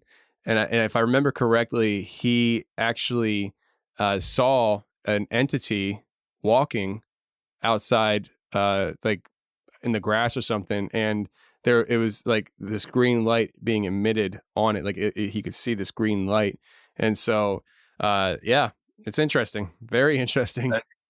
That's weird, man.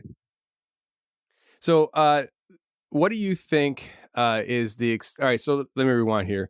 You mentioned about your military experience and having the secret security clearance. Why did you have secret security clearance? What were you doing that you had to have a secret security clearance?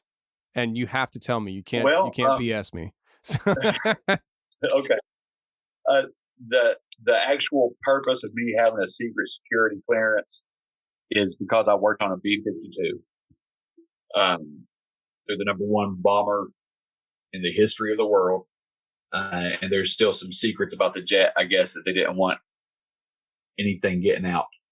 And I worked on a nuclear base, where I worked at, we had nukes on base.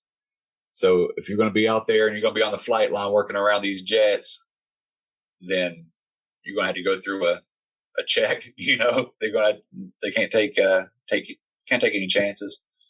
So it wasn't anything super mysterious. It was just national security reasons. It wasn't like I wasn't privy to the good stuff. But, well, I find it interesting. Have you ever been like in the presence of a nuclear bomb? Like, how close have you ever gotten to something like that? Yeah. One time, two times.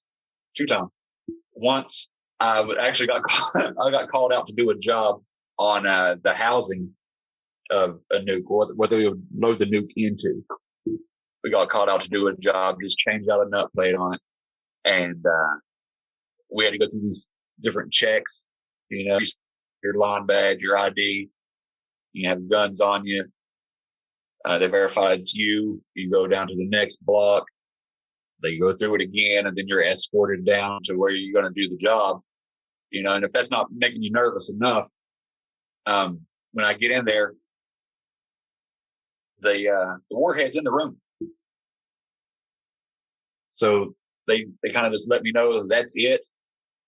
And I get in there and I open my toolbox and get into the job, and I found out that it wasn't actually a job for me. It was a job for the next door shop, and they called the wrong people in and let me get that close. Oh man. So I had to turn around. We had to leave, but there was one other time, and it was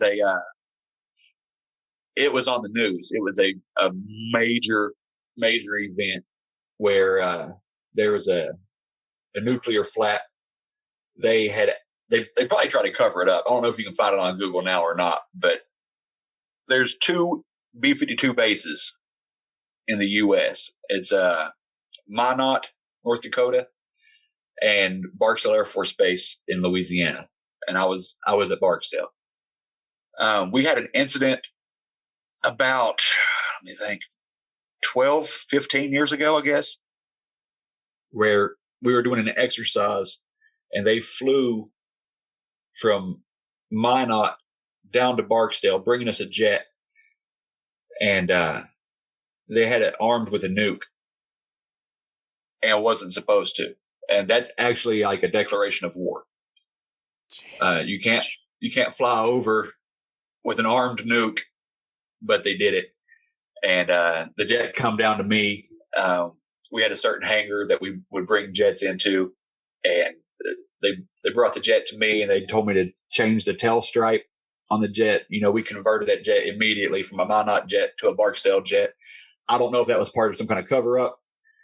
I don't know if it was, us just adopting the jet. They just told me to go in there and paint it, and I did.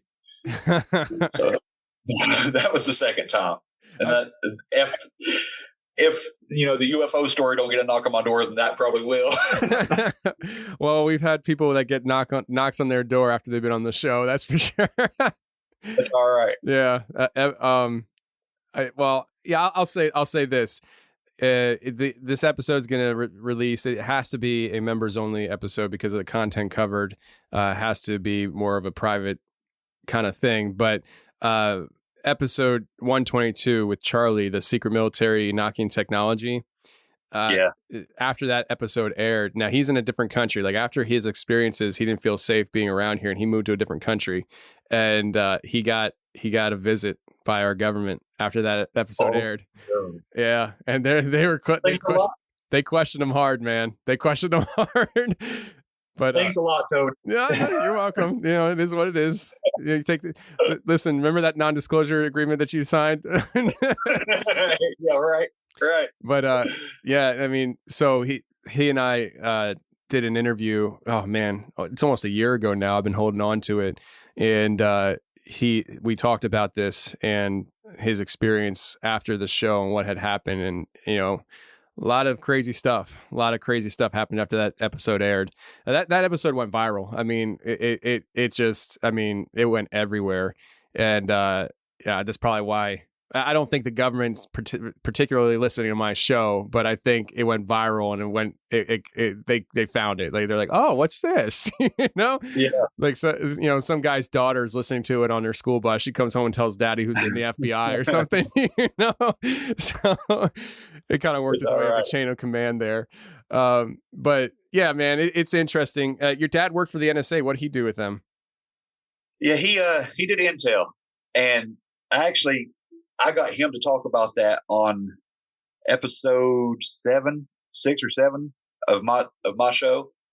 Me and Dad sat down, had a few beers around the fire pit out back, and he told some good stories, man. He had, back then they had like a teletype machine, things come out on print, and he got the message that there was a UFO downed and where it was at and all this kind of stuff. And he got to take that report to his higher ups, and, they do the Hollywood crumple it up. You've never seen this. If you tell a word, we know where it's coming from, that kind of thing. So yeah, he shared a couple of those kind of stories, and trying to break into a room that was labeled Project Blue Book. I guess you've heard of that. What? Your dad tried breaking into a room that was labeled Project Blue Book? According to him, that's what he said. He told me where he worked at, and that it was a few doors down from his office, and he stayed late and tried to. He went into the subflooring of the building and tried to crawl into the room, and it's wild, man. It's a good story. What, was he successful? Tony, they might have to turn into my show and listen to see if he was successful. Well, I'm trying to warm people up. The Bump Podcast, episode 7, right? Yeah, it's 6 or 7. Yeah, I think it's one of the earlier episodes, but it's definitely one of my favorites, man. My dad comes on the show all the time and pitches in. He's wild. That's crazy, man. That's crazy. One more question about that stuff. Your dad getting, the message of a downed UFO. What year was this? It was mid-70s. He was in the Air Force from like 74 to 79, somewhere through there, about a 6-year window there. So it was during those years. I didn't ask specifically which year it was that he was in that happened. Wow, that's really interesting. And the message that he got, it didn't come from civilian. Who did it come from? No, it wasn't civilian. It was so it was higher ups. Yeah, it's higher up. That's interesting. Well, I'm gonna have to check that out too myself. 6 or 7, episode 6 or 7, the Bump Podcast, people, the Bump Podcast. Check it out. That's right. That's interesting. That's very interesting. I love that kind of stuff. It gets my gears turning and stuff. Yeah, me too, man. And that room's not supposed to exist. And your dad's saying, "Oh, it was there." See, that's the thing. He was stationed in Maryland, and I told him, I said, "Dad, because I'm always afraid he's yanking my chain. I'm like, I know what years you were in. Project Blue Book was supposed to have been shut down before, the time frame that you were up there." And he was like, "Yeah, I know." He said, "That's why I was trying to get into the damn place." So I don't know. I mean, I'll take him at his word. Yeah, I mean, it's your dad, and that's a very common thing that people, talk about, is the fact that when these certain programs get exposed publicly and stuff, a lot of times say, "Oh, that's been shut down," or we'll shut it down. But just because they say they shut something down doesn't mean they shut it down. They just rebrand things, so they'll give it a new name, a new paint job and put it back out there. And it's the same old machine, man. That's what I tell people about the MK Ultra stuff. I mean, the government admitted, like, we have our president apologizing for it. Doesn't mean they stopped, though. It doesn't mean they stopped, It just means they got caught, so they had to rebrand it and find a new house for it. That's it, Exactly. Especially if something's being fruitful for them. So, I mean, if they're doing something that's fruitful for their mission at hand, your knowledge of it doesn't sway them from pursuing it. They make a U-turn and they go a different direction with it. Exactly, because just because they announce it, we're not doing anything to even try to stop it. What we're going to do? Go on Facebook and we're going to raid the Capitol, man. We're going to raid the Capitol. I'm just kidding. I'm kidding. Okay, like, that's not to be serious. I might have to edit that out. You never know these days. All right, man. So let's get to this experience you had, or maybe multiple experiences. I know you said you've experienced, like, small miracles. What are we talking about here? I mean, are they just, I don't know.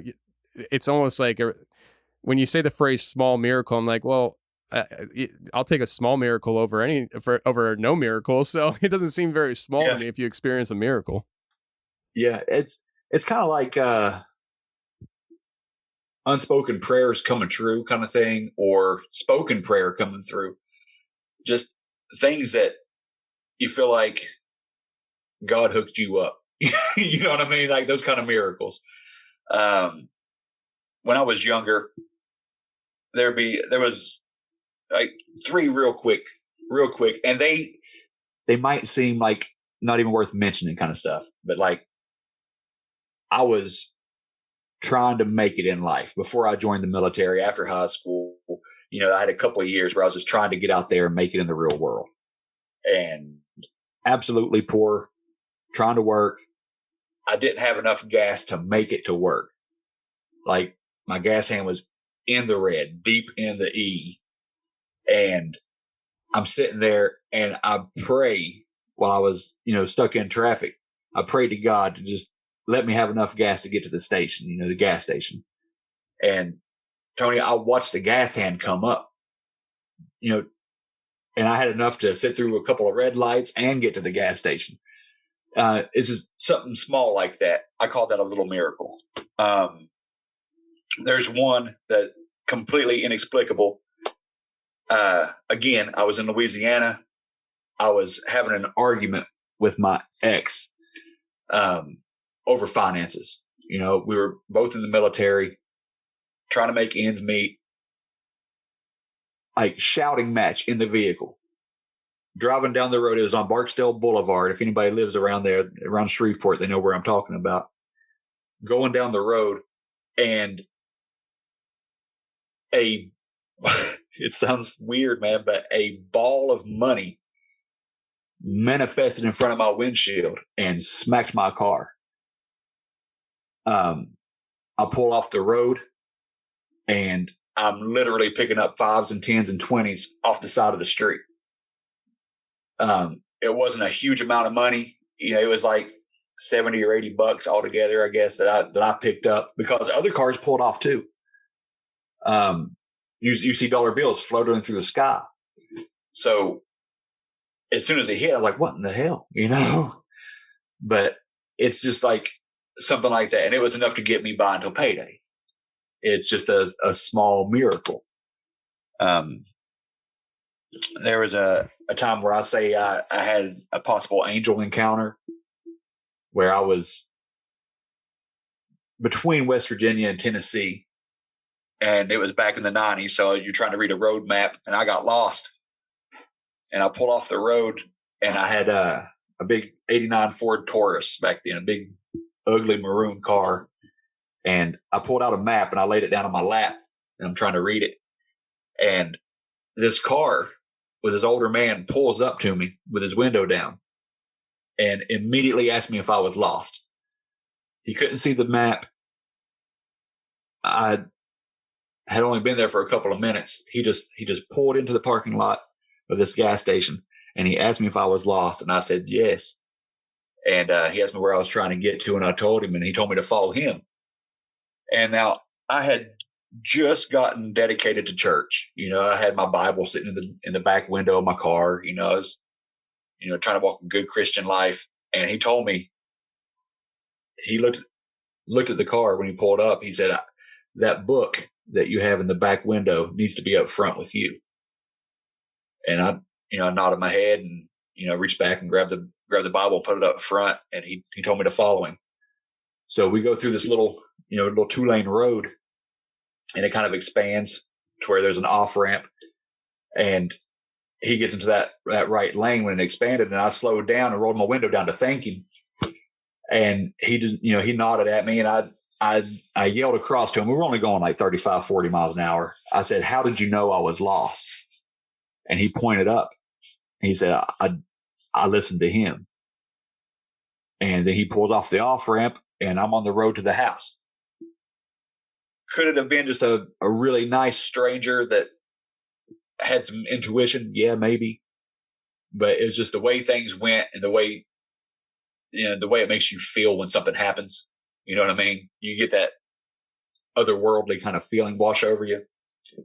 I consider that kind of like maybe a visit, Yeah. And I've had similar experiences like that as well, where, somebody just interjects in a situation that, it's almost impossible for them to understand what was going on and kind of come through and really just help you out big time. Yeah, man. Like, my life was, and my wife, and I think there's 2 or 3 other girls, our lives were spared because somebody showed up just randomly and seemed to understand the situation that we were in. And it's crazy, man. It's crazy. But yeah, you mentioned about the wad of money hitting the windshield and everybody started pulling over. You know what that made me think of? The Batman movie with Jack Nicholson when he's throwing money out to the people and stuff. Like I almost wanted to play the song that they were dancing to and stuff. But well, the Joker was nowhere in sight. Good. And it all depends on which Joker you're getting. He's either throwing money out to the people or he's stacking it up and burning it. Right. But yeah, Bo, man, listen, it's been a pleasure talking to you and having some of these stories. And you kind of threw me a curveball with your secret security clearance. So my ears perked up on that. I was like, oh, I got to dig on this and see how far I can get to talk. I was like, I don't know if he's going to talk, but we got to see what we can do here. But I'll tell you what, man, I appreciate you coming on the show. And, people that are listening should definitely check out the Bump Podcast and, go through the episodes and look for certain ones that you like. Definitely check out the episode with Bo's dad talking about the his experiences and stuff, because that sounds real intriguing, and I'm gonna be definitely checking that out, man. Hey, thanks, Tony. I appreciate it. Yeah, I got something for everybody on that show. We got Bigfoot, UFOs, alien abductions. If people watch Netflix, the reboot of Unsolved Mysteries, I got Tom Reed, Melanie Kirchdorfer, and Tom Warner. I got all of them on the show talking about their abduction experiences and stuff like that. I've had a lot of good shows, a lot of good guests. So I hope everybody comes and checks it out. And I appreciate you for letting me have this platform to share my. Hey, we got Oscar on the show. Oscar, how you doing, man? I am doing good. How about yourself, Tony? Man, I'm doing good. Thanks for hanging in there with me. My son came down and interrupted the beginning, and I had to go take care of him and put him back to bed. So, no kid stuff. It's that kid stuff, man. So, Oscar, you emailed the show, and you have this shadow man that it's like an evolving story for you, where it kind of starts off in your childhood and then kind of follows you periodically throughout your life, getting worse and worse as time goes on. So traditionally, the way we do it on the show is we start from the earliest and work our way through it, so that the audience and myself can hear the progression of things and maybe help us to kind of understand what you're feeling with all this stuff. So I know you mentioned there was a pretty dramatic thing that happened to you as a kid and stuff that might have launched this off. So feel free to take it off from wherever you want to start, man. Yeah.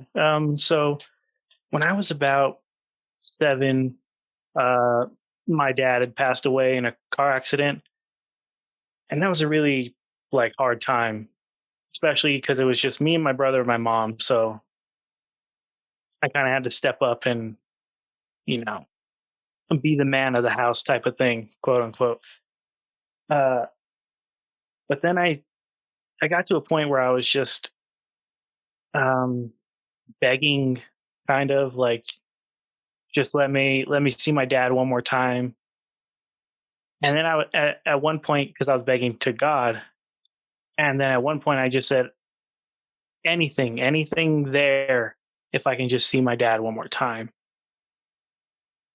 I would love it.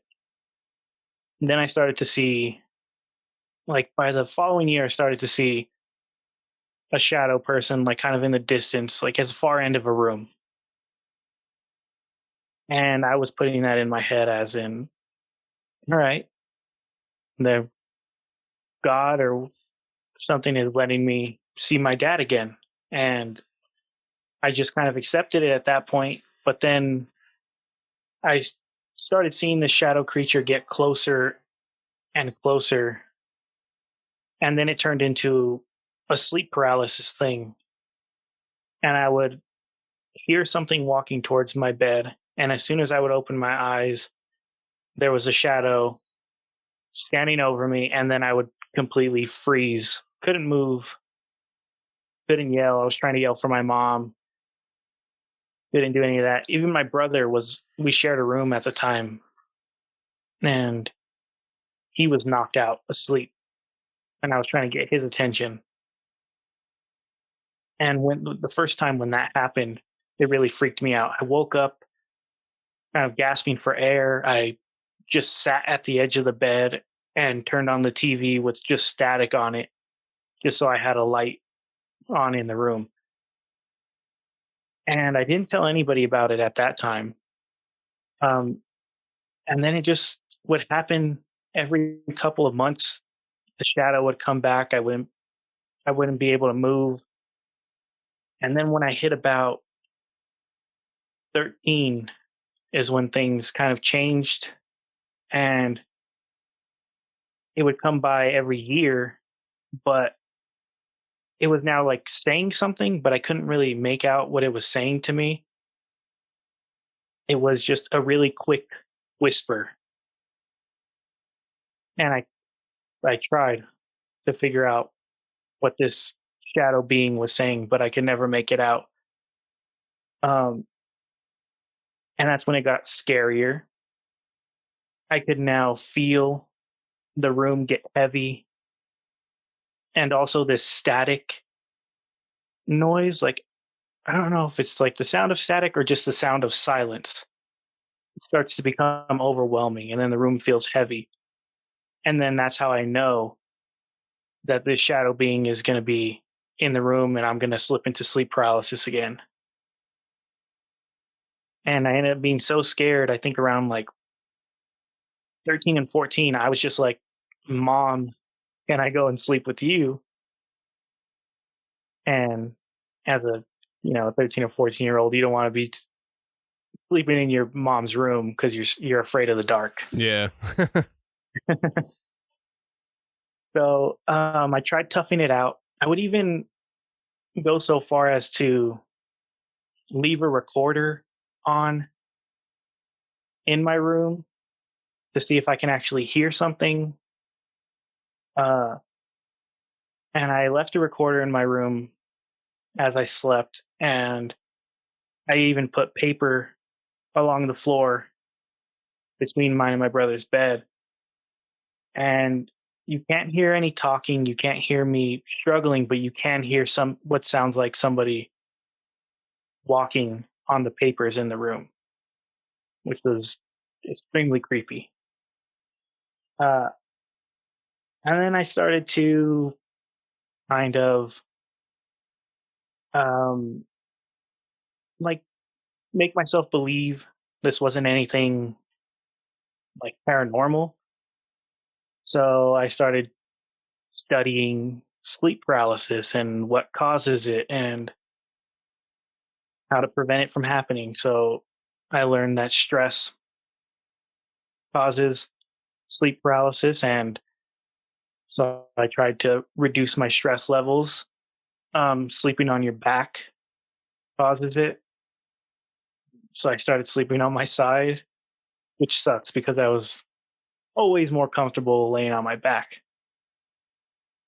And then that seemed to work for the time being, but then every so often it was just this random event that would happen. I would wake up in the middle of the night to a heavy feeling and hearing that sound of silence, and I could hear this thing walking over me. And it wasn't your normal shadow man. It wasn't the hat man, the guy with the trench coat and the hat. It was kind of this lanky shadow creature that was about as tall as the room. And it would kind of hold me down. It wouldn't just be that I was frozen. I was being held down while I couldn't breathe, talk, anything. But I would always feel that pressure on my shoulders of it holding me down. And then for a while, we went from California to Arizona, then back to California. Most of the incidents happened only in California, which was weird. I think I only had one sleep paralysis episode in Arizona, and I was there for a couple of years. But then back in California, I'm out of high school at this time, and sleep paralysis comes back, and it's now just getting a lot weirder. I can now almost make out a face of what this thing looks like, and it just kind of looks like a goblin. I don't even know how to describe it. And that's what starts to scare me, is now I feel like as the years go on, it went from just a shadow in the corner to getting closer and closer to the bed, to actually hearing it speak, hearing footsteps, and now being able to almost make out this thing's face. And I remember being home one day, and this was during the day, I wasn't asleep or anything. And I thought to myself, I wonder if me begging for anything to like give me a glimpse of my dad, kind of just called in something negative. And I can't believe it took me that long to kind of piece those things together. But then I did something else stupid. stupid. I started looking up demonic names and things like that, and saying these names and asking, is this one you? Is this you? Are you the one messing with me? And when I asked one name, I don't remember what it was. I probably wouldn't even want to say it if I remembered it. But I asked a name, and then I started to hear music in another room, which was weird because I was home alone. Oddly enough, I decided to stay home from church and start saying demonic names alone in the house. Very smart. And I hear this music. Go check that room. There's nobody in there. The music stopped as soon as I opened the door. I walked past a mirror and I looked at myself, and another weird thing happened. I said, you handle it well for no reason. I told myself in the mirror, you handle it well. And I went back downstairs, and I had been recording audio at that time, and I was listening back. And after I said that name, you can hear a growl, and that's when the music started, and I walked past the mirror and talked to myself, and that's when it all clicked in my head. Okay, this is something evil. No bueno. And I got better at, praying regularly and building a better relationship with God, and it started to slow everything down, which was awesome.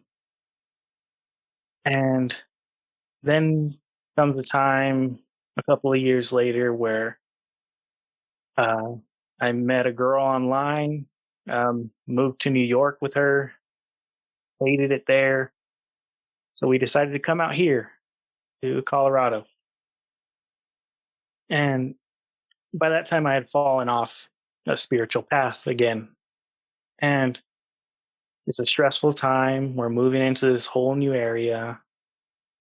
And I remember falling asleep in the bed in one of the other rooms, and I'm on the couch just kind of watching TV. And then I see her get up. I hear the door open. I see her walk through the hall and then just turn around and walk back into the room. And I got up really quick to check if she was okay. And I wasn't even like a second behind her. And I opened the door, following her back into the room. And she's knocked out asleep in the bed. And I just kind of brushed it off like, okay, she was sleepwalking, and just went to bed really fast. And then I decided to go and sit back down on the couch. I'm starting to fall asleep, lay on the couch, and I'm looking at my phone, and I start hearing footsteps kind of stomping towards me. And I thought, that's her walking out and coming towards me. So I put my phone down really quick. And there it is, this lanky, tall shadow heading straight towards me. And as soon as I lay eyes on it, I'm frozen and I can't move. And I'm trying to yell for my girlfriend. Her name is Katie. I'm trying to yell for Katie, and I can't. I'm trying to move, I can't. I tried doing the little tips they give you when you're in sleep paralysis, like try to wiggle a finger, try to wiggle a toe. None of that was working. And my heart's pounding, and I decide to just kind of, say a prayer saying, please help me, God. This is something different I've never experienced. It's never taken the shape of somebody before. It was weird. Now it's a doppelganger, which had me more confused and what's going on. And then I just remember just snapping out of it and just breathing really hard, trying to catch my breath. And taking a big drink of water, trying to calm myself down, asking like, what the heck is this thing? Why did it come back? And I haven't had very much sleep paralysis lately. I can kind of feel when it's coming on, and I'll just say a prayer to myself, and stop it from happening. Once I start hearing the sound of nothing, I say a prayer, and it stops it before it happens now. And I think doing that and just strengthening my faith even more, being here, has really helped. But every once in a while, there are weird things will happen. We have a cat, so randomly you'll hear one of his toys roll across the ground, and he's nowhere near the toy. Yeah, that's pretty much where it's at now when it comes to this shadow creature. Do you think that this, whatever this is done now, or like you weren't sure why it showed up again? And do you feel like this is going to be something that happens again, or did you ever come to any conclusion as to why it showed up now? No, I thought it was the fact that maybe I was just stressed out again about a whole new area, being in a whole new place, not near any family or anything like that. I thought that's what brought it on. And then I also thought it was because maybe I've gotten more into the paranormal, so I'm listening to podcasts and things like that, and maybe it just made me overactive imagination type of thing. But I'm not really sure why it came back and why little things tend to happen every now and then. It's interesting. And you were looking at the looking for names of demons and stuff, and then rattling off names, right? Yeah. Do you think that, and you think that kind of, intensified things? Yeah, I'm not sure, because like as soon as I said the name, that's when things got real weird. And yeah, I don't even try to like do that again to see if things will happen if I said the name again. But yeah, it just started with, once I said that name, a growl, really intense growl happened, and it was only caught in the audio. I wish I had it. And then music played, and I talked to myself in the mirror, and just super weird. Man, so the last time you had an encounter with it, it got intensified, and it sounded like it was the most threatening it's ever been towards you. I mean, have you put thought into this moving forward, as far as, it seems like it's been evolving over time and where this might lead? Yeah, I thought, because this time was the last time it happened, it was like stomping towards me and really almost like it was running at me. And I think I thought, okay, if I just put, full force into my faith and, trusting in God and doing, some type of scripture reading by myself and really strengthening that relationship, maybe it'll help me fend off whatever this thing is. So, one more question about this. You told me in an email that you haven't told your girlfriend about this. Is that still the case? No, I recently, actually just before we started recording, I started telling her about it. So you waited to the last minute to come clean, huh? Yeah, because she's scared of everything. She is scared of everything. So she kept asking me, what are you going to talk about? And I was like, I don't want to tell you, because then you'll be scared. And then she kept bugging, and I was like, all right, I'm going to tell you, but you're going to be scared. And it has kind of, quote unquote, has something to do with you. And I told her, and she stopped me right after I said it, that it looked like her, and she didn't want to hear anymore. So she's just like, I choose ignorance. Yeah. Yeah, she doesn't want anything to do with it. Yeah, well, I guess I guess that makes sense. Hopefully it doesn't happen again. I mean, if it happens again like that, would you tell her? Probably not. Because she already gets scared when I'm driving around for work. She'll text me saying that she heard a noise and she's scared. So I wouldn't want her to freak out even more. Yeah, I understand that. So you also have these UFO experiences that you've been through, and I'm interested to hear about them. Okay, I'll go with the kind of lighter ones at first. All of my UFO experiences happened in Arizona, which is apparently a big hotspot for them. This was me in high school, and I'm standing outside with my mom, and we're kind of just looking out at the stars because you can see the stars really good in Arizona.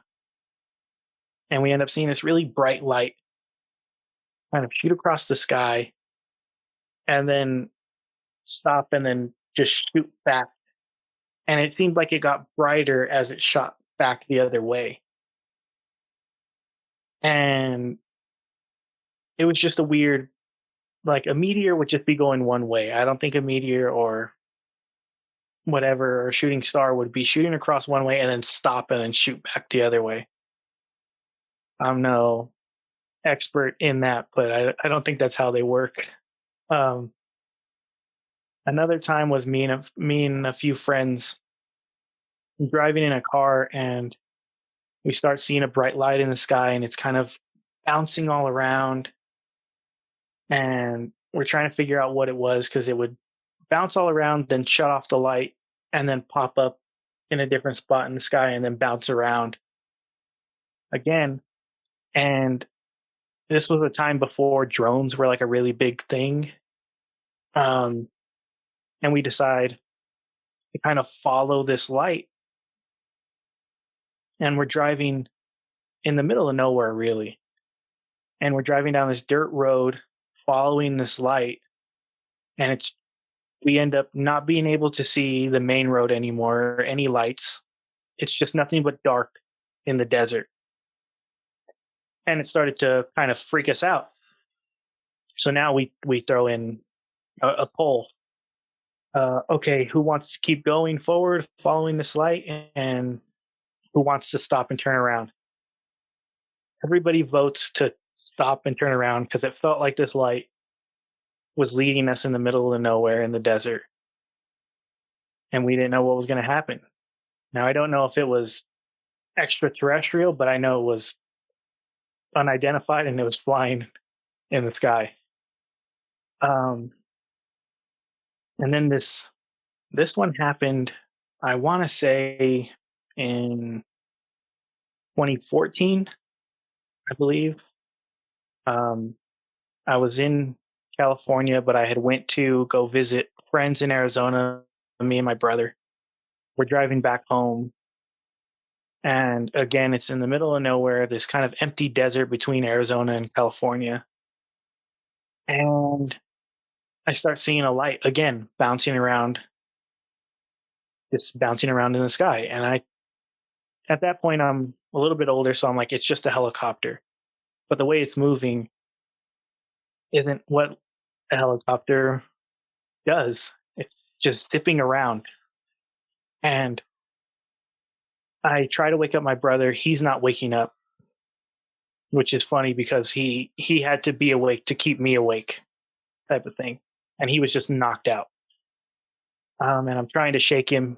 He's kind of grunting, telling me to leave him alone. And as I'm trying to wake him up, and I'm just to get some confirmation that this is just a helicopter, right? Nothing else. I see the light swoop down from the sky and head straight towards my car, to the point where I had to swerve really hard. Luckily, there wasn't a car next to me in the lane, because the lanes are set up where you have two lanes heading one way, a giant dirt median in the middle, and then two lanes going the opposite way. So I swerved to get out of the way, barely like missing this light. And that's when my brother wakes up. And he's like, "Are you okay? What's going on? Are you falling asleep?" And I was like, "No, you didn't see the light? You didn't see that light?" And he's just like, What light? What are you talking about? Are you sure you're okay?" And I was like, "You didn't see the light that swooped from the sky straight at the car?" And he's like, "No." And I turn around. This is all happening within a matter of seconds. And I turn around and I see no tail lights because I tried to see if it was another car. I don't even see that light behind us. And that's like the one thing that kind of rattles my brain the most out of the three kind of experiences is like this one shot towards the car to the point where I had to dodge it and almost went off the road. And I still, to this day, I can't figure out what that was, because it didn't, as it got closer, it didn't seem like two headlights. It was just one giant light. Yeah, that's scary, man. That's freaky.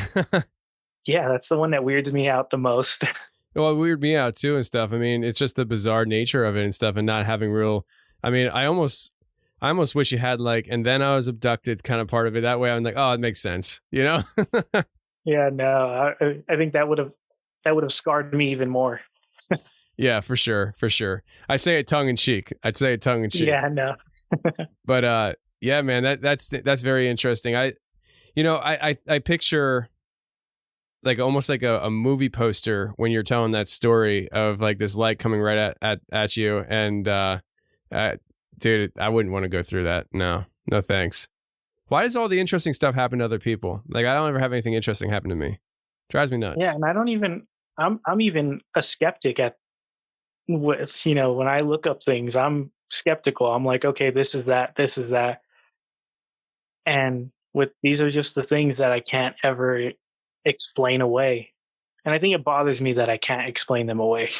Oh, for sure. Yeah, I mean, I think that people who go through these things would love to be able to explain things away and just be like, oh, I know what that was. Like even down to like hauntings. I mean, you hear the footsteps and you're like, yeah, but I know what that was. Like, so say you have somebody over at your house and they hear the footsteps and they're like, oh my gosh, you hear that? You're like, don't worry about it. The house is settling, something simple, just give me something simple explanation, and we're good. But when it comes down to things that, you saw, which this giant light coming at you like that, I mean, I don't know what to tell you. I mean, it sounds like, to be honest with you, I get the sense just from hearing you that there's probably some kind of, I don't know.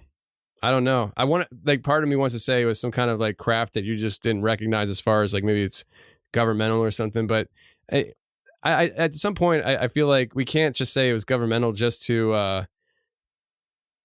I mean, what's the point? Ease the mind. Yeah, like what's the point? I mean, what's the point of a governmental craft of some sort buzzing you like that? I mean, it doesn't make sense to me. I know that there, I forget who it was, one of these pilots that used to fly. Wow, this is really bad because I don't even know the name of the pilot or the plane, but he used to fly one of these planes that were thought to not exist, and they did exist. And he said that they would buzz people to scare the hell out of them, and then they would think they had a UFO sighting. But I don't know. Does that happen all the time? I doubt it. Yeah, I think the thing with this one too is it flying like straight towards me almost gave me, well, didn't almost, but it gave me the feeling that it knew I was looking at it and kind of singled me out in that moment. And that's what scared me. Yeah. I mean, when you feel like it's singling you out like that, I mean, yeah, it's kind of freaky. But, man, so the shadow figure during sleep paralysis, the shadow man, and then the UFOs. And have you ever thought that those two things might be connected somehow on a spiritual level? Yeah, I mean, now it's in my head that you've kind of said it. But now I'm thinking I never saw like what seemed like a craft. It just seemed like a bright light. So I mean, It could be. Actually, that you just kind of triggered something in my mind, like another kind of experience. You want to hear it, or? No, I'm not here to hear experiences, man. Come on, of course. Yeah, this one is when I was younger. I was probably, I want to say 10 or 11. And I remember us driving down the road. It's always surrounded by nothingness. And I remember looking up in the sky and I could see the clouds kind of open up in a circle and what looks like something kind of go into that circle, and then the clouds closed back up. And in my head, I'm remembering it like when I was little, I thought, did I just see an angel or something going into the clouds? And now with both of these now thinking of both of these types of experiences, I don't know. It's just what pops into my head right now. Yeah, because I mean, I bring that up because I know there's a lot of people out there that believe that there's a spiritual aspect to these UFO sightings. I'm not totally sure on that. I mean, I could go either way. I mean, I hear all people's arguments and, consume all content, but the idea of it, just thinking about your two experiences and stuff, just thought I'd ask you and see if you ever thought about that angle of things. Well, now I am. Well, there you go. I'm not. Don't take my word for scripture on that. I mean, I don't know. I'm just. No, I think I'm just going to look into it to see if there is something between the two. There you go. Yeah, because I mean, just be like, that goofball said a question that I thought might be relevant, so I'll look into it. That's all.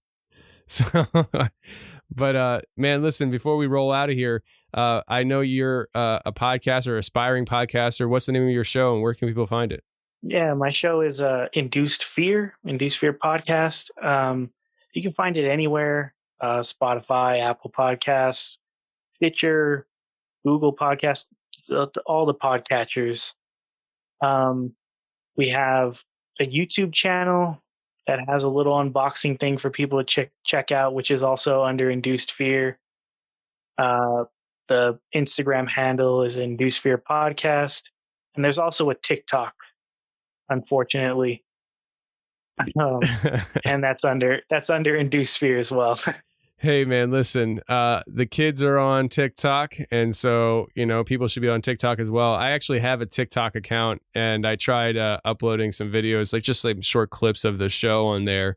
And I think I put 2 up, and I should probably check and see how that's doing. But it's not of you doing TikTok dances? No. I don't really shake the booty a whole lot, But yeah, it's just TikTok. I mean, it's not my cup of tea. I guess I'm just too old for it.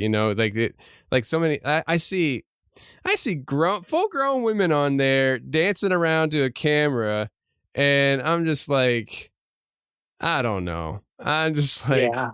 I'm always like, you're somebody's grandma. Yeah, yeah, stop.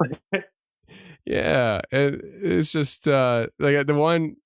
I'm not gonna say it. I'll piss people off. So I'm very cynical, and I see some of the stuff that goes on social media. I'm just like, well, the question you're asking, I can answer if you want the honest to God answer.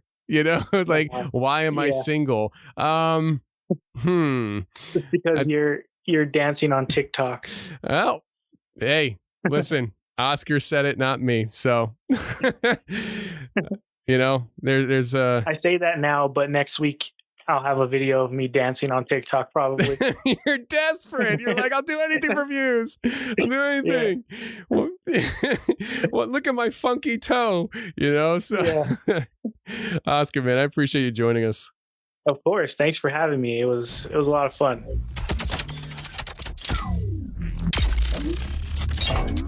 Well, if you made it this far in the show, it means you listened to all the interviews, and congratulations, you have some serious endurance, and I appreciate you listening to the show. That was hours and hours and hours of content. Never done it before, but I hope you guys enjoyed it. Let me know in the comments section of the post on social media. Instagram is where I'm active most. Let us know if you enjoyed this experience, and until next week, friends, stay safe, take care, and remember, the truth will set you free, but first it'll piss you off. Bye.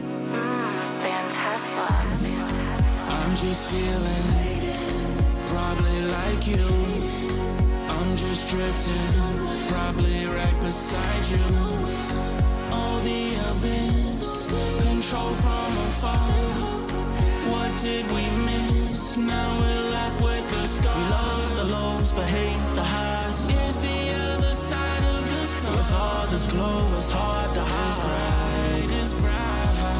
We love the lows but hate the highs. Is the other side of the sun. With all this dark, it's hard to find. It's bright. Everybody wanna preach a happy median. I see they dopamine fix come from media. Now your spirit getting booked on Expedia. Soul searching like Long Island Medium. I should've been taught. Sleepwalk through life, but being woke is an insult. They should've been caught. They wanna flood it in fear by drowning us on the asphalt. We love the lows, but hate the highs. Is the other side of the sun. With all this glow, it's hard to hide. It's bright. We love the lows, but hate the highs. Is the other side of the sun. With all this dark, it's hard to find. It's bright. Masking from elites, got us attaching what is free. Now we're rationing our needs for our soul. Yeah, we're not fasting from belief. The smell of Sharpies right the streets, looting liabilities like it's gold. Atomic number 79, Gucci, Prada, Jordan High. Sniff that line, it's on the house till you're sold. The ones that keep us locked for the felony time, or the ones that fund the dollars for the BLM sign. Y'all ain't really doing what y'all supposed to. Y'all just follow suit like the rest do. Oh, yeah. We love the lows, but hate the highs. Is the other side of the sun. With all this glow, it's hard to hide. It's bright. We love the lows, but hate the highs. Is the other side of the sun. With all this dark, it's hard to find. It's bright. Is the other side of the sun. It's bright, it's bright. We love the lows, but hate the high. Is the other side of the sun. With all this dark, it's hard to find. It's bright.